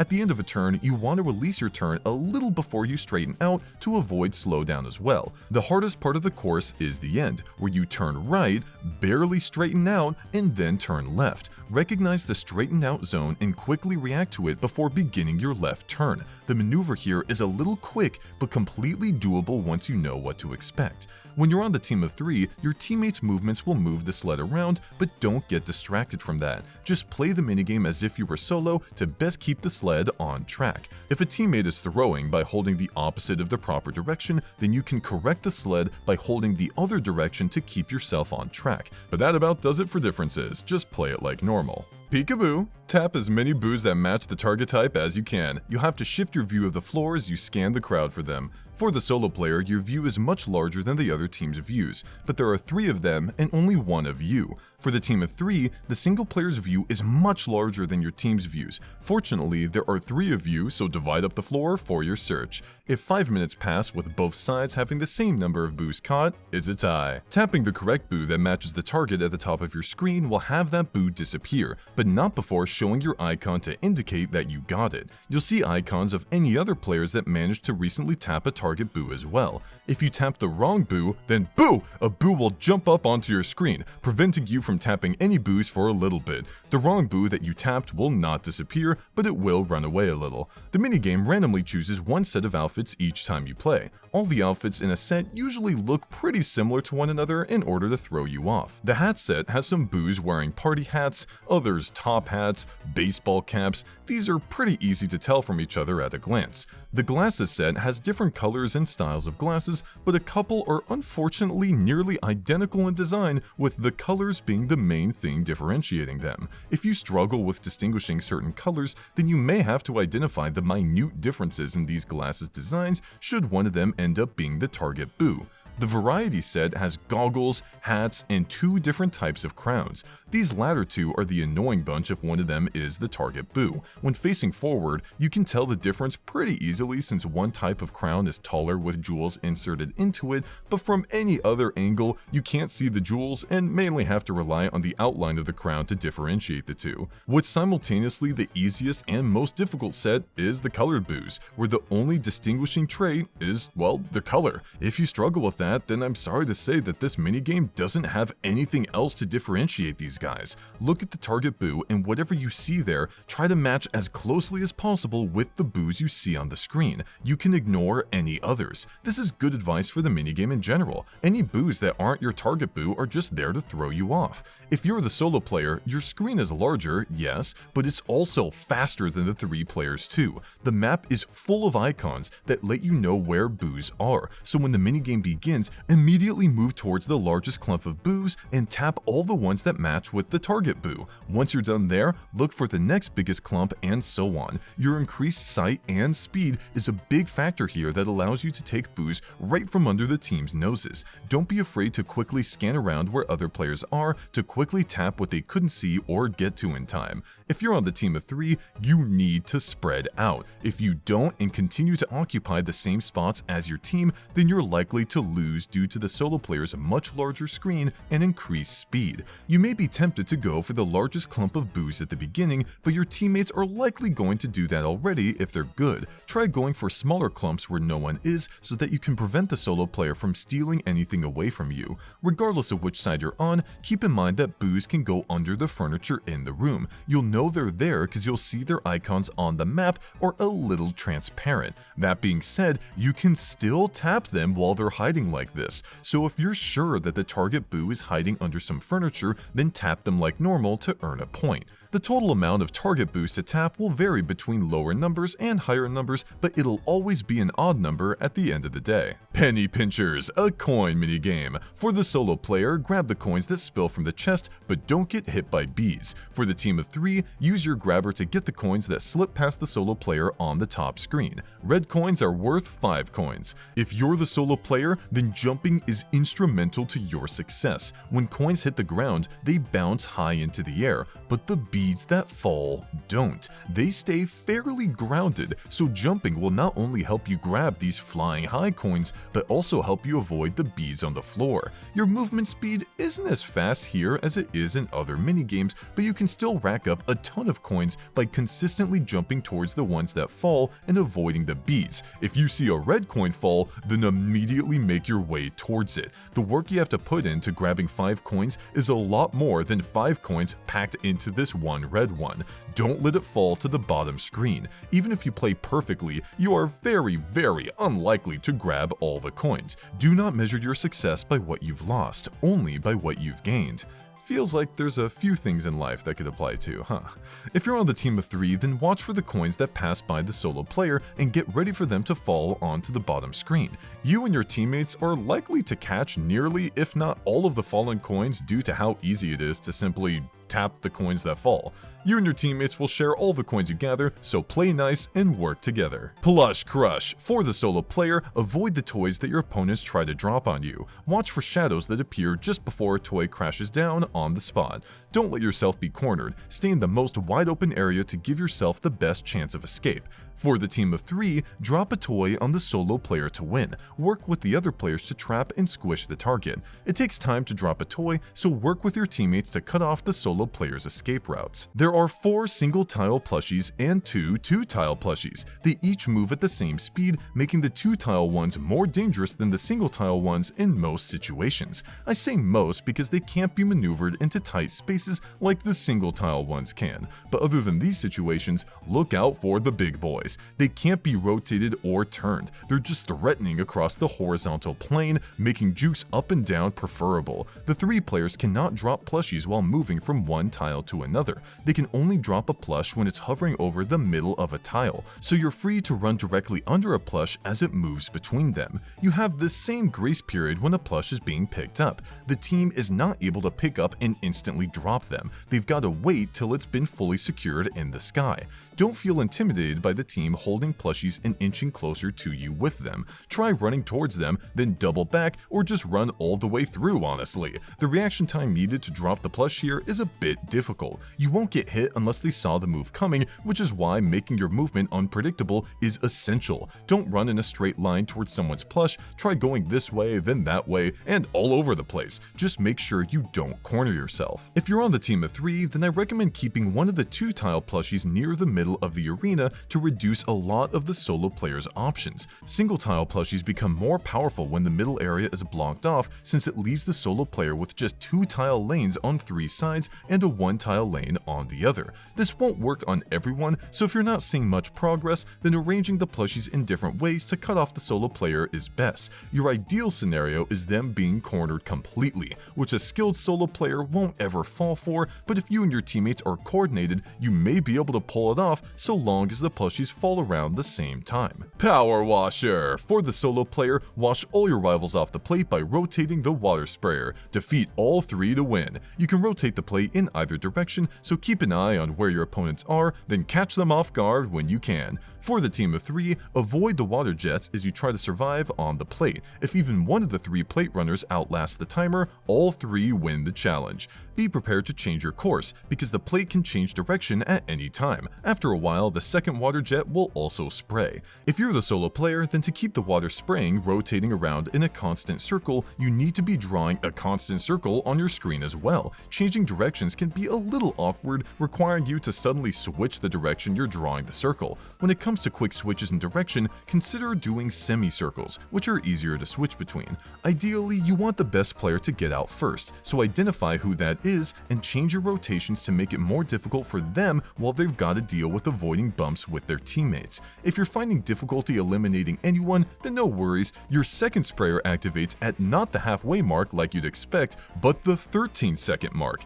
This is where the minigame shifts into favoring the solo player. Keep it circling one direction, then circle back, then circle forward again, all different kinds of combos. This is a tough mechanic to get the hang of for most teams of 3, especially if multiple players are still around at this stage in the game. If you're on the team of 3, stay close to the side of the sprayer that's rotating towards you. You may be tempted to keep in between the sprayer and what's being sprayed, but this position is worse because you'll have less time to react to the stream circling in the opposite direction. Running a little ahead of the side rotating towards you allows for tons of time to react to any changes in direction. If your opponent catches on to you doing this and starts repeatedly changing directions, then stay in the middle, but otherwise, slyly staying ahead of the incoming spray is your best bet. Until the second sprayer activates at 13 seconds. This cuts your space in half, borderline requiring you to stay in the middle due to how fast the solo player can change directions to throw you off. You need to focus on reacting to these changes in directions while staying on the outside of the dish, not the inside. Spam jumping here is amazing too, since you go the same speed while in the air as you do on the ground, but with the benefit of leaping over the stream of water instead of getting hit by it. This is something something you should be doing even at the beginning of the minigame so you have the most amount of time to react possible. You and your teammates cannot jump on each other's heads in this minigame. You'll slide right off as though nothing happened, so feel free to jump as much as you like without consequence. Rotisserie Rampage. For the solo player, spin your opponents off of the hunk of meat by turning it unpredictably. For the team of 3, keep your balance so you don't fall off the rotating hunk of meat. If even one of you survives, you'll all win. Don't run too far in one direction as you stay on, or you might get caught off guard when your opponent turns it the other way. This minigame has a similar objective to Shock, Drop, and Roll from Mario Party 2, but in that one, the solo player quickly turns the direction of the rotating object and at a singular speed. This version of the minigame is a bit different. As the solo player, you might assume that you rotate the meat different directions by circling clockwise or counterclockwise, similar to Power Washer, but this is not the case. You swipe up on the meat to get it to turn a direction, and swipe multiple times to increase the speed it rotates in that direction. This is important because the team of 3 cannot control how fast they run. They only go a singular fast speed, which matches the meat's fastest rotating speed. If the meat is rotating slowly, they'll need to tap the run button a little bit over and over again. There is no walking. What this means is that you can rotate the meat at max speed, then do a singular swipe in the opposite direction to make the meat rotate at a little less than max speed. This will cause the team, who were running the entire time to keep pace with the meat's fast rotation, to slowly start overshooting on the now slower meat rotation. This alone likely won't knock them out, but it will slightly cause them to overextend it a bit, where you can then fully commit to rotating the meat the opposite direction and hopefully get them out of the minigame. You could also just go max speed and switch directions over and over, but that just turns this minigame into a worse version of Shock, Drop, and Roll for you. I really recommend getting a handle on this minigame's unique mechanic of having varying speeds of the meat and taking advantage of your opponents not having the proper movement options to deal with them in a smooth manner. That being said, for players of higher skill level, this minigame will likely be team-sided. This is cause if you're on the team of 3, you'll be fully aware that you shouldn't just fully run and commit to every turn that happens. You should instead tap your run over and over, only fully running when you're on the side of the meat and need to make it to the top. This rhythm may be a little awkward at first, but even after one game of doing it, you'll forever swear by tap running. You cannot jump in this minigame, by the way. Your only option is running. Welcome to Identifying Duck for Rubber Ducky Rodeo. It is here we will learn how to best improve our odds of winning at the only Mario Party minigame that lets you ride a bunch of rubber duckies at crazy speeds. For the solo player, steer wildly so your tethered rivals are thrown from their duckies. Throw them all into the water to win. For the team of 3, as your rival drives wildly, keep your balance so you don't fall off of your ducky. If even one passenger stays seated, you'll all win. If you're the solo player, your job is pretty simple. You go wild. Hold one direction for a second, then switch to the other, then all around. For most players, moving this thing at random will knock them out easy. This is a hard minigame for the team to win if they aren't skilled at balancing themselves. If you're facing a skilled player, look for flaws in their balancing. Do you see them teetering off to one side more than the other when you tilt them? Target that weakness by suddenly switching them to that side. A few quick left and right switches over and over can be enough to make even the most skilled player dizzy and unsure when you're gonna commit. So throw that in there every now and then just in case it'll be what seals the deal. If you're on the team of 3, you've got your work cut out for you. You are tapping your movement button this minigame to try to stay upright, in the middle, on your duck. You do not want to be off to either side. You may think that if you're currently on the left side, then it'd be good to overshoot a teensy bit to be on the right so that you won't fall off on the left, but the moment the solo player switches sides, you're suddenly in great danger of falling off. Keep tapping and stay in the middle so that no matter what side you're on, or if the solo player is switching wildly, you'll be in a good position. The only time tapping doesn't work is if the solo player commits to a direction for more than a second. Tapping here will have you slowly begin your fall. This is where you want to hold a bit to realign yourself, but the moment you're about to be in the middle again, resume tapping so the solo player doesn't pull a fast one on you. Shuffleboard Showdown. For the solo player, trip up your opponents by throwing chips at them. Chips will rebound from walls or other chips, so take advantage of that for surprise attacks. For the team of 3, in the last few moments, watch for chips that fall from above. They'll cast shadows on the table, so steer clear of those spots. The solo player gets 3 chips at the beginning. When one is thrown, it will not respawn until it goes off screen, meaning there can only be 3 of these beginning chips in play at one time. If you're the solo player, keep in mind that how fast you swipe your chips will be how fast they go for the entirety of while they're in play. They will not slow down nor speed up unless they bump into another chip. You've got quite a variety of throws at your disposal, but they are not all made equal. Straight throws, while fast, are easy for the team to dodge due to their simplicity and, ironically, speed. Due to how quick these show up and leave, the team barely needs to be in the air for long at all to avoid them. They aren't completely useless, they're just better combined with some other throws. Take these sideway ones for example. They bump back and forth from wall to wall. While they may take a while to reach the top screen where your opponents are, they stay on that screen for quite a bit too, forcing your foes to constantly pay attention to where it's going to bounce next. If you throw 2 of these side swipers at slightly different angles and speeds, then you'll make the battlefield a lot more complicated for the team to traverse. It's here where throwing a straight shot becomes more powerful. The team's trying not to run into these annoying side shot chips, one of which may be going a bit slow, and all of a sudden a fastball gets thrown into their direction. Said fastball could also knock into the other chips, changing their speed and angle. Be careful though, if your initial throw on a chip is too horizontal, you may accidentally send it back into your other stationary chips, which will result in this odd dance they'll do as they slowly make their way up the screen. Sure, I can see a world where your opponents get thrown off by this and get knocked out by the setup, but I feel like if this is something they lose to, then there are other throws you could have done to knock them out without wasting nearly as much time.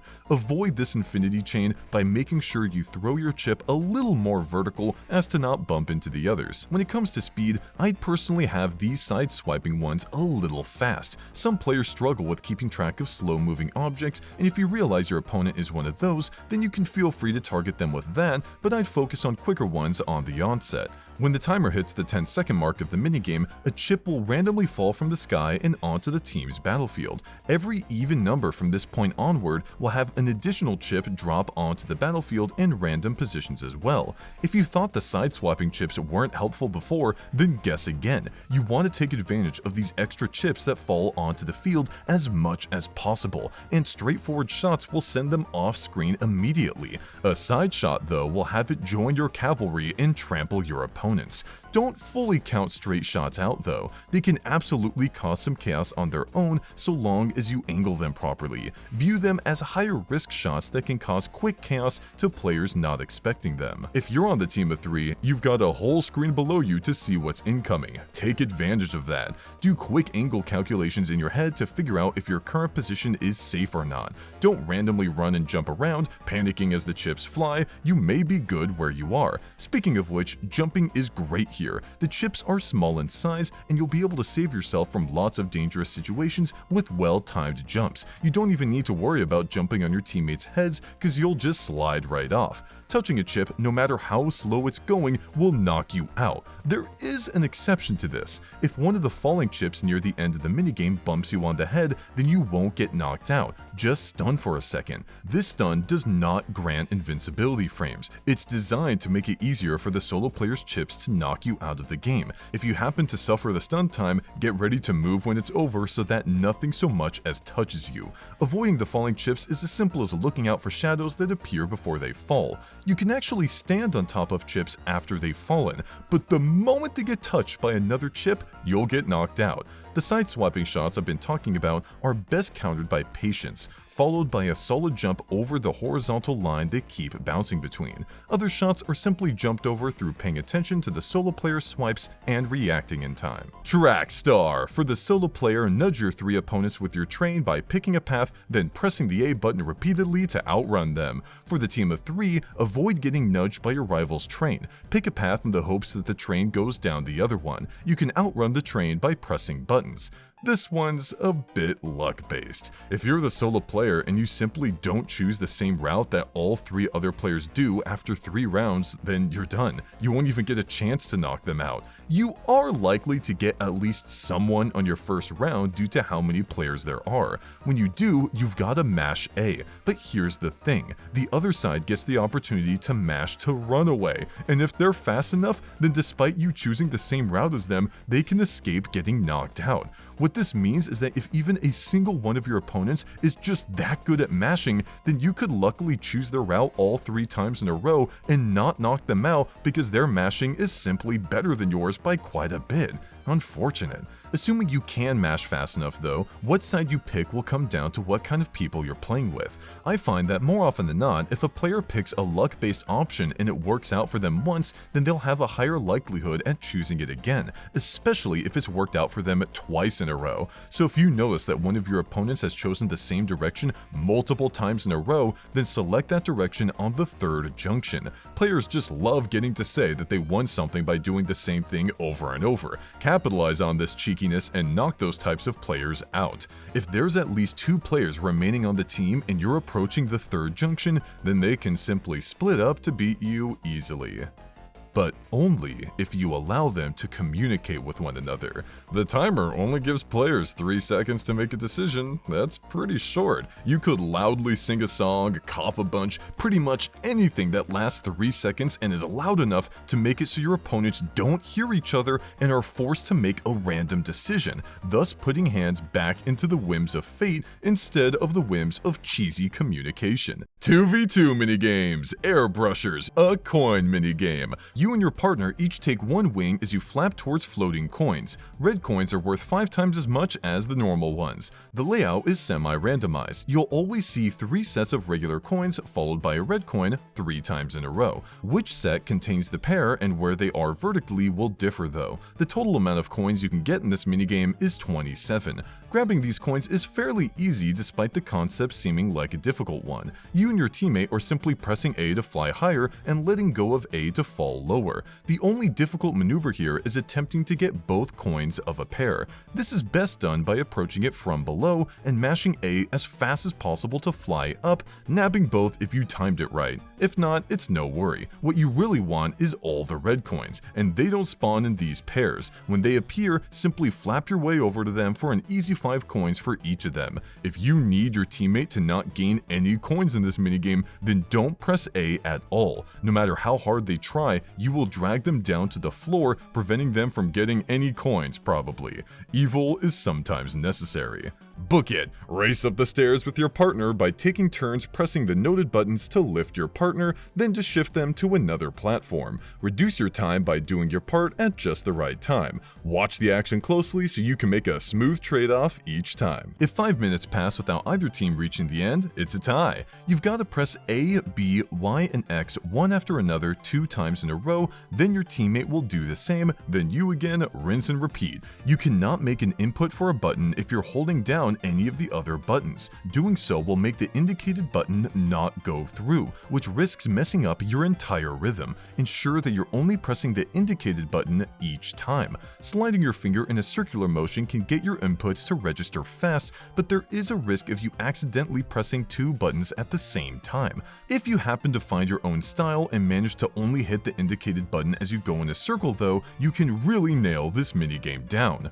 Crazy Crosshairs. Shoot as many scuttlebugs as you can. Golden ones are worth 3 points. You and your partner split the aiming into horizontal and vertical control. The player on the left decides when the crosshair stops vertically on the screen, whereas the player on the top decides when the crosshair stops horizontally on the screen. The second player to lock in their position will automatically fire at that spot, hopefully hitting a scuttlebug. Here's an example of a shot. The crosshair is moving around in a wavy pattern. The top player notices that it's about to line up horizontally with the scuttlebug, so they press A. Now, the left player waits for the crosshair to line up vertically with the scuttlebug, and when it does, they press A, which automatically fires upon it, earning them a point. After this, the crosshair resumes its wave motion once more. It may feel a little clunky at first, but that's only due to its novelty. It's very responsive. Your team can really get moving once you figure out how the mechanic works and sync up with one another.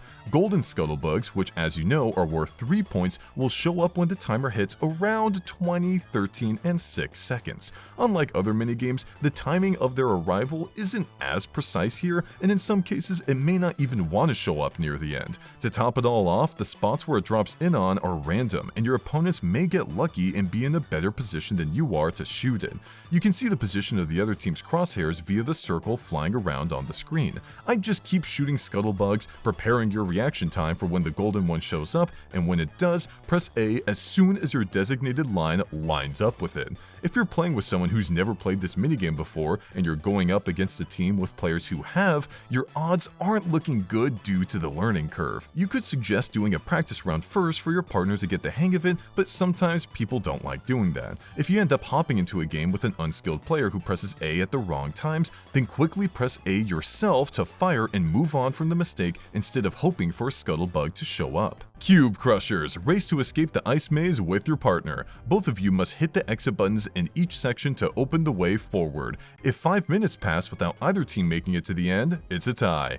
Wow, either I need to run a cajillion more tests to count up predetermined mazes, or the devs did a really good job of creating a maze randomizer, because I could not find a single repeating maze here. On the bright side, this isn't the kind of minigame where memorizing maze layouts would even help you much to begin with. There are 3 rounds you and a partner need to get through, and you're given a complete overview of each maze every time. It really just comes down to knowing how the mechanics of this minigame works and quickly taking action as you make your way to hit one button, your partner hits the other, and you clear that setup. Ice blocks, the smooth bright blue ones, can be destroyed in 2 hits. Snow blocks, the bumpier white ones, can't be destroyed normally. Question mark blocks can be destroyed in 1 hit and contain a surprise inside. Ice blocks will be your main concern, smacking them multiple times to make your way to the button. If you smack one while there's empty space on the opposite side, you'll kick it that direction and it'll get destroyed upon impact with whatever it smacks into. If another ice block takes this impact, then it'll get destroyed instantly.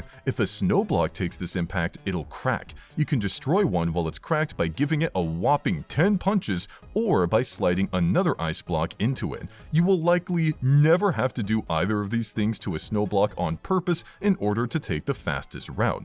Kicking an ice block into a button will count the same as smacking it, but remember, to open the exit, you and your partner need to hit both buttons around the same time, so this cool kick to the button may not be enough if your partner isn't hitting their button yet. You can also kick an ice block into your teammate, which will stun them for a moment. There will always be 4 question mark blocks in every maze. 2 of them will contain a spiky ball, which will freeze you on contact, and 2 of them will contain a star, which on contact makes breaking blocks easier. I specify on contact because you can avoid these objects when they pop out. If a spiky ball is avoided, it'll begin rolling on the ground from one tile to the next at random before disappearing. If a star is avoided, it'll randomly bounce around from tile to tile before disappearing. When frozen by a spiky ball, you've got to smack around to escape, which will usually take a couple seconds. Do not think you'll automatically break out. You've got to put in the work. If your teammate comes in and punches your frozen self a single time, they'll break you out instantly. This is a good thing to do for your teammate if they're close by, but bad if they're far away. The time you'd be spending to make your way over there is close to how long it'd take for them to break out on their own anyways, so it'd be better for you to make your way to the closest button near you and repeatedly press it until they reach theirs. The star power-up lasts 10 seconds. It'll grant you extra speed, allow you to destroy snow blocks in 2 hits, ice blocks in a single hit, and destroy spiky balls on impact without getting hurt. If an ice block you hit while powered up has an opening on the other side, then instead of destroying it instantly, you'll kick and send it flying at high speeds enough to destroy snow blocks upon impact in a single hit. Unfortunately, this power-up does not cause the slipperiness of the floor to go away. That's something you'll just need to get used to. The star power-up will unfortunately go away no matter how much time you had left when entering the next room. Upon entering a new section, head for the button that you're closest to. So if you're on the top, head for the top button, and if you're on the bottom, head for the bottom button. Treat snow blocks as walls and ice blocks as empty spaces. Chart out a route to your button. As you run, when you come across an ice block, destroy it as quickly as possible and repeatedly smack your button until the exit gates open. When destroying question mark blocks, try not to be moving towards them when dealing a punch so that you can avoid the potential spiky ball. If you've already seen 2 spiky balls pop out of question mark blocks in the current section, then you can feel safe knowing that the 3rd and 4th ones are guaranteed to be stars. The inverse is true if you've already seen 2 stars pop out of these blocks. Due to the star power-up not carrying over into following sections, I would not go out of my way to break open question mark blocks. Just focus on taking the fastest possible route, destroying everything in your way, and avoiding these blocks if you can. Cucumberjacks. You and your partner must slice down the full length of the cucumber by attacking the veggie from both ends. Slicing quickly is key, but do it with longer movements to whittle down the cucumber at top speed. If no one finishes cutting their cucumber by the time 5 minutes pass, it's a tie. To begin slicing a part of the cucumber, you need this left hole in the cutter to pass the edge of the cucumber at a more than slow speed. If you go too slow, you'll only cut off a tiny bit of the cucumber and not get much progress. Same thing goes if you stop cutting before you reach the other side. Cutting from right to left works the same way. You may think that now you've got to get the right hole to pass the edge of the cucumber, but nope, it's still the left. The key to getting a high score here is to very quickly move the cutter from left to right, repeatedly getting this left hole to pass the left side of the cucumber, then the right, over and over again. One reason why you may find this minigame to be a bit inconsistent is if you're picking up the cutter at the wrong part. Notice how if I touch and hold the cutter at the edge of it, I can't completely cross the cucumber for a full cut even when my stylus hits the right side of the screen. This problem will continue throughout the minigame where I keep getting half cuts due to me being off center. To fix this, you've got to grab the cutter directly in the middle, then swipe really fast from left to right. That way you'll be properly aligned and nailing full cuts for maximum speed. Double vision. You and your partner share tracing duties as you recreate an image. Trace only lines that match your color. You'll earn more points for good tracing. You can trace more accurately to get more points by going slowly, but if you go too slowly, you may not finish in time, and your score will be lower. The game will choose one of 4 characters for everyone to trace at random: Cheep Cheep, Goomba, Wiggler, and Boo. The tracing layout for each picture is the same every time. For example, when the Cheep Cheep appears, its wings and lips will always be the same color. Each player on the team is responsible for 100 points for a maximum possible amount of 200 points collectively. If 2 teams tie in points, then no, they didn't. The game will discreetly add a point to one of the teams at random, even if they both drew identical pictures. How sneaky. You've only got 20 seconds to trace, which is a little short, so do not go slow-mo, or even worse, try to redraw any section you're on. Just move on and do your best for what's left. Having to rush tracing a large section in only a few seconds will lose you a ton more points than a smaller mistake you made at the beginning. Take a good look at what the minigame is asking you to trace at the intro. You'll notice that some parts of the image will be having you and your partner tracing over the same part. This is important to keep in mind so you don't accidentally skip over a small part you were supposed to trace after seeing your teammate go over it. The tracing detection is pretty fair here. You don't have to go more outside than you think or more inside than you think. Just stick within each line as much as you can. While you may be tempted to spend a lot of time on little shapes like the Cheep Cheep's eyes, you've got to consider the fact that there's less of these eyes than the whole body, meaning that it's going to be worth less points. This one's all about pushing forward with a steady hand. Hanger management. Balance your weight on the wire hanger to assist your partner as you both zing through a clothesline course. Shift left and right to avoid obstacles. Despite what the other tooltip says, you and your partner don't have to be in the middle to gain full speed on the hanger. You can be on equal opposite ends of it anywhere and still achieve max speed. You should still be in the middle though, because every obstacle you'll encounter will require you to either dodge left or dodge right. There are no obstacles that are dead in the center which require you to separate far out, making the middle the best place to be for minimal movement as you make your dodges. The minigame layout is not the same each time, even though it feels like it at the beginning. The first 2 obstacles for you to dodge will always have you and your partner moving left, waiting a bit, and then moving right. Anytime after you dodge an obstacle, immediately balance out with your partner to return to max speed. Do not dodge obstacles early. Wait until they're a bit closer before dodging so that you don't slow down a ton preemptively. After these 2 obstacles at the beginning, every other obstacle you face will randomly be on the right side or left side. Some of these obstacles will appear all of a sudden, but most of them you can see in advance. It may be a little hard to see on your DS, but so long as you can make out what direction every everything is tilted in, you'll be okay.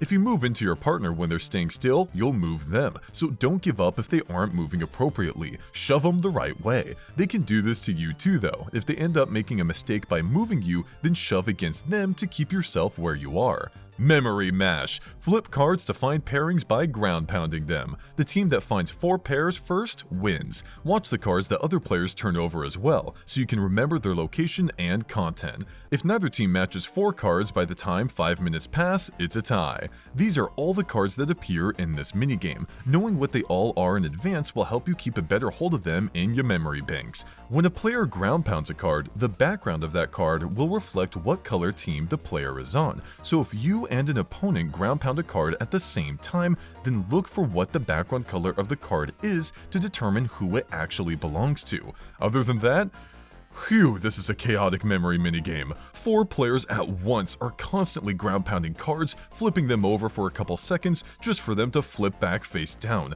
The players that win the most consistently in this unfortunately random layout every time set of cards will be those that can quickly memorize the cards that appear on their screen for later. You cannot jump on or ground pound players here. When you reveal a card, it'll stay face up for a few seconds before flipping over, meaning you can match with yourself if you manage to ground pound another card before it flips. Same goes for your teammate. You each could have 2 cards flipped over at once for a total of 4 cards, and if any of them match, you'll get a point. You do not have to sync up ground pounds for matches to count in this minigame. If you're the kind of person that struggles with memorization, then manage what you can. Ground pound a card, look at what it is, and see if anyone else has ground pounded a card like it. If someone has, then go ground pound that card yourself to make a match. Otherwise, just quickly ground pound cards all over the place. With how many cards you and your opponent can have face up at a time, you're bound to get a lot of matches just by virtue of your speedy hip drops. Mole Thrill. You and your partner must dig to the finish first, while staying ahead of Monty Mole. You'll dig upward if the upper player digs faster, and vice versa. The layout is the same every time. If you and your teammate are pressing A at around the same pace, you'll both go forward. If the top player is pressing A faster than the bottom player, you'll go up, and if the bottom player is pressing A faster than the top player, you'll go down. This is not an all-out button masher though. To go forward, you and your teammate just gotta repeatedly press A at a decently fast speed, but don't wear yourself out. When you get closer to a boulder, you should go the direction that's easiest for you to dodge. So if the boulder's lower than you are, then the top player should mash faster so that the team goes higher. For max speed going straight, your team's gotta be mashing at a decent speed while in sync. You'll know you've nailed it when your spoons barely take any time at all to dig out what's in front of you. Keep this pace up until you see another boulder in your way, in which you should dodge it to the side that's easiest to evade it, and so on. If the boulder's in the middle, then call out which way you want you and your partner to go. Shorty Scorers. Work with your partner to get as many balls into the other team's goal as possible. The goalkeepers move left and right automatically. You can punch other players to get the ball away from them, and they can do the same for you. If each team scores the same amount of points, it's a tie. There is not a minimum amount of points you need to score to win. You simply need to have more than your opponent when the timer hits 0. We've got a lot of controls for this one, so let's check out how they all work. When you've got the ball, you can press B to shoot it whichever direction you're facing. You can also jump and shoot it for the same distance. These jump shots are generally safer since they can help you avoid enemy attacks on the ground. Pressing Y lets you pass it to your teammate. No need to aim, whether you're standing on the ground or flying in the air. Be careful though, other players can intercept your pass if they're standing in between you and your teammate. You can also pass to your teammate by shooting the ball towards them for better mix-up potential, but you've got to aim to pull it off. If you don't have the ball, then the shooting button will turn into the attacking button, where if you're on the ground, you'll punch, and if you're in the air, you'll kick. Either way, if you hit a player with one, you'll stun them for a very short period of time, granting them some invincibility frames and cause them to drop the ball next to them. You can jump on other players to slow them down, but they will not drop the ball from you doing this to them. The arena is the same every time, and you're not able to move past this line near the goalie no matter what side you're on. Players with the ball will move slower than players without, so if you get possession of the ball and are making your way to the goal, then jump and shoot the ball directly to the opposite side and keep running in that direction. This way you'll run max speed again and the ball you kicked will rebound and get sent right back to you as you approach the goal. The Goomba goalie does not react to where you are. It's on a set path of moving up and down over and over, so just wait until there's an opening and shoot your shot for a goal. Jump shots can actually fly over the Goomba goalie, so if you time everything right, then they're pretty reliable. If you're a ahead by multiple points, then you and your teammate can waste time playing defense since all you need to win is again to just be ahead in points by the time the game is over. Soil Toil. You spin one front wheel of a car and your teammate spins the other one. Cooperate to race your car to the finish. Your car will swerve in the direction of whichever wheel is spinning more slowly, so coordinate spins with your partner to move where you want. If neither team makes it to the end after 5 minutes pass, it's a tie. The layout is the same every time. You've got to spin in the direction that the bottom screen indicates. Doing so the wrong way will yield no progress. You can tell how fast you're going based on your meter on the top screen. Your teammate has one too, which can let you know who's going too fast or too slow. You do not need to rotate fast at all to reach the max speed, and sometimes max speed is something you don't want to do. Yes, when you want to go straight, you and your teammate should attempt to go max speed to cover as much distance as possible, but when it comes to turning, depending on which direction you've got to go, one of you needs to slow down a little bit for the car to turn. Then, to turn the other way, the other player needs to slow down and let the first teammate speed up. It's a delicate balance that can be pretty difficult for new players to get the hang of. The most common mistake made here is that players will take too long to slow down their circling and end up overshooting turns, resulting in the car going sideways or worst case scenario, backwards instead of straight forward. The moment you clear a turn after going max speed, slow down earlier than you think. The bars take a little time to recognize the reduced speed, so you need to account for this in order to minimize the time it takes you and your teammate to straighten out and go max speed again. Running over mud will slow you down, but it's not worth trying to get yourself out of them due to how small of patches these mud piles are, and how much synchronization it would take to do so. You're much better off simply driving through the mud in a straight line instead of overcomplicating it. Even if your teammate is unskilled, you can still do a lot in this minigame by paying attention to what their habits are. If their bar is a little less than the max speed, match it. You'll make more progress going straight forward at a slow speed than if you start going sideways or backwards at max speed. Sprinkler Scalers. You and your partner must match button press actions to scale up the pipe to the top first, turning to avoid any obstacles in the way. If your button presses don't match your partner's, you'll slide back down the pipe. Coordinate your efforts closely. If neither team makes it to the end after 5 minutes pass, it's a tie. A will rotate the pipe clockwise, Y will rotate the pipe counterclockwise, and X will cause both you and your partner to climb up the pipe. When you see the screws lined up straight ahead, you'll have to turn the pipe a maximum of 3 times. When you see them a bit off center, then that's a maximum of 2 times. And when you see them just a little off center, then you've only got to turn it 1 time. Ideally, if the screws are 1 clockwise turn away from giving you an opening, then you'd press A and then X over and over to go up. But your teammate may not be as tuned in to what turns where. The controls for this one can be a little confusing for first-timers, so you may want to do a practice round beforehand. You should let your partner know which direction you'll both prioritize when the screws are at even sides, because when they're like this, either A or Y will work and get you going at the same speed. I recommend always prioritizing Y though, not because it's faster, again they're equal in this case, but because CPUs will always pick Y when approaching these kinds of screws. Even if you press A, they will stubbornly want to do Y. It's good to build up the muscle memory of pressing Y on screws like these in the event you get teamed up with the CPU. You can spam buttons in anticipation for your next button press to make sure your input goes in as quickly as possible. You and your teammate do not have to have your inputs in complete sync, so mash the next correct input to scale quickly. Toppling Terror. Blow on the microphone to startle Whomp into falling on the other team. Whichever team blows the most over 5 seconds will be victorious. Blow as long and hard as you can, and make sure that your partner does the same. It's only for 5 seconds, so do your best to keep your breath at the max amount of bars as indicated by the bottom screen until it's all over. The Whomp will tilt one way, tip the other, and may even do a fake out when it comes to revealing the winner. Keep going until you secure the win or suffer a devastating loss. Battle Minigames. Cheep Chump. Survive the longest by staying out of the whirlpool. Tap the button repeatedly to paddle away from the water vortex. Don't give up if you get sucked into the whirlpool. Just press A repeatedly to attempt an escape.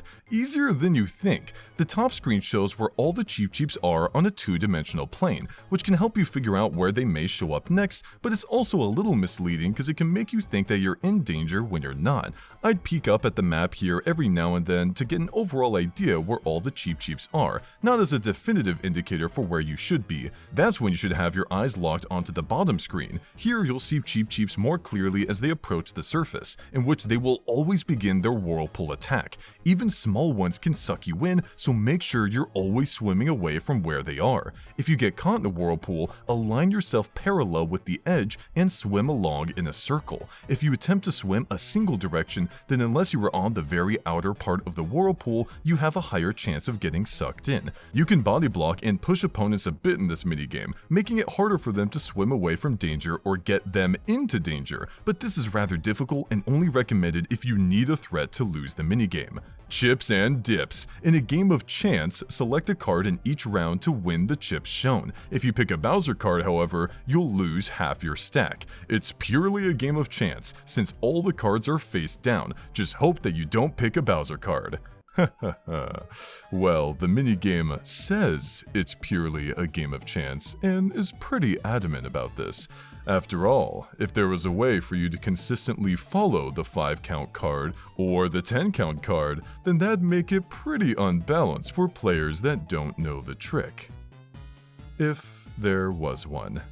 Good luck. Globe Gunners. Run around on the world globe, trying to score the most blast hits on your opponents. Check your opponent's positions by looking at the map on the top screen. Try to close in on your opponent from the side, then shoot. The layout is the same every time. For those of you that don't live on Earth, this is a map of it. Unfortunately, flat maps of globes are really hard to make accurate, so the map on your top screen isn't a fantastic representation of where everyone is or what direction you've got to go to get to them. Take this line for example. When I walk straight along it, I'm quickly off-center and constantly need to turn left over and over to stick to it. Yet when you take a look at the map while I do this, you'd think I'm going in a pretty much straight line without constant left turn adjustments. The inconsistency with real movement along with map placement becomes way worse on the top and bottom parts of it. You'll walk directly up from Alaska and then end up in Norway just seconds later. Other than saving you on traveling costs, it can feel pretty disorienting. It may sound weird, but I treat the North and South poles as kind of like mini speed panels.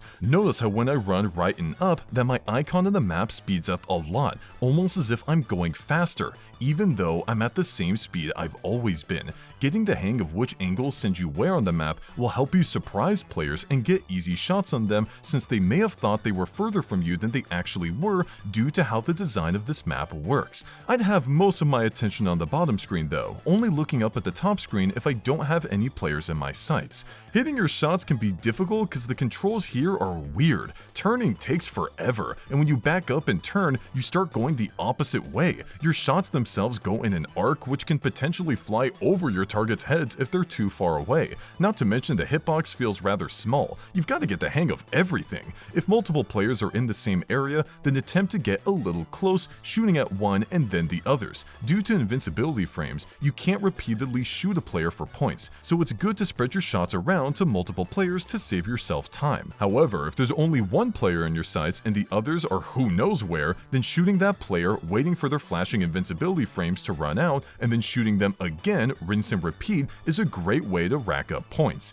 Yes, it's slower than getting multiple players one after the other, but think about it. If you and your target are here and the other two players are somewhere else, then unless they're farming each other like you're doing this player, you will be the one gaining points the fastest. The only way you wouldn't be is if a third party is shooting at you while you're doing this and you're ignoring them for whatever reason. Don't let it happen. Turn and shoot them, then attempt to get someone else and keep going from there. The one case where these arc shots can be useful is shooting over some of the obstacles, which are landmarks of the world, found around the arena. A good chunk of them you cannot shoot over, but there are a few where if you shoot at the right angle, your shot will fly over. I should also note that while the North Pole has no obstacles whatsoever, guess Santa Claus is on vacation, the same cannot be said for the South Pole. This is where the globe you're on connects to its stand and can aid you in guarding yourself from opponents by using it as cover. Despite everything, I'd say the number one way to improve at this minigame is to simply get a handle on the controls and shooting.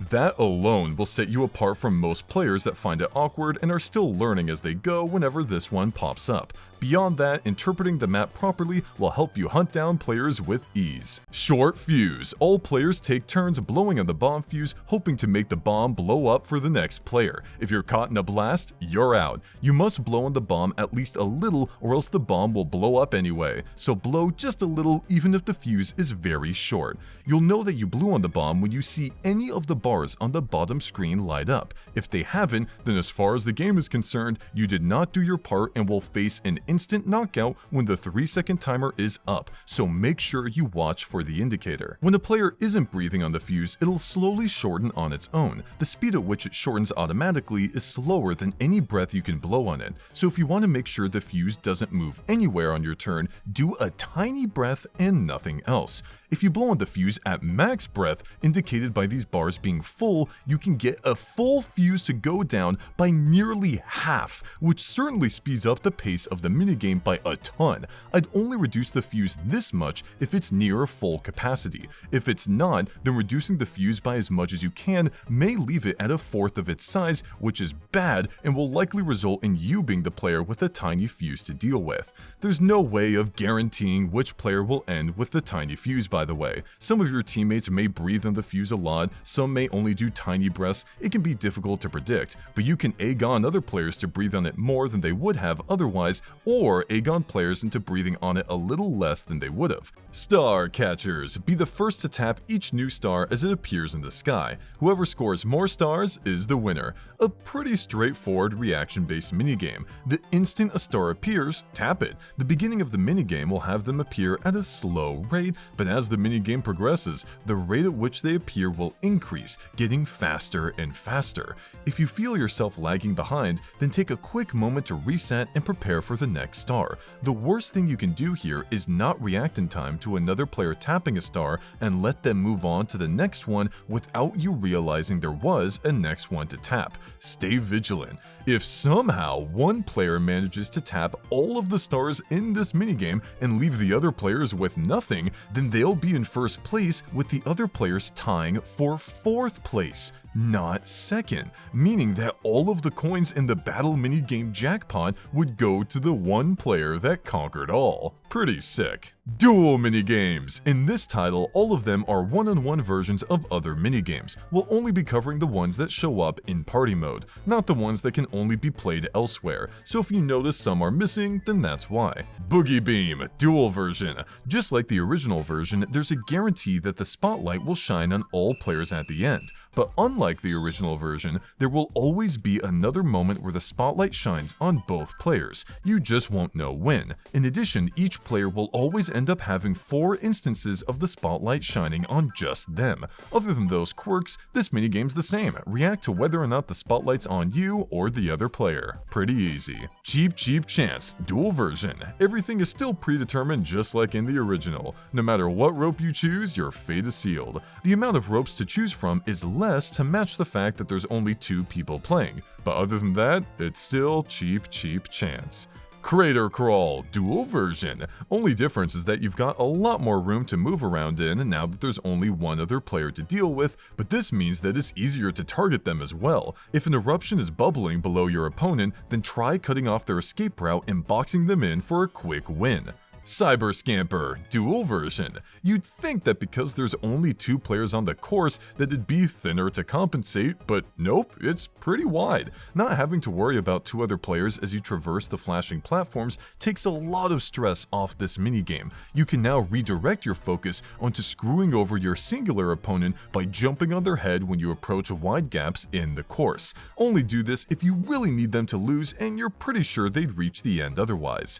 Dust Buddies, dual version. Same obstacles, but a lot more room to avoid them now that you've only got one buddy with you. Treat their head like a trampoline if you need them to lose. Get the Lead Out, dual version. It's just a button masher, but with only one person to mash with. Goomba Wrangler, dual version. Same amount of Goombas, but a lot more opportunity to grab more. Unlike the original version where you have to share all of them with 3 other players, the fact that there's only one now means you can get a better handle on what your opponent's doing. If they're you're prioritizing doing large circles over great gobs of Goombas, then you've got to make sure you do it faster than them. If that's not possible, then draw your circle smaller than theirs to at least get a majority of the Goombas they would have gotten. Sure, you won't get as many, but you'll at least ensure you get more than them, which is way more important. Focusing on getting the golden Goombas that run in at the end is a lot easier with less competition. Predict and circle. Soap Surfers, dual version. You've only got one opponent to knock out. Your first bump is automatic like normal, but after that, twist and turn to keep yourself in the middle of the arena. If you're okay with the tie, then stay here. If not, then build up a little bit of speed, it doesn't have to be much, closer to the edges and launch yourself at your opponent. Observe which direction they go afterwards and launch yourself where they're going to be for a knockout. Soccer Survival, dual version. While I'd normally recommend jumping on your foe's head to slow them down, these soccer balls can be difficult to dodge even with only one other player on the field. I'd play it like normal, and if you happen to see a safe opportunity to make a jump, then go for it. Study Fall, dual version. You're just falling and falling when the red line is about to line up with you. Press A, same thing as the original. Trash Landing, dual version. There's only 3 ropes this time instead of 5, which lessens the amount of choices you have, but considering the rope choices are luck-based to begin with, nothing really changes here other than there being less stuff for you to look at. Happy timing. Whomp-a-Thon, dual version. This one is easier one-on-one than with 3 other players, since the mechanic of slammed players becoming obstacles for you to avoid does not exist in this version, because the moment a player gets hit here, the game's over. You can dedicate all of your focus to the clean arena in front of you, watching for whomps to start shaking and avoiding both their bodies and arms. Don't be fooled by multiple ones shaking though, the first one to dance is still the only one that will fall.